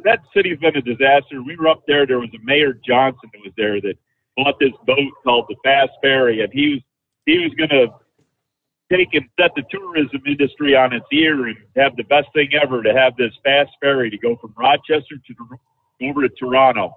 I found out a few people wanted to go to Toronto, but, there ain't anybody in Toronto that wanted to come to Rochester. Can you imagine that? Surprise, surprise. But, so that didn't work out too well. And, of course, in the wintertime, Lake Ontario isn't really the most friendliest lakes to go boating on. But anyways, that city's been in turmoil and disaster. I don't know, for a long time there. New York taxes are terrible. Drove industry away. NAFTA came along there from George H.W. Bush and Clinton. NAFTA came along, and what little bit of industry was left there, Kodak, Xerox. Yep. Yeah, of course. Kodak. I remember when Kodak was up there, and when everything started going digital, and you didn't need to make film. You didn't need, film or anything anymore. Well, so Kodak said the digital age will never last. It'll never. It's a fad. The digital age will never make it. So we're staying with film, they said. And then about 5 years into the digital age, it's like, well, we better make digital cameras. And then they ended up doing all that in Mexico. So I don't know, whatever. But they went from like 140 or 150,000 employees to when we were there. We left there 2004. I think they were down to like 26 or 27,000 employees. Wow. Over 100,000 loss of employment in that area for just one employment, employers. But yeah, that's the way kind of all of it goes. I know Xerox and Balsanoff still have good base there, but it's all down compared to what it ever used to be in its heyday and everything. But I guess everything's that way because Baltimore used to have Bethlehem Steel here. Bethlehem Steel's gone. There's no more of that. And I don't know. It's all bad, Steve. We got all these jobs. Nobody wants to work. You've got all these jobs that Americans don't want to do. So we're going to have to bring in all these migrants. Got to bring in a few million. We got 9 million jobs available for the love of God. We only have 3.5 million unemployed. That's all right. Pappy did the math real quick. Yes. Oh, well, the guy, he shot, basically it averaged out at 96 shots a round. He'll never make the pros, but that's pretty impressive nonetheless. Don't forget, he was playing with a 7-iron. I mean, that's your T-ball, that's your tee-off, that's your mid-range, that's your putter. Okay. Final hour just ahead. The Steve Summers Overnight Drive live from the Hot Shot Secret Studios. USA Radio News with Wendy King. A group of bipartisan lawmakers announced that they've reached an infrastructure deal to present to Congress. The group of 10 Democrats and Republicans said they reached an agreement on a realistic compromise framework to modernize our nation's infrastructure and energy technologies. They said it wouldn't be funded by tax increases. Senator Elizabeth Warren called for Congress to quickly vote through the package. President Biden initially proposed a $2 trillion package in March that included two parts, the American Jobs Plan and the American Families Plan. But he lowered the figure last week to $1 trillion after Republicans balked at the price tag. On Wall Street, the S&P 500 reached a new closing high as investors disregarded a report signaling rising inflation. Both the Dow and the S&P 500 were up 19 points, and the Nasdaq was up 108. This is USA Radio News. Hello, this is Wayne Alaroot for our newest sponsor, Asset Strategies, or ASI for short. ASI is a precious metals powerhouse. They sell gold and silver. Never in history has there been a more important moment to buy gold and silver. ASI has been in business for 39 years. They've served over 20,000 clients and sold $5 billion worth of gold, silver, and precious metals with zero complaints. Last year, gold saw gains of 25%. Silver nearly doubled gold's performance. Now Democrats are in charge. Green New Deal, open borders, free healthcare for illegals, bailout broke cities and states. The debt is about to go through the stratosphere. The time to buy is now. The owners of ASI, Michael and Rich Chekin, have been my close personal friends for 16 years. ASI is the company I trust when it comes to buying and selling precious metals. Call now to receive a free consultation and a free 1-ounce Silver Eagle with every qualifying purchase when you mention the Wayne Alaroot Show. Call 800-831-0000 831-0007. That's 800-831-0007. Or visit AssetStrategies.com. President Biden announced that the U.S. will donate 500 million doses of the Pfizer COVID-19 vaccine to COVAX. USA's Dan Naraki has more. Biden is also expected to push other members of the Group of Seven to help boost global vaccine supplies. Announcing the purchase while in the UK, Biden said that the first shots will ship out later this summer and will come with no strings attached. 200 million of these doses will be delivered this year, 2021. And 300 million more will be delivered in the first half of 2022. Let me be clear. Just as with the 80 million doses we previously announced, the United States is providing these 500,000 doses with no strings attached. Let me say it again, with no strings attached.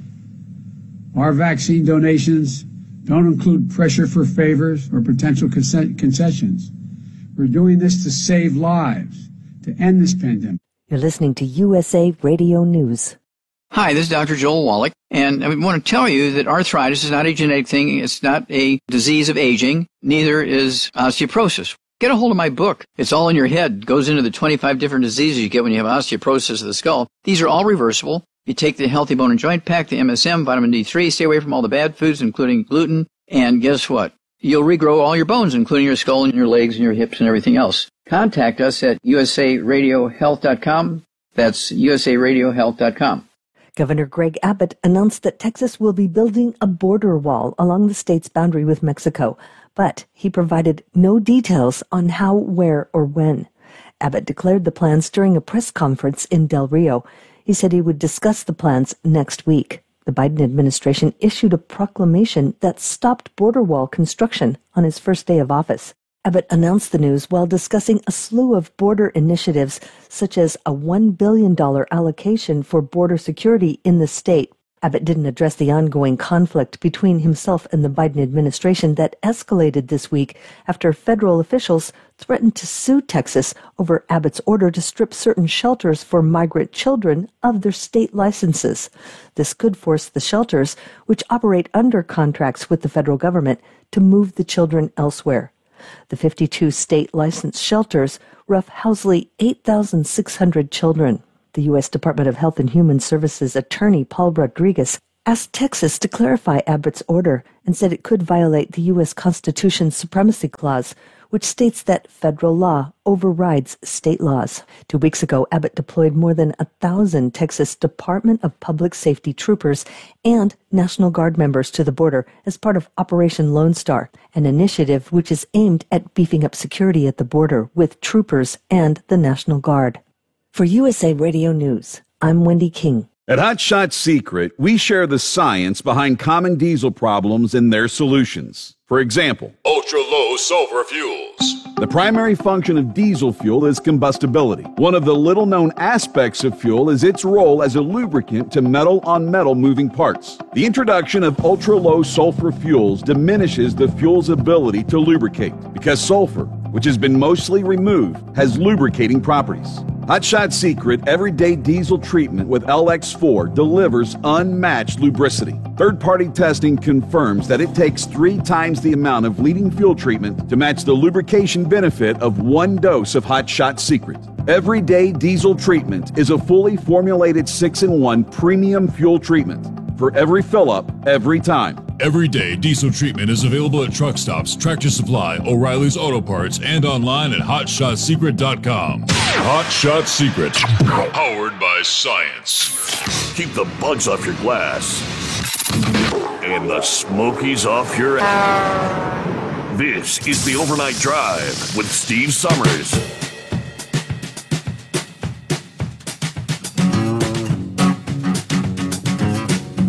All righty, Jeff, thanks for the spoiler alert. Looking through the comments, and he said, Brandon Overton won the Dream this past evening. That was the first Eldora Dream. That's the name I mentioned. He had won, so he won $10,000 Wednesday night in the 25-lap feature there. Goes on to win $27,000 this past evening. He's got a chance at another 10,000 tonight and another 27,000 Saturday night. Talk about a hell of a payday kind of weekend. Wow. So anyway, when I sit down to watch The Dream later, in an hour or so, I know who won the race. It was Davenport was the other guy. What's his first name? Davenport. He was the one that won the second 25-lap, 10,000 to win feature there on Wednesday night. I bet he was probably right up there in the mix, too. Hey, thanks for the heads up. Anybody else checking in here? Larry's on board this morning. Larry Stone, good to have you with us. Good morning. Inspirational Friday. It's that day of the week again, isn't it, Larry? Philip said, hey, Steve, I forgot to mention, did you hear Val Demings is going to run against Marco Rubio for that Senate seat in Florida? This kind of concerns me because Rubio hasn't stood up much for the state. He has a lot of backing in Central Florida. I guess she has a lot of backing in Central Florida. Most of his is South Florida. She very well might just take him out of the Senate seat.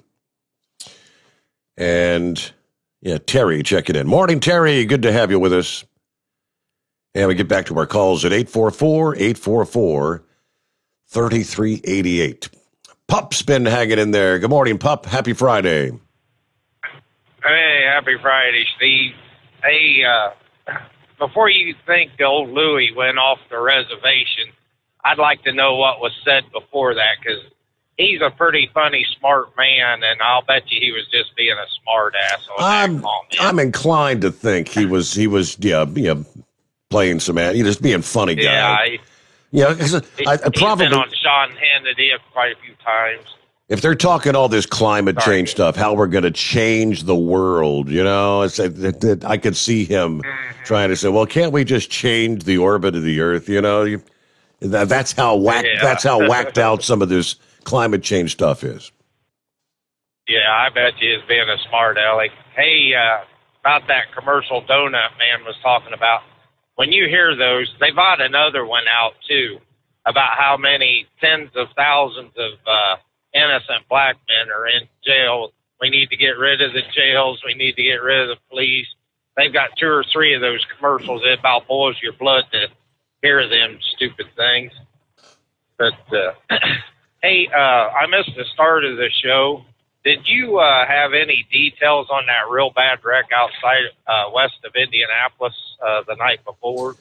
Yeah, I think I had that one in the mix here. Indiana, confirming 1 driver killed, another injured. It was at Morgan County Thursday morning. Eastbound I-70, about the 52-mile marker. They said 37-year-old Texas-based driver Alfred Hill Jr. was actually placing triangles around his disabled semi. The disabled Mac was partially in the driving lane of I-70 with no lights. Troopers say that 39-year-old Nebraska-based driver Amr Fatlaw was also eastbound on I-70. At the last second, he observed the disabled semi partially in the roadway, tried to divert his semi into the passing lane to avoid a collision, to where a truck driver, a 39-year-old Georgia-based driver, was in that lane, unable to avoid a crash with his semi. That caused both trucks to veer across the interstate, striking Hill and his disabled vehicle. All 3 trucks came to a stop in the ditch next to the interstate. Hill died there at the scene. So, yep, that was the deal. A buddy of mine went by there, and he said it looked really, really bad. Yep, it was. Yeah. Hey, did you see where AOC's saying that the Senate needs to start ramming through as much as they can because they are just one senator away from death, losing it to the Republicans? So, but I didn't know if you'd seen that article or not. Hell, I think that's probably what all the Democrats are saying right about now. We got to cram everything in we can because, I think I believe they see the handwriting on the wall. They know what they're doing right now. The people are 2022. They may, I think they realize they're not gonna have control anymore. Yeah. So, well, that's about all the stuff I've got for you tonight, Steve. So you have a great weekend and enjoy your pool. All righty. Thanks for checking in. Have a good morning and a good weekend. Yeah, Dr. Flip Flop. Who was it? Senator Marsha Blackburn this past day. She said, he's got to go. Fauci has to go. He should have been gone a long time ago. Fauci chose big tech, Mark Zuckerberg, the Chinese Communist Party, and protecting the Chinese Communist Party-run lab over giving information to the American people. He had information early on. He had questions early on. Was he, wake up, America. Was he sharing those with President Trump and the Congress and the American people? No. He chose to share it with Mark Zuckerberg. She also slammed Fauci after he told NBC's Chuck Todd that he had no idea what she's talking about and flatly dismissed her claims that emails between him and Zuckerberg, the CEO of Facebook, point to a narrative that information on the pandemic was being suppressed. Zuckerberg had invited Fauci in the early days of the pandemic to a question and answer video on the platform, outlined some ideas where the social media network could work with the government on the response to COVID. I mean, that's in the emails. Dr. Fauci did with big media what he did with big tech, and you will note, while he ridiculed my statements and ridiculed me, he did not refute anything I said, and that's the problem. We know he was in cahoots with Zuckerberg. It's all come out now. We also know he had questions about what was going on in the lab and the gain-of-function research, how this may have gotten away from them. It is also known that Fauci had questions about the virus having been leaked from the lab. But what he chose to do was protect himself, protect the lab, protect the Chinese Communist Party. What he did not do was come to Congress or the administration, to the president or Vice President Mike Pence and say, hey, we need to get in behind this and figure out where this virus isn't. That's what has happened. Had Fauci taken his questions and concerns to the administration, that maybe could have helped speed up the response. Even while Operation Warp Speed, the president's initiative at the time, was incredibly successful.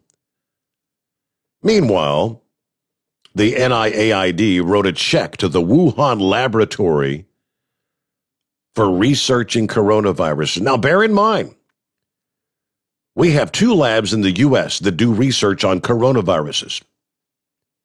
One of those labs is in Nashville at Vanderbilt University, but no deadly viruses have leaked from there. Meanwhile, the senator's planning a press conference to discuss how big tech companies like Facebook, Google, Twitter, YouTube censored people who actually said COVID developed in the lab. Now, she said Fauci needs to just step aside. This all has to be investigated. We have standing committees in the U.S. Senate that can take this up today. Yeah, I think who was it that called in the first hour said, I think Fauci is going to probably step aside in maybe by the end of the week, if not next week. I believe he's probably right. Well, what's going on, Big Sexy? Not much to you. Have you touched on the bridge lately? The bridge I-40? No, I haven't touched on it this morning. I did share the whole that they were changing the patterns and whatnot.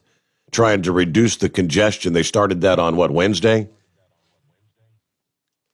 Yeah, I had the honor this morning, or Thursday morning, after I got done running my route, I had to go to West Memphis and pick up my grandson over, and I thought as I run down, I'd drop off there at Marion and cut across and come into West Memphis that way. So that wasn't a very good idea. That thing was backed up this morning when I went through there around noon, all the way to the exit 14, which means, that's 14 miles from the river, where the bridge starts, where the I-55 starts in Arkansas. Well, 14 miles of backup. 2 lanes backed up, but, constant. So that over, it was cluster. It's nothing but a mess. So I might have been smart. When I got to I-55 and I-555 and I-55, I'd have just jumped. If I'd have been smart, I'd have jumped on cross and went in on Arkansas 77 into West Memphis that way and then missed all that. But I didn't think about that. Mm-hmm. I heard you mention something about tornadoes earlier. Yeah, we've kind of set some records. We didn't have a single EF3 tornado in the month of May, which hasn't happened since they started taking records, 1950. Well, there was a story come out this week in the paper that I delivered from some Arkansas News Network deal. But I've been studying on tornadoes and all that, saying that Tornado Alley has always been through Oklahoma, Kansas. He said everything's shifted more east now. As drought continues to take over the western part of the country, tornadoes have to have moisture to work with. Now, don't get me wrong, Oklahoma and Texas and Kansas and all that, they still have their share of violent tornadoes. But it's getting more numerous over, you hear more about Kentucky, Alabama, Mississippi, Arkansas. You hear more about, tornadoes in those areas, Louisiana now than you did used to. Yep. They're picking up in that area, a lot more numerous in that area. Over the last several years, it's been moving kind of more east. Where now they call that they got Tornado Alley out west. This is called Delta Alley here. They're Arkansas, Mississippi, Alabama, Western Tennessee. They call that Delta Alley. But as the drought takes hold of the western part, it's moving the tornadoes more to the east. Everything. More. That would you hear before. Right. That would kind of make sense. All right. Well, hey, Big Sexy, have a good weekend. Thanks for checking in. And I'm looking from military.com. I guess the Marines is the first branch to actually release the data, which says nearly 40% of the 123,000 Marines who've had the chance to receive the vaccine for COVID have turned it down. According to force-wide data from military.com, about 75,500 Marines are fully or partially vaccinated against COVID. Another 48,000 Marines who've been given the chance to take one of the vaccines, which medical experts say significantly decreases the likelihood one will die or require hospitalization from the disease, have declined it. The Marine Corps, the first military service to release the detailed data on what they call the take rate for vaccinations offered to uniformed personnel. Currently, the Defense Department is not allowed to require the shots without consent because the vaccines are under emergency use authorization by the FDA. Members of the 2nd Marine Expeditionary Force based in North Carolina have been about twice as likely to decline the vaccine compared to personnel on the West Coast or in Japan. Marine Corps has offered the vaccine to about 29,300 2nd Marine Expedition MEF personnel. About 17,500, we're talking nearly 60% of them have turned it down. That compares to about 28% of the 30,000 plus Marines in the first MEF on the West Coast, and about 1/3 of the 22,400 assigned to the Japan-based 3rd Marine Expeditionary Force. There's still about another 102,000 Marine personnel who have not yet been offered the vaccine, according to a spokesman for the Pentagon. As for those declining it, Wood said there's a host of reasons why they may be turning it down. I mean, we are talking an emotionally young and healthy force, right? They might be giving up the shot so others can have the chance to take it first. They might be waiting for the vaccine to become mandatory. Just because they turn it down once doesn't mean they'll be shut out from getting another opportunity.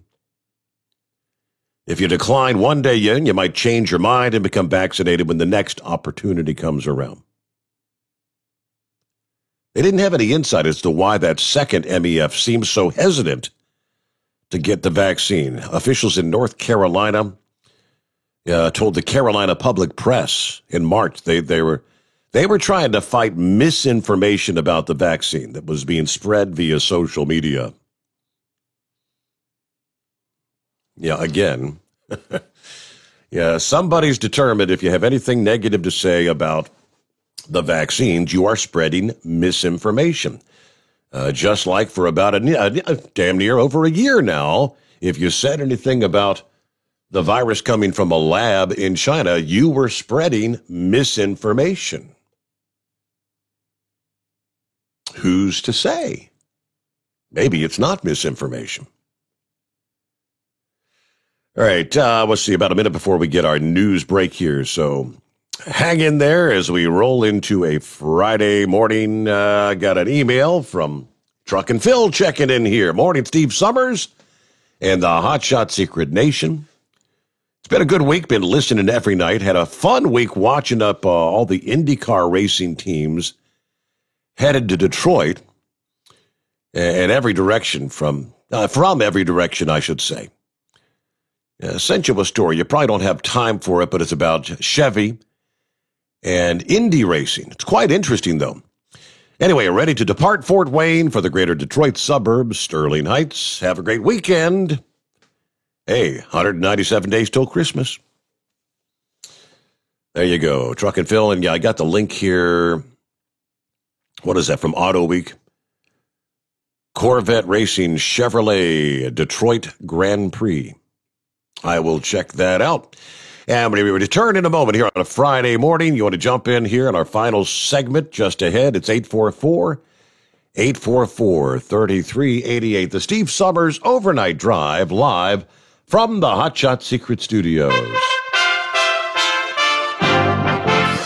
USA Radio News with Wendy King. A group of bipartisan lawmakers announced that they've reached an infrastructure deal to present to Congress. The group of 10 Democrats and Republicans said they reached an agreement on a realistic compromise framework to modernize our nation's infrastructure and energy technologies. They said it wouldn't be funded by tax increases. Senator Elizabeth Warren called for Congress to quickly vote through the package. President Biden initially proposed a $2 trillion package in March that included two parts, the American Jobs Plan and the American Families Plan. But he lowered the figure last week to $1 trillion after Republicans balked at the price tag. On Wall Street, the S&P 500 reached a new closing high as investors disregarded a report signaling rising inflation. Both the Dow and the S&P 500 were up 19 points, and the Nasdaq was up 108. This is USA Radio News. I owed the IRS $10,000. The IRS garnished my wages. They put a lien on my house. The IRS is the most powerful collection agency in the world. They do not give up until you pay. I couldn't sleep. We were being audited. I called Tax Solutions Now, and a great big weight was lifted off my shoulders. I called Tax Solutions Now, and they got the IRS off my back. Tax Solutions Now had my wage garnishment lifted in 48 hours. Tax Solutions Now can get you help. Our agents know the rules rules, can stop the pain, and get you the best deal. We connect you with a team of former IRS agents and tax professionals who will get the IRS off your back. We saved our home and overcame the most powerful collection agency in the world. Call Tax Solutions now. Time is running out. Call 800-987-0577. 800-987-0577. 800-987-0577. 800-987-0577. Live from the Hot Shot Secret Studios, the Steve Summers Overnight Drive. At Hot Shot Secret, we share the science behind common diesel problems and their solutions. For example, Hot Shot Secret Diesel Extreme.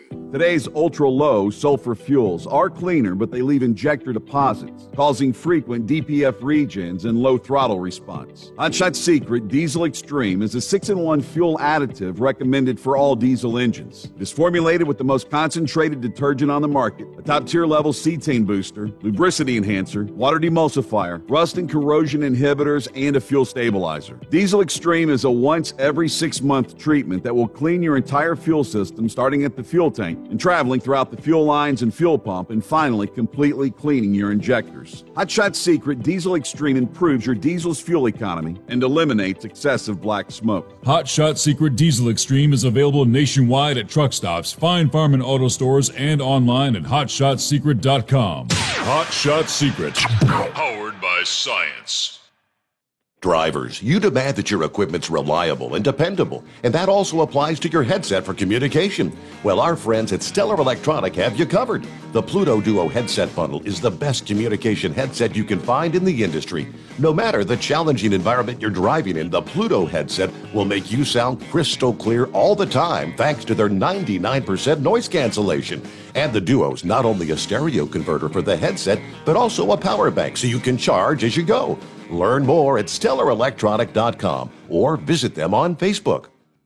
Are you having trouble sleeping? Are you tired all the time? Growing older is a fact of life. Our skin starts to wrinkle, muscles get weaker, and our energy levels plummet. If there was a product that may help you slow down these symptoms of aging, would you be interested? I want you to go to getonthegel.com. That is getonthegel.com. Watch this 4-minute video that explains more about this amazing product. Or call us at Youth Fountain HGH today at 513-472-0699 for more information. Diesel Army is on duty 24 hours a day, 7 days a week. Burning the midnight oil with the best diesel coverage. All the tech, all the torque. Diesel Army, where there's smoke, there's fire. For the latest news and event coverage, as well as feature and tech articles, sign up for the newsletter and don't miss a thing. Visit dieselarmy.com from the Power Auto Media family of digital magazines. Again, it's dieselarmy.com. For anything diesel, take it to Scheid Diesel. They provide a wide variety of services and diagnostics to determine what the problem is with the latest technology. From simple oil changes and preventative maintenance to fuel system diagnostics and repairs, engine rebuilds and cylinder head repairs, and rebuilds with our in-house machine shop. They also have on-site DPF cleaning for exhaust issues and DOT inspections. If your diesel is asking for some attention, Scheid Diesel has the specialist you need for anything diesel. Located in Terre Haute and Lafayette, Indiana, and Effingham, Illinois, Scheid Diesel has you covered. Dean Michael, the tax doctor here. Are you tired of those tax problems following you around like a dark cloud, always in the back of your mind, losing sleep at night? Call me now and get your life back. 888-557-4020 or go to mytaxhelpmd.com. Pretending they're not there won't make them go away. The IRS isn't going to forget. They will levy your bank account and garnish your wages. Don't wait for that to happen. I'm not telling you these things to scare you. I'm telling you so you can benefit from my years of experience. Now is the time to act. 888-557-4020. At Hot Shot Secret, we share the science behind common diesel problems and their solutions. For example, Diesel fuel cetane levels. in many states, the cetane rating in diesel fuel is 42 to 45. Most diesel engines operate more efficiently with a cetane rating of 48 to 50. One treatment of Hot Shot Secret Diesel Extreme will raise your cetane 7 points, increase fuel economy, and improve cold starts. Due to a cleaner burn, there are less hydrocarbons and particulate matter in your exhaust. This reduces the blockage of your diesel particulate filter. Using Diesel Extreme generates 83% less DPF regeneration solutions. The 6-in-1 Diesel Extreme formula also includes the most concentrated detergent on the market, lubricity enhancer, water demulsifier, rust and corrosion inhibitors, and a fuel stabilizer. Hot Shot Secret Diesel Extreme is available nationwide at truck stops, fine farm and auto stores, and online at hotshotsecret.com. Hot Shot Secret, powered by science. Keep the bugs off your glass and the smokies off your ass. This is the Overnight Drive with Steve Summers.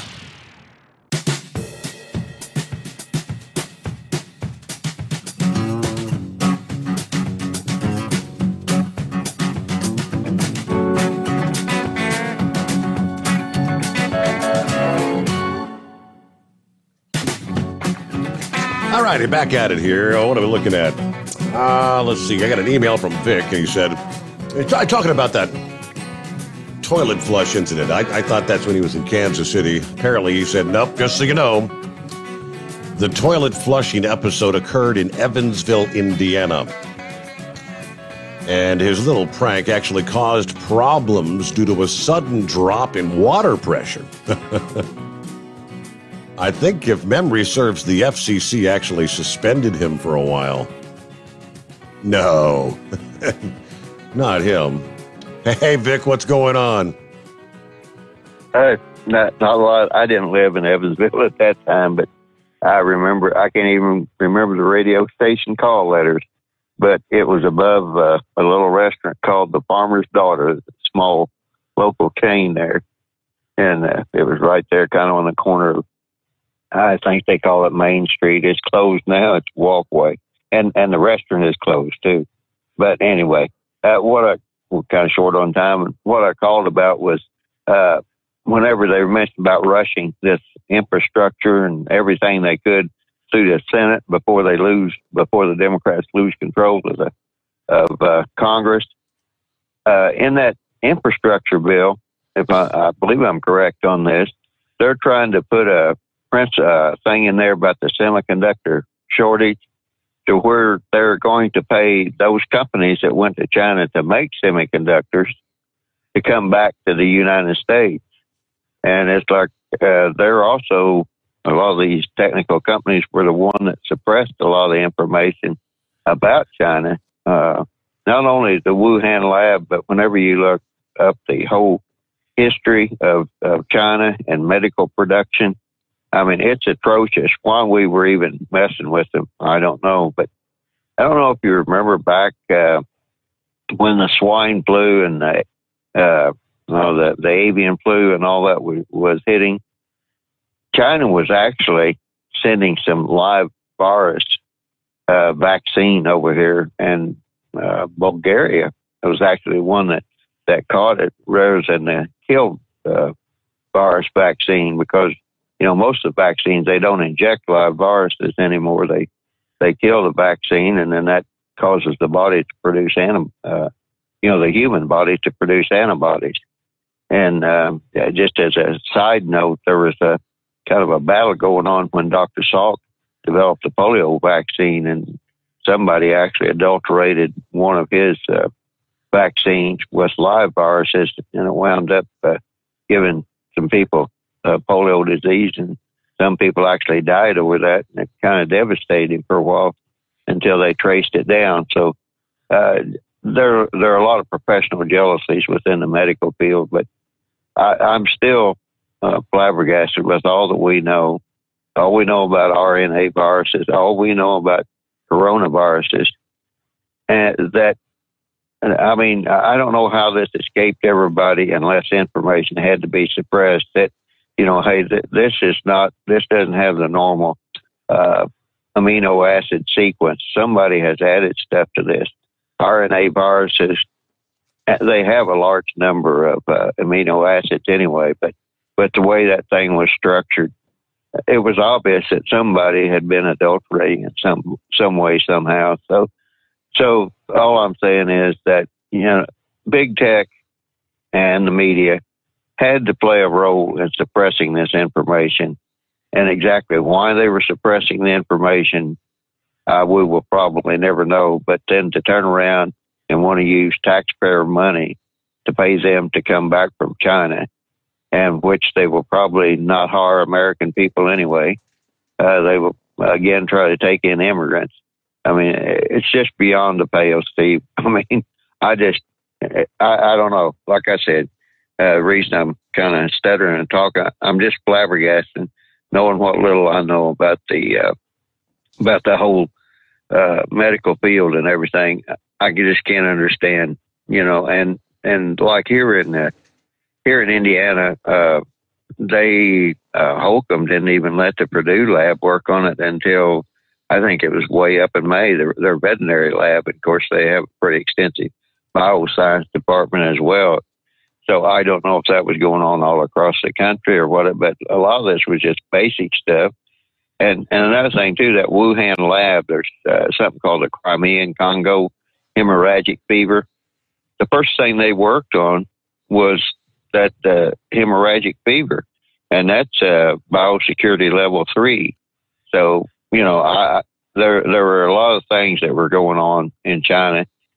Why these medical companies were even going over there and producing medicines. I mean, the whole, we shouldn't even been dealing with, really, we shouldn't have been dealing with anything over there, as I've said quite often, because their quality standards are way below ours. But we were, and a lot of answering needs to be done on that. But to pay people to come back from a country that they shouldn't have been there in the first place and took a lot of American jobs, I don't even see why that's in the infrastructure bill in the first place. But definitely paying somebody rewarding bad behavior is never a good deal. So with that, I'll let you go, Steve. All right. Thank you very much. And if I understand correctly, I mean, somewhere, I think Steve had sent me a story this past day. I'm trying to scour down to see if I can find it. But I mean, the question had come up, are we still going to continue sending funds to that Wuhan lab? And when the question came up, whoever it is in charge could not actually even say no. Whatever, trying to remember after I just briefly read through the story once, and she said something akin that she started her career at the National Institutes of Health, and we follow the science. Here it is. Okay. I knew I could find it in here somewhere. The acting office, the OMB director, Office of Management and Budget, Shalanda Young, refusing to say whether President Biden's budget would include funding for the Wuhan lab, where they're now finding out, it appears, that's where the damn thing originated, the COVID. It was a hearing on the president's fiscal year 2022 budget after a budget committee ranking member Jason Smith asked what the administration was doing to get to the bottom of this clear link between America's funding of the Wuhan lab and whether Young would commit that American dollars would never be used to fund such research going forward from this budget. She says, Congressman, I started my career at the National Institutes of Health. I would never make that commitment as someone who believes we need to be led by science. And certainly we need to wait for that review before we jump to conclusions. Of course, now we're waiting for the intelligence community to come back. I don't know when's the end of the 90 days. He gave them 90 days to come back with their report on where the COVID originated. See, what's interesting at this point, though, I mentioned here several days ago, Donald Trump had an investigation into the origins way back when going on. Biden canceled that when he took over. And then when it looks like he was trying to cover the story, cover up the lab leak as well, trying to protect China. But then when some of the emails, almost the smoking guns come out from Fauci. And the factual information that there were 3 lab workers in the Wuhan that essentially had the COVID in November of 2019 before they ever said the thing existed. I mean, everything's been a cover-up. Problem now is, whatever our intelligence agencies are able to get into,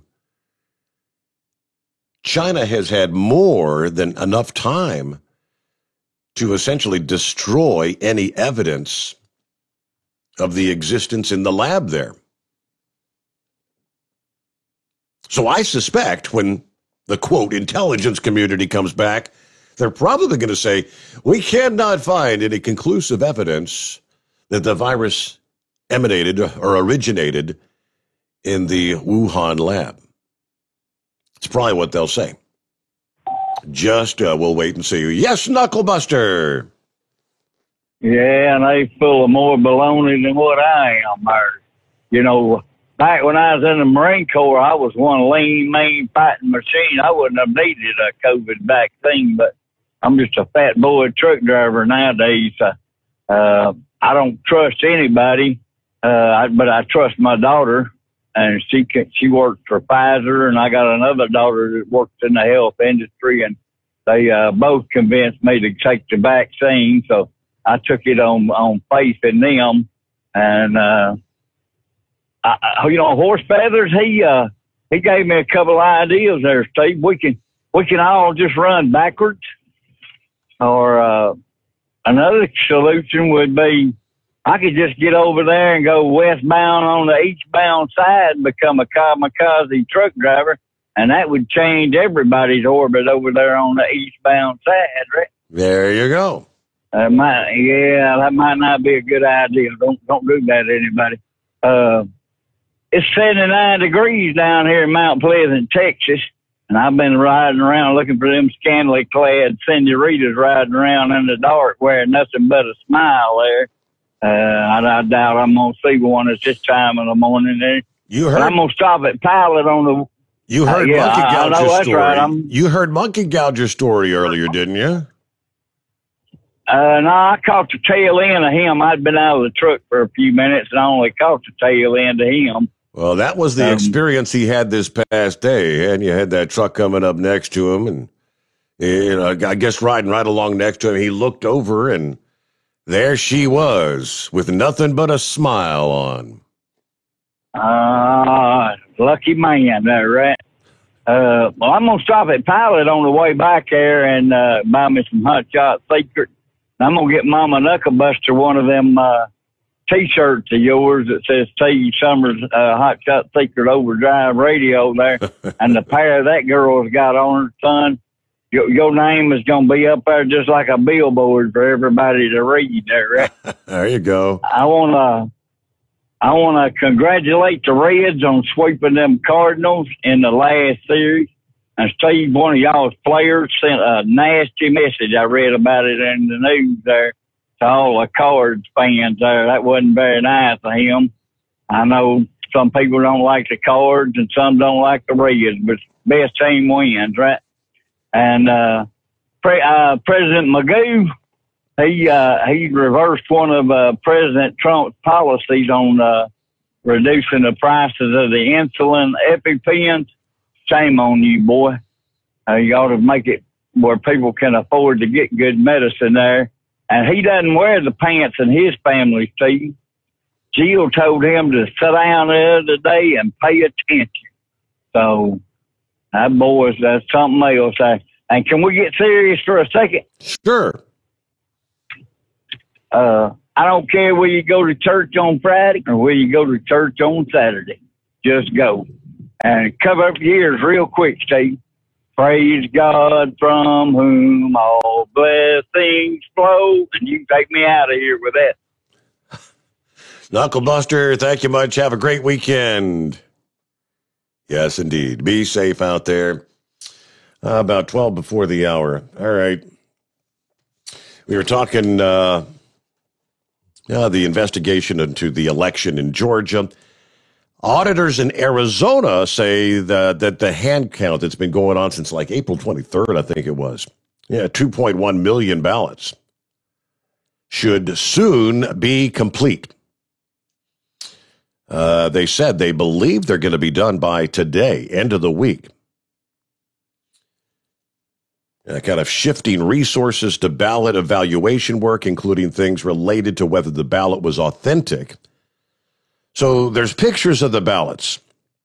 We should find folds in the ones that were mailed in, which is the vast majority. I think 92% of them were by mail. So folds in the ballots for those that were sent by mail. There's going to be a few at early voting locations that might be folded differently or not have holes in them. One of the microscopic cameras is looking for alignment marks and other things that are supposed to be aligned as far as the front and back of the ballot on an authentic ballot. Looking at the depression made in the oval when a handwritten writing instrument is used to fill out that oval, as opposed to an inkjet or Xerox machine making those marks, which obviously don't want that happening. So this evaluation process should take probably most of the rest of June. Randy Pullen is a former chairman for the Arizona Republican Party, also serving as a spokesman for the audit. He told reporters earlier this month, several days ago, that 1.6 million of the nearly 2.1 million ballots had been counted. And they're still receiving data that was captured from the election machines, tabulators. The Arizona Senate, meanwhile, still considering whether to expand the audit to bring in a new firm that would examine ballot images and provide a third set of numbers to compare to the original tabulation and the data set that the auditors come up with. So let's review it again and maybe review it for a third time. That's where we stand at this point in time. Chevy Guy, yes, sir. Okay, I'm going to give you a cicada report from the Savannah River, about 40 miles inland right there in Augusta, Georgia, to the waters of Charleston Bay, in Charleston, South Carolina. And I run them back and forth. That's my operating area. Sometimes I go down towards Savannah. But I've actually had no cicadas on my grill at all. Very little bug act. I'm scratching my head. I'm looking at my windshield. I ain't even had as much as that many. You know, you figure at night and then through the early morning hours up to noon, I've not had that many bugs hit my windshield at all. And when I got home yesterday, I did an inventory on the grill. I had a bumblebee. I had a honeybee. I had a dragonfly, and I got moths. But man, I have had no cicadas. We don't hear that down here. I don't know how far that cicada thing's supposed to go, but we've had absolutely. I'll give you a report down in this area, in South Carolina. We've had no. At least I've run into no cicada activity at all. So, other than that, gas is anywhere from $2.99, and I've seen it as low as $2.89 at a discount station.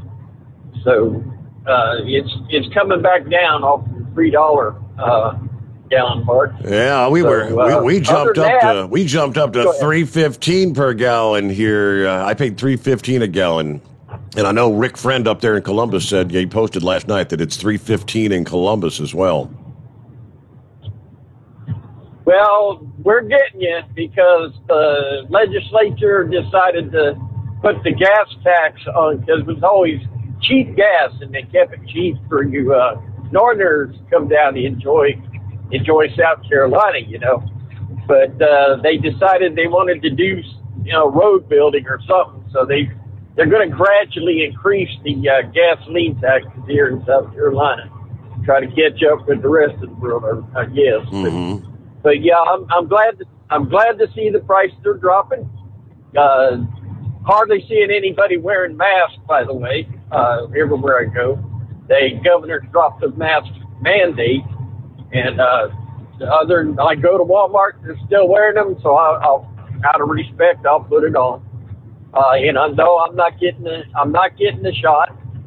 If I have to wear a mask to keep from getting the shot, I'll wear a mask to keep from getting the shot. My wife don't plan on getting it, and just it's a freedom of choice, I guess. Yep. Until they force you to do it, and then we'll have to make a hardcore decision. Therefore, other than that, sir, you have a great weekend. It's been another great show, and get yourself in that pool and sit back with your rubber ducks and don't watch the sunbirds. How about it? I'm thinking. Other than that, we're going to sit back and wait for you to show up Monday morning. 10-4. All right. Yeah. I don't know about getting in the pool.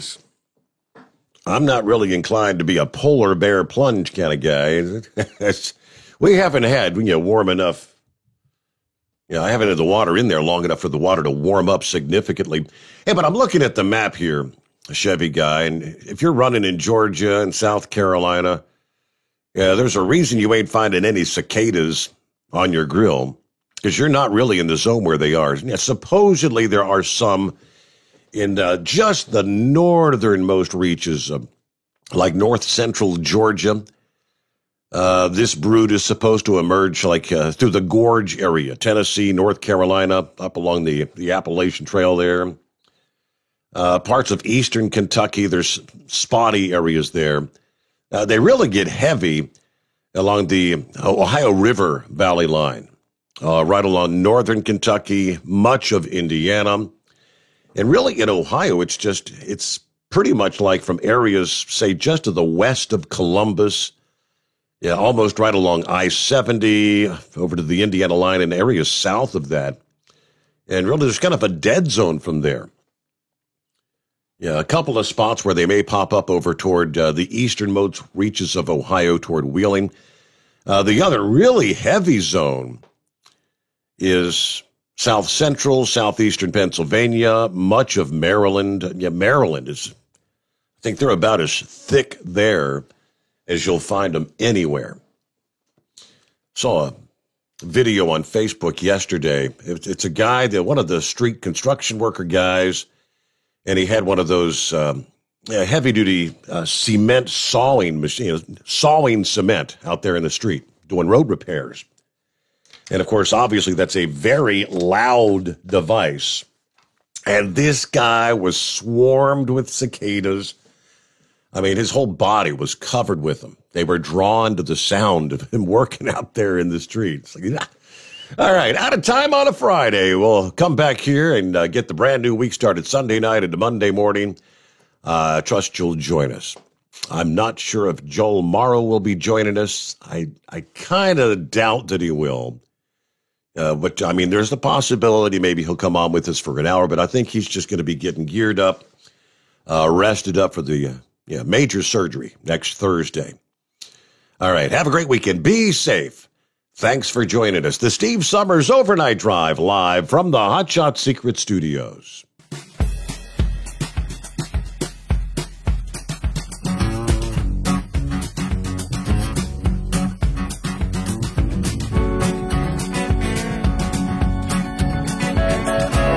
You'll never guess the places that I've been. You never guess the places that I've been. 'Cause everything is like a dream, yeah, but only in that dream that I live in. I'm never gonna let the day begin.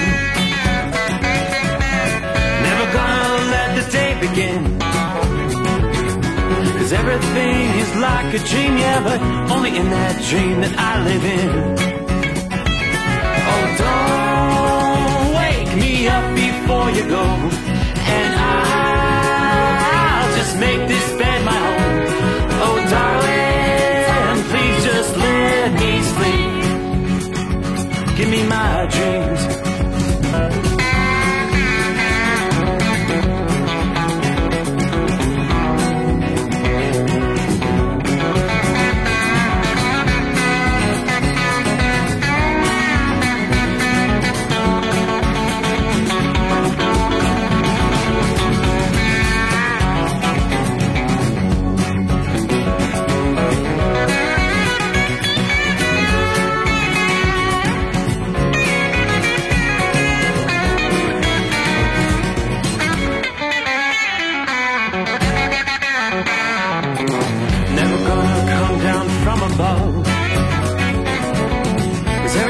it's better from above.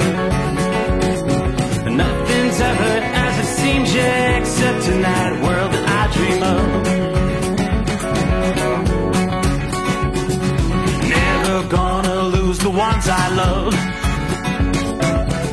Never gonna lose the ones I love. 'Cause everything is like a dream, yeah, but only in that world that I dream of. Oh, don't wake me up before you go, 'cause I can't face this day alone. Oh, darling, please just let me sleep. Give me my dreams. Give me my dreams. Give me my